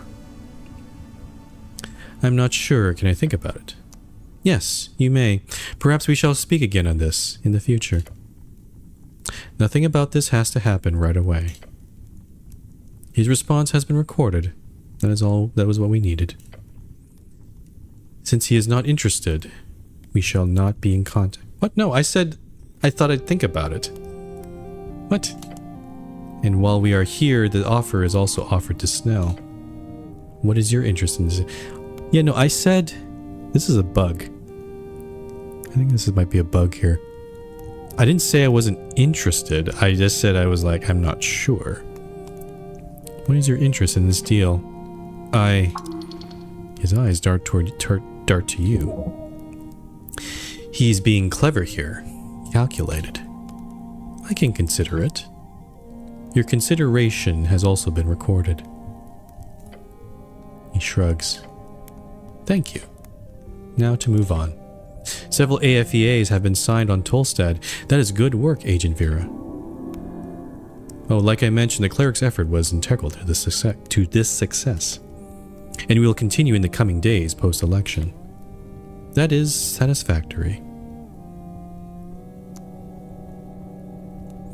Yeah, I gave out those contracts to a bunch of people. Oh yes, we heard back from several of them. As to the content of these contracts, I've been informed of some changes. Changes? Uh-oh. Her stance changes. She did not like that. Uh-oh. What changes? Currently, the Accord has a big incentive for region investors. We wish to expand that to include those of the Golden Horde. I believe we spoke about this at the...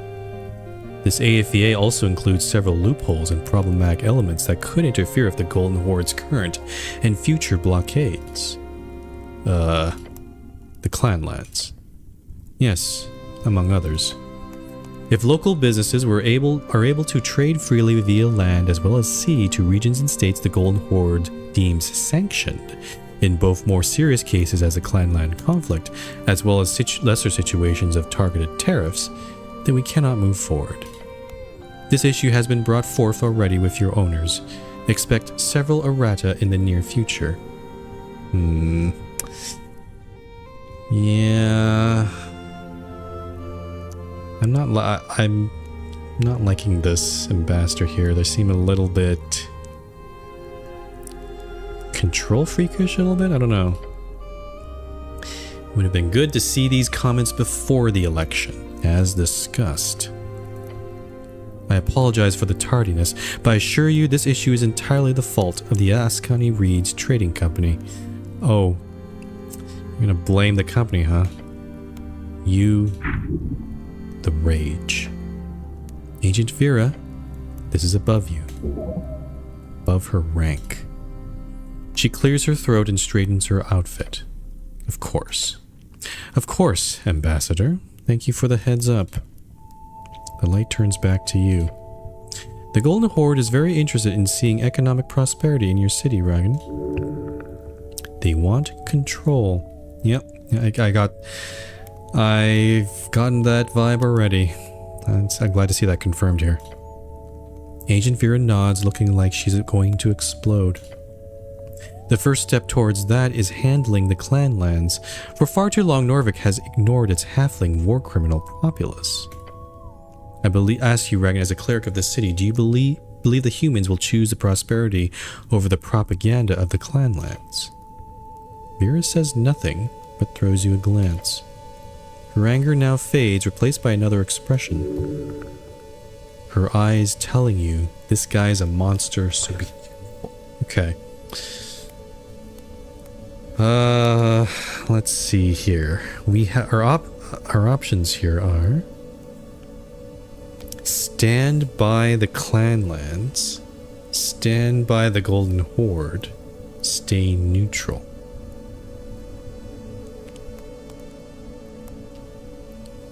What are the halflings to us? Neighbors, not too close. Just another folk type. Unlike dwarves, they have no close bond with the earth folk. They are resilient stout folk, one found all across the coast. Not too unlike humans, they have been enslaved and controlled for most of their history. You must stand by them.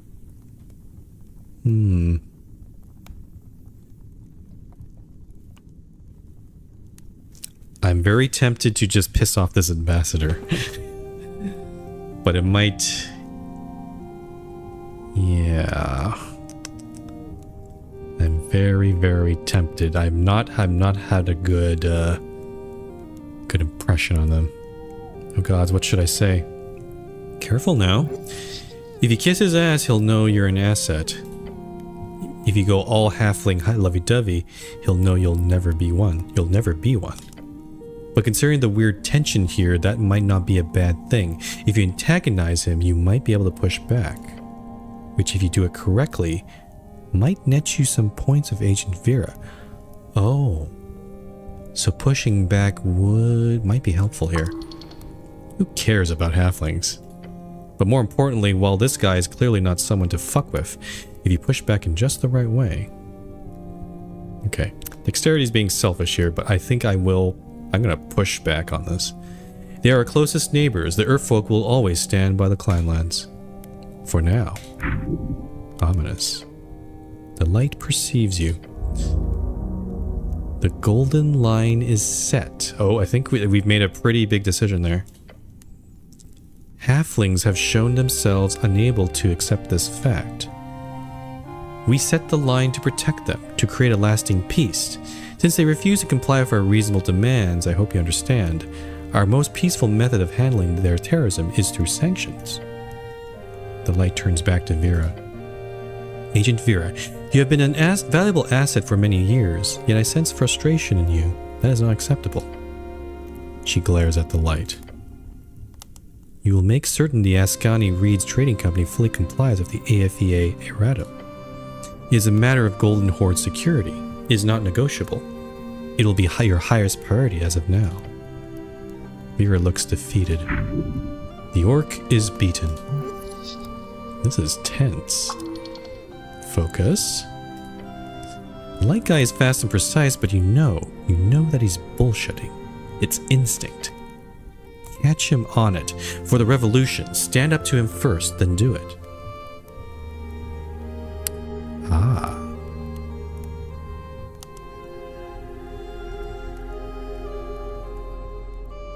Oh, there's a lot of options here. So I can stand up to the Golden Horde, catch the ambassador in a contradiction. It's pretty low DC, but Snell played it safe. Interesting. He's adding 1 to my DC. Kiss his ass, stay neutral, or don't side with either. I'm gonna catch him. I'm gonna help Agent Vera here. Nice. The golden line. You'd think an all-powerful angel horde would be able to do whatever they want. Instead, they draw a line in the sand. Why? Well, you know why. International pressure. Exactly. They can't just invade Ascani, since that'd make every country on the coast pull the alarms. You see how he pushes for the image that we need them, but not the other way around? Poke on that. Now. Ambassador, if you want to solve your Clanlands problem, then you need support from the international community. You need the Free City's support. The light flickers. Oh, this is a cooperation. You know the revolution will be hurt, as will your ambitions, if they push too hard on the AEFAs. The ambassador perceives you. Make concessions, ambassador. It's worth it. You know the local freestriders will rout and dance around it if you don't. Make sure your choir knows it. This is cool. You speak with confidence, Ragan. Only because you know I am correct. The light retracts, focused in on the head of the Celestial. Vera looks on with a smirk, clearly entertained. Oh yeah, you hit the right spot. The AFEA erratum is not my decision, the voice says. However, I will consider your statement, he says. Agent Vera, do you concur? I do, Ambassador. My earlier frustration was due to this problematic situation. The AR leadership will struggle with these changes. A compromise would go through much easier. Even just starting with a discussion, perhaps between you and your owners, would go a long way. Nice. Good. This will be taken into account. The ambassador begins to float toward the door. I don't think this will be the last time we'll see this person. You're definitely a big deal. I will leave you now. Thank you for your time. The radiant light being opens the door via some type of telekinesis and floats out onto the streets of Waterlane. Vera stands up, walking over to the fireplace, leaning against the brickwork. She lets out a deep, tired groan. Ugh. Vera is allowing herself to be herself around you a little bit more. I don't want to congratulate you on annoying our dear friend the ambassador, but your agent shoots you an intriguing smirk, the type you haven't seen for many, many years. Was fucking beautiful. Moving closer, she follows it up with a firm tap on the back. I really tossed you into the deep end, but you handled yourself exactly the way I like.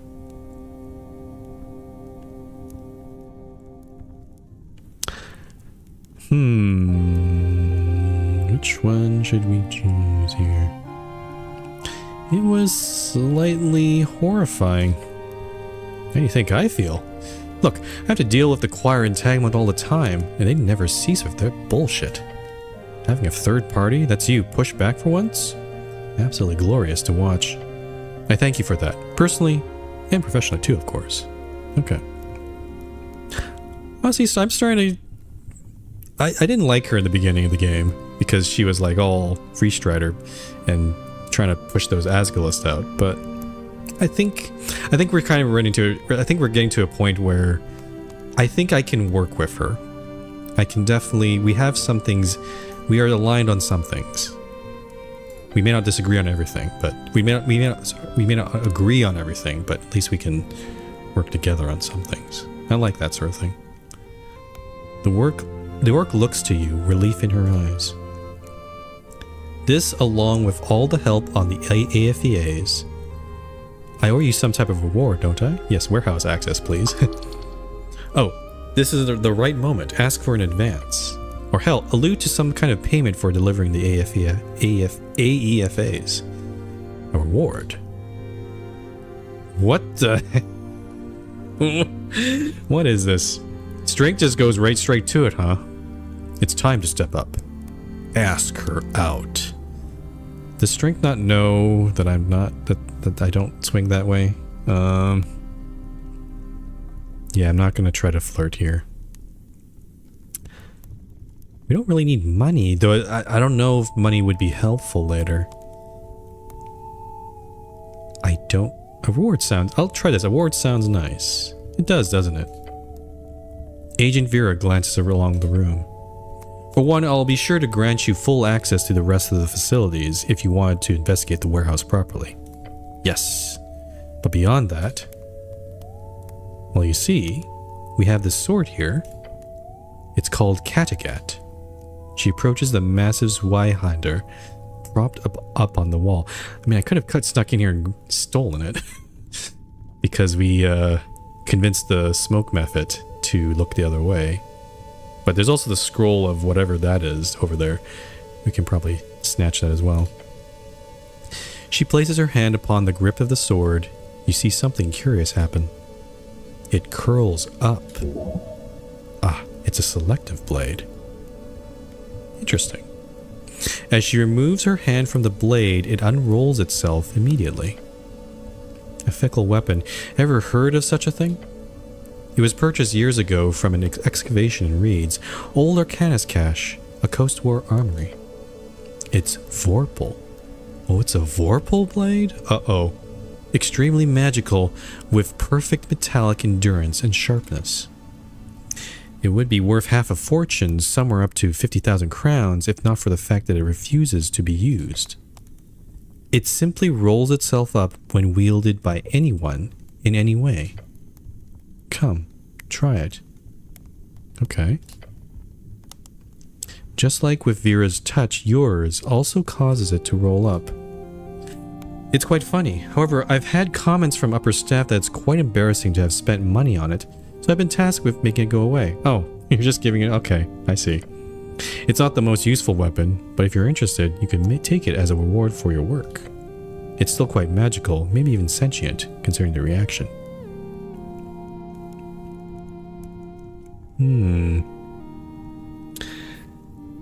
could refuse. But this sword seems interesting. I'll take it. Yeah. Great. She hands you the Vorpal sword in its curled up state. Glad to see it come to use. Now, just don't tell anyone where you got it from. Beyond that, I'll be sure to put in a good word, so we can work together again post-election, since I guarantee you, there will be a lot of work to do. I'll consider it. Of course, you're busy. I understand. She winks. I've got some paperwork to deal with, but if there's anything I can help you with, just let me know. Very happy to see you on our side, cleric. I'm not on your side. But again, our beliefs are aligned at the moment right now.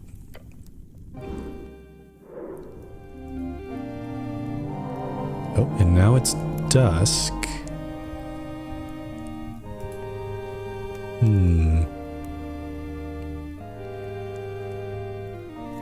Let me just look around the room here.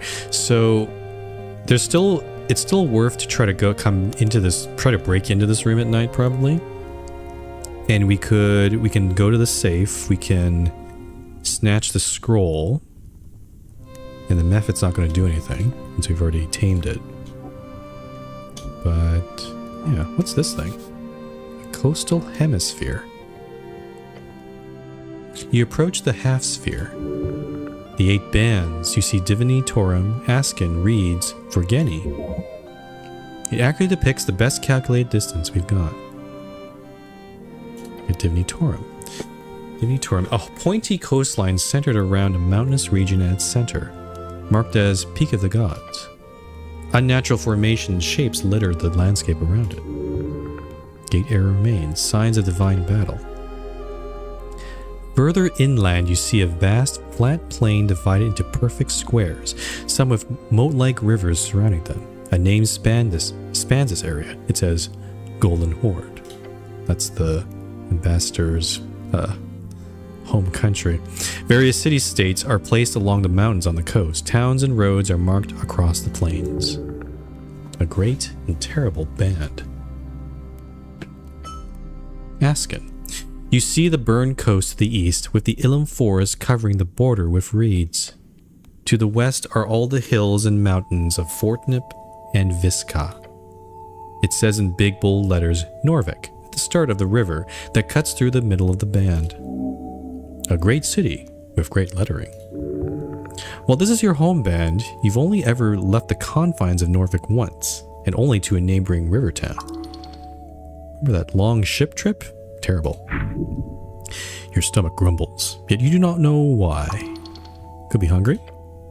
Apples. Yes, more apples. Reeds, a vast temperate band. The coastline is bent into a large half-lake. Many city-states litter the landscape.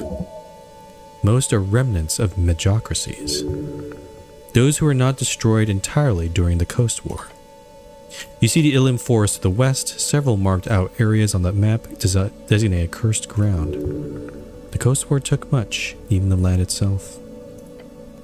Vergeni, a great highland, strangely shaped lakes, special markings designating gravity masses, floating spheres of farmland that are logically difficult to map out. The only real cities are placed along the coast. A line is marked out, halfway towards the wastes. It says Frontier Gap. You've heard of this place and its beauty. Perhaps one day you will see it yourself. Okay, we had another, so I guess there's another geography lesson over there. But I think I would like to go visit that warehouse right now. And probably after that, that'll probably be the end of the stream. But yeah, I just want to finally go find the owner of the tea shop, because we've been futzing around for so many days now. So this way is to the docks. I think that's the warehouse. Oh, it's still kind of light out. And Okay, let's head down.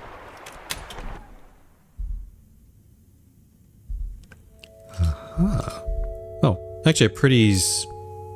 I was kind of expecting a larger warehouse, but this is pretty cozy in a way.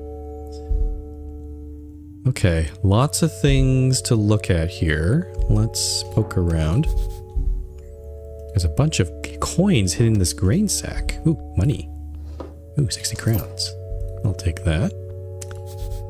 HWBT, AR Trade Co., AH PLC. Oh, I couldn't... Ah, damn it, I can't. Couldn't read that in time.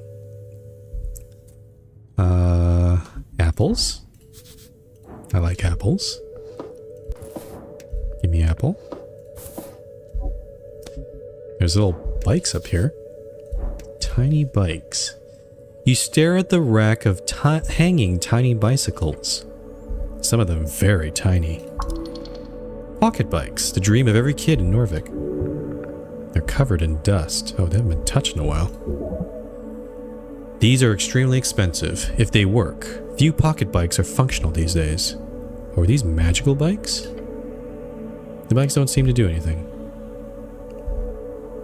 I really like these bikes. I'm sure you do. I'm assuming they're broken anyhow. They never leave actual functioning pocket bikes in a place like this. Way too expensive. Snell looks around. Where is that rhythmic thumping noise coming from? Focus on that instead. Can I ride one of these things? Unless you're the size of a goblin with the reduced spell cast on him, no. You'd look like a jester, but not in a good way. I feel like there's something we can do there. Oh, bark skin finally expired. Wow. What a spell. Okay. Let's look at this thing. Expensive potion sits on the top shelf. You possibly can't reach that high. Maybe I can. Out of reach. I don't have... We got the book, but we don't have... We still don't have spells. I don't have Mage Hand. If I had Mage Hand, that would help a lot. But I don't know where I'd get that. Huge scrolls from Divinitorum. Enhance ability. Speaking of spells... Enhance ability. Tapping into animalistic spirit energy, you enhance your mental and physical abilities. Proficiency in all ability scores. In the ability scores you already have a proficiency, you gain double. Interesting. That's a cool spell.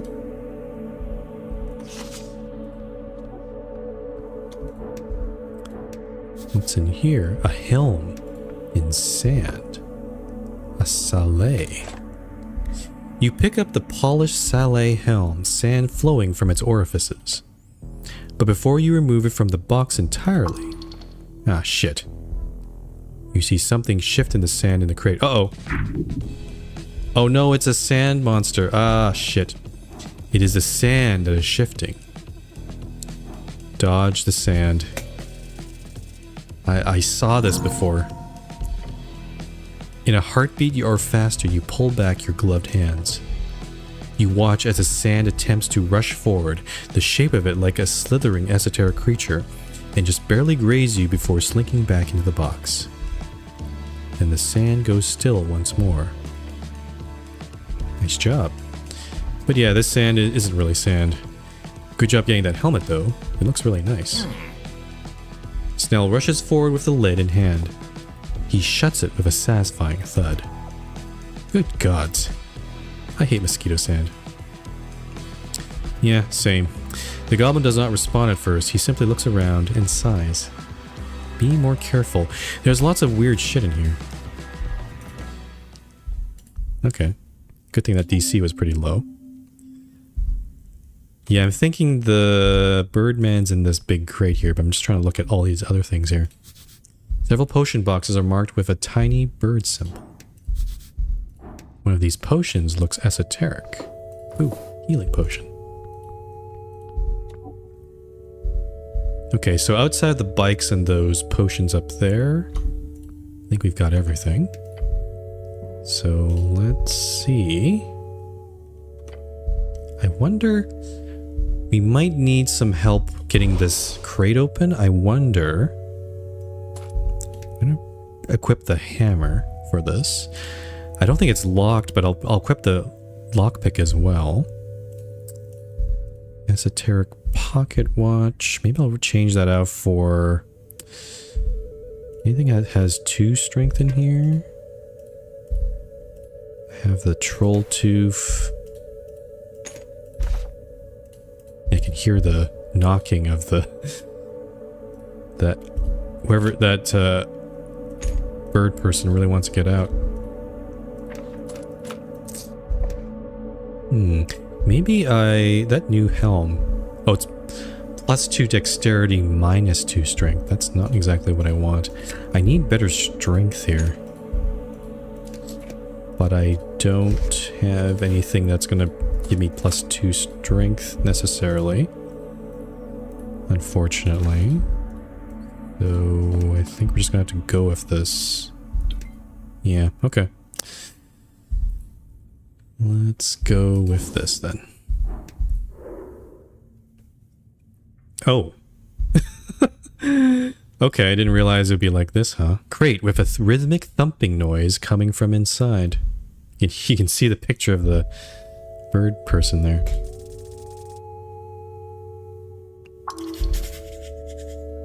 It's just a crate, right? But what's the rhythmic thumping noise? You're kidding. The bird is actually... The tea shop owner is... He's... Come on, really? This must be the silliest, most idiotic and plain stupid plan you've ever seen enacted. Even if he is one of those bird people who are able to survive without food or water for weeks. Okay, listen up. This bird is inside the crate, and once you get it open, you'll be in for an interrogation, so be ready. He'll try to talk himself out of it, but don't worry about that. Just focus on getting him to tell you the actual truth. Be rough or smooth, doesn't matter. Okay. My charisma is +1. I don't think there's anything I can do to improve my charisma. So I guess we're just going to do that for now. Let's go. You approach one of the many large crates in the warehouse. Why is there a rhythmic thumping noise here? It's coming from the box. Look at the crate. The crate looks at you in turn. You spot a label. It says AR Onkeg Exoskeleton. Export. So now you hear that noise? I do. He points at the side of the crate. He shows you a strange expression. You know that face well. Constipation, most likely. The goblin assumes you understand his subtle facial cues. Clearly overestimating your social ability. It's a face that says, be careful. I think we've got something here. Hello? After you speak, the drumming noise stops. Then after a short break, it starts up again. Weird. There's no vocal reply. Alright, we're just I guess we'll just open it, I guess. Bam. I didn't need the hammer, I guess. With a tight grip, you press hard. It's difficult. Even the goblin is straining to put his measly body weight into it. But... Aha.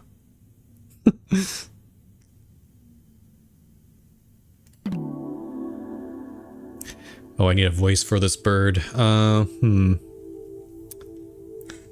can explain. Dunk dunk. You wait. You watch the wingless crow-looking creature scramble to compose himself. Drummer. The birdman lets out a strange throat noise that makes a series of nervous chuckles. He's inside of a shipping crate marked for export. He's clearly trying to flee the law. Maybe he has a good reason to escape. Is the fellow in danger? We'd have done the same in his shoes, hopefully. The birdman doesn't wear shoes, so I don't know if it makes any sense.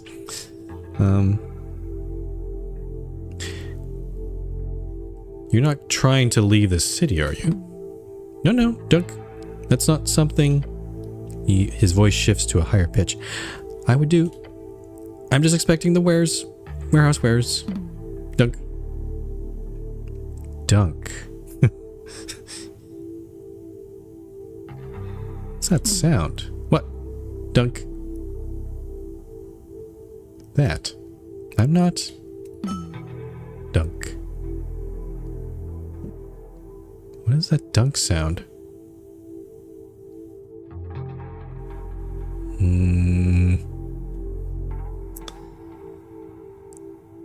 This is very strange. Why do I have a feeling I shouldn't cast Charm Person? Because Charm Person only makes him treat you like a friend, and this bird does not treat his friends with the truth.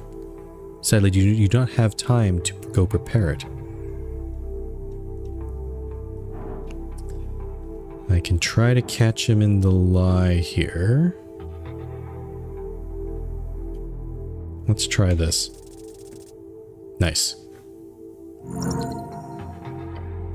Smooth now. Just continue the convo and slip in that question. Good, good. By the way, I gotta ask, which crate were you inspecting when the explosion happened? Oh, we're trying to sneak it in. I see. It was other one. The one with the potion. I was... He stops. Aha! Got you. No, I meant... Can't take that back, Mr. Drummer. Your lies have been eviscerated by my impeccable wit and recklessness. That's a fun line. You're taking it a bit too far, Cleric. He gives Drummer a frown. Just spill the fucking beans already. Dunk. Now hit him with the big questions. Who blew up the tea shop, Mr. Drummer? Okay, okay, the Birdman repeats twice with the voice of a shrill woman. I'll tell you everything. Start talking then. I'm running out the business on the side. Import, export. Smuggling. Keep going. Free Striders, my supplier. Free Striders are supply. Okay, they're doing a bit of smuggling, huh? So they're not totally on the up and up then. Okay. They set up a meeting on that day. I left the tea shop behind, went to check on wares. That's true. Wait, did you know beforehand that it was going to explode? No. Dunk dunk. I was in the warehouse. Here, I hear explosion. Then I hear Free Striders talking about it upstairs. So I hide in here, waiting for boat. To get away from HWBT and Free Striders and the rest of this bloody mess. So now the HWP didn't know about the smuggling stuff, right? Not to my knowledge, no. Goddamn. This sounds entirely like a Free Strider extension. Typical. Why are you afraid of the HWPT? They will give me punished if they found out my little secret. Dunk.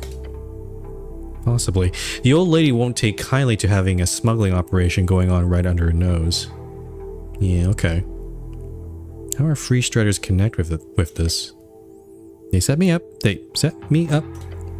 I had access to the secret tunnel under the temple. What? Secret tunnel under the temple? Oh, is that the temple? Oh, the Earth Temple. Okay, yeah, that's the one we could have gone in. Well, we don't have access to. They forced me to. I had to. Tell me about the meeting. It was... He seems to stop for a moment, contemplating his next mimicry carefully. Oh, sorry, I just remembered. He seems very... The dunk dunk sound probably is... I think he's a Kenku. Or he's kind of Kenku adjacent. So that's why I think that's what that sound is. At noon, information broker. A foreign woman. A foreign woman. She was selling something to Free Striders. She was in tea shop when I left. Tell me more. I do not know much. The voice he's mimicking displays way more confidence than his body language admits. I didn't know her name. She would hang out with the dwarves sometimes. The Asgalists? I don't know who this woman would be. Dwarves, eh? You should go have a chat with them about that. This broker must be a good person if she is friends with dwarves.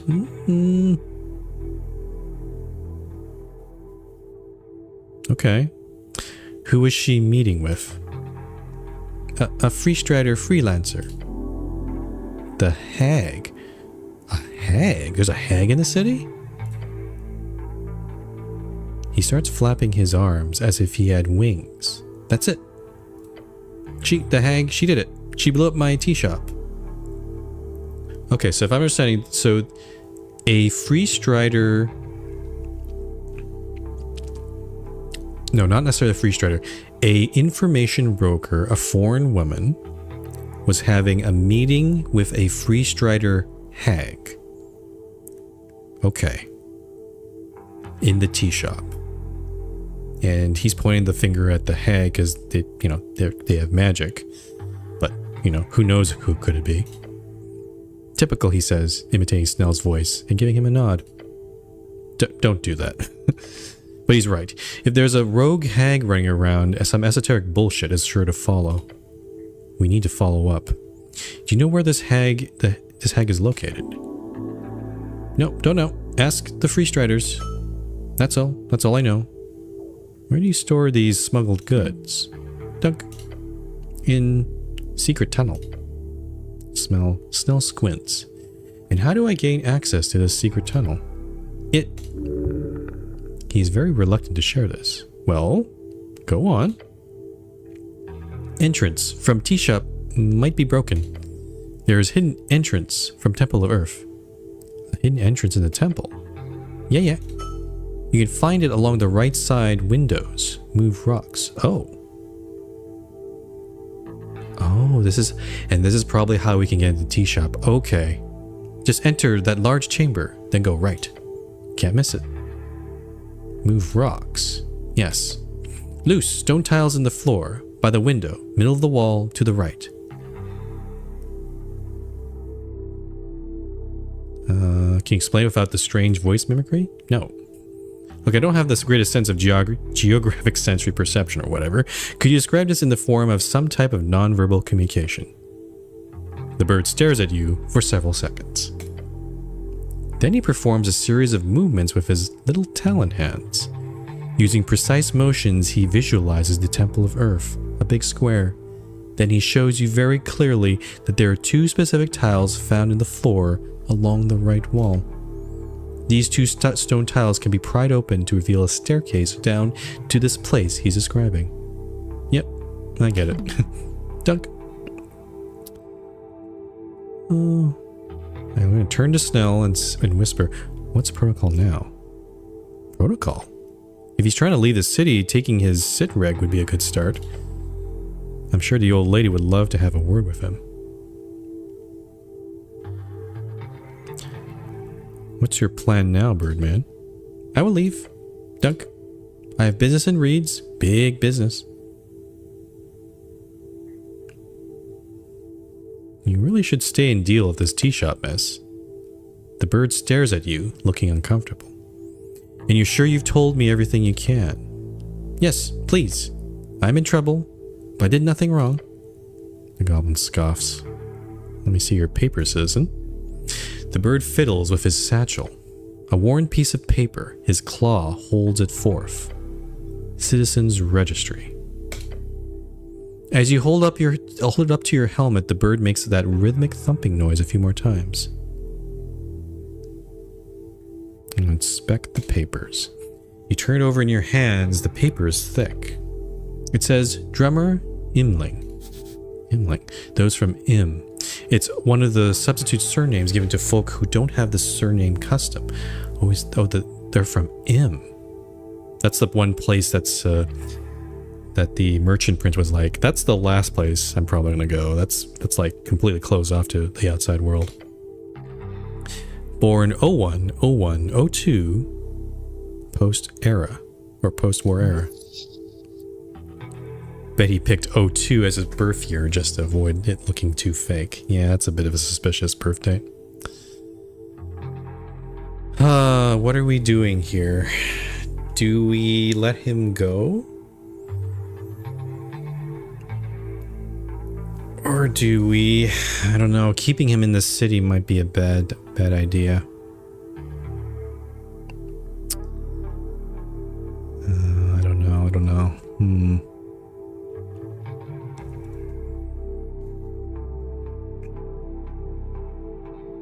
Thing is, the goblins want to talk with him.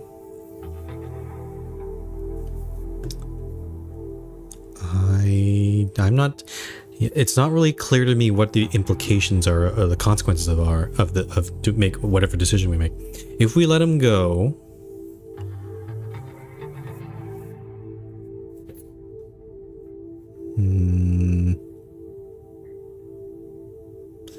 yeah, no, I think I'm gonna let him go.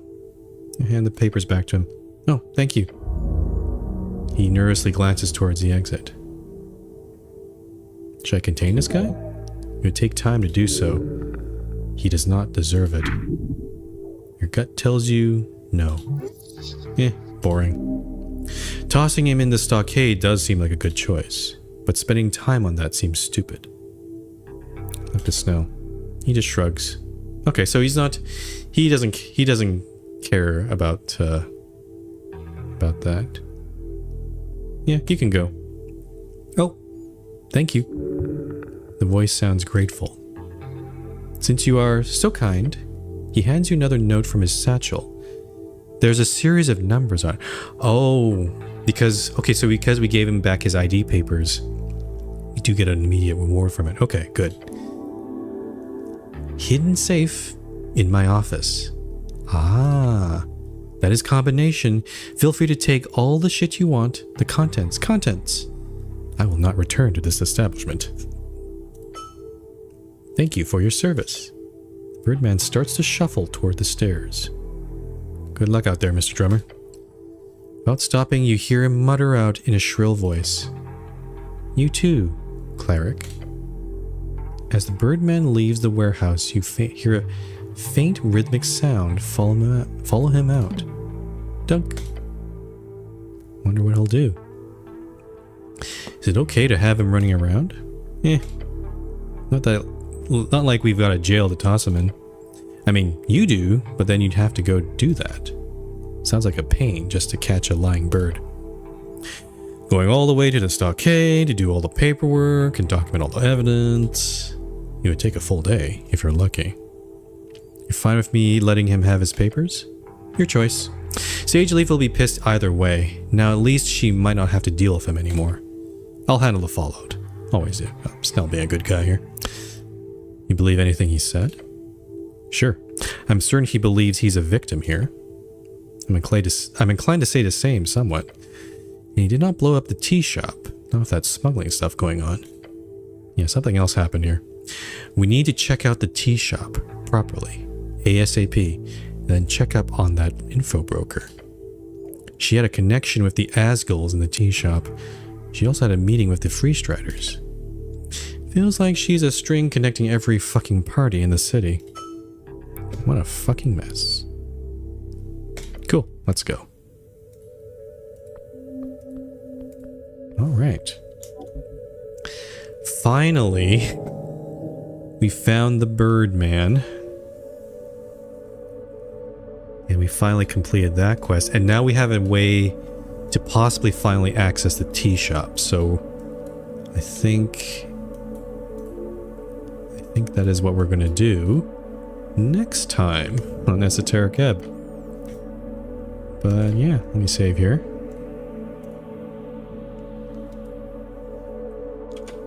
But yeah, that's been, I think it's going to be the end of today's stream. We made a lot of progress.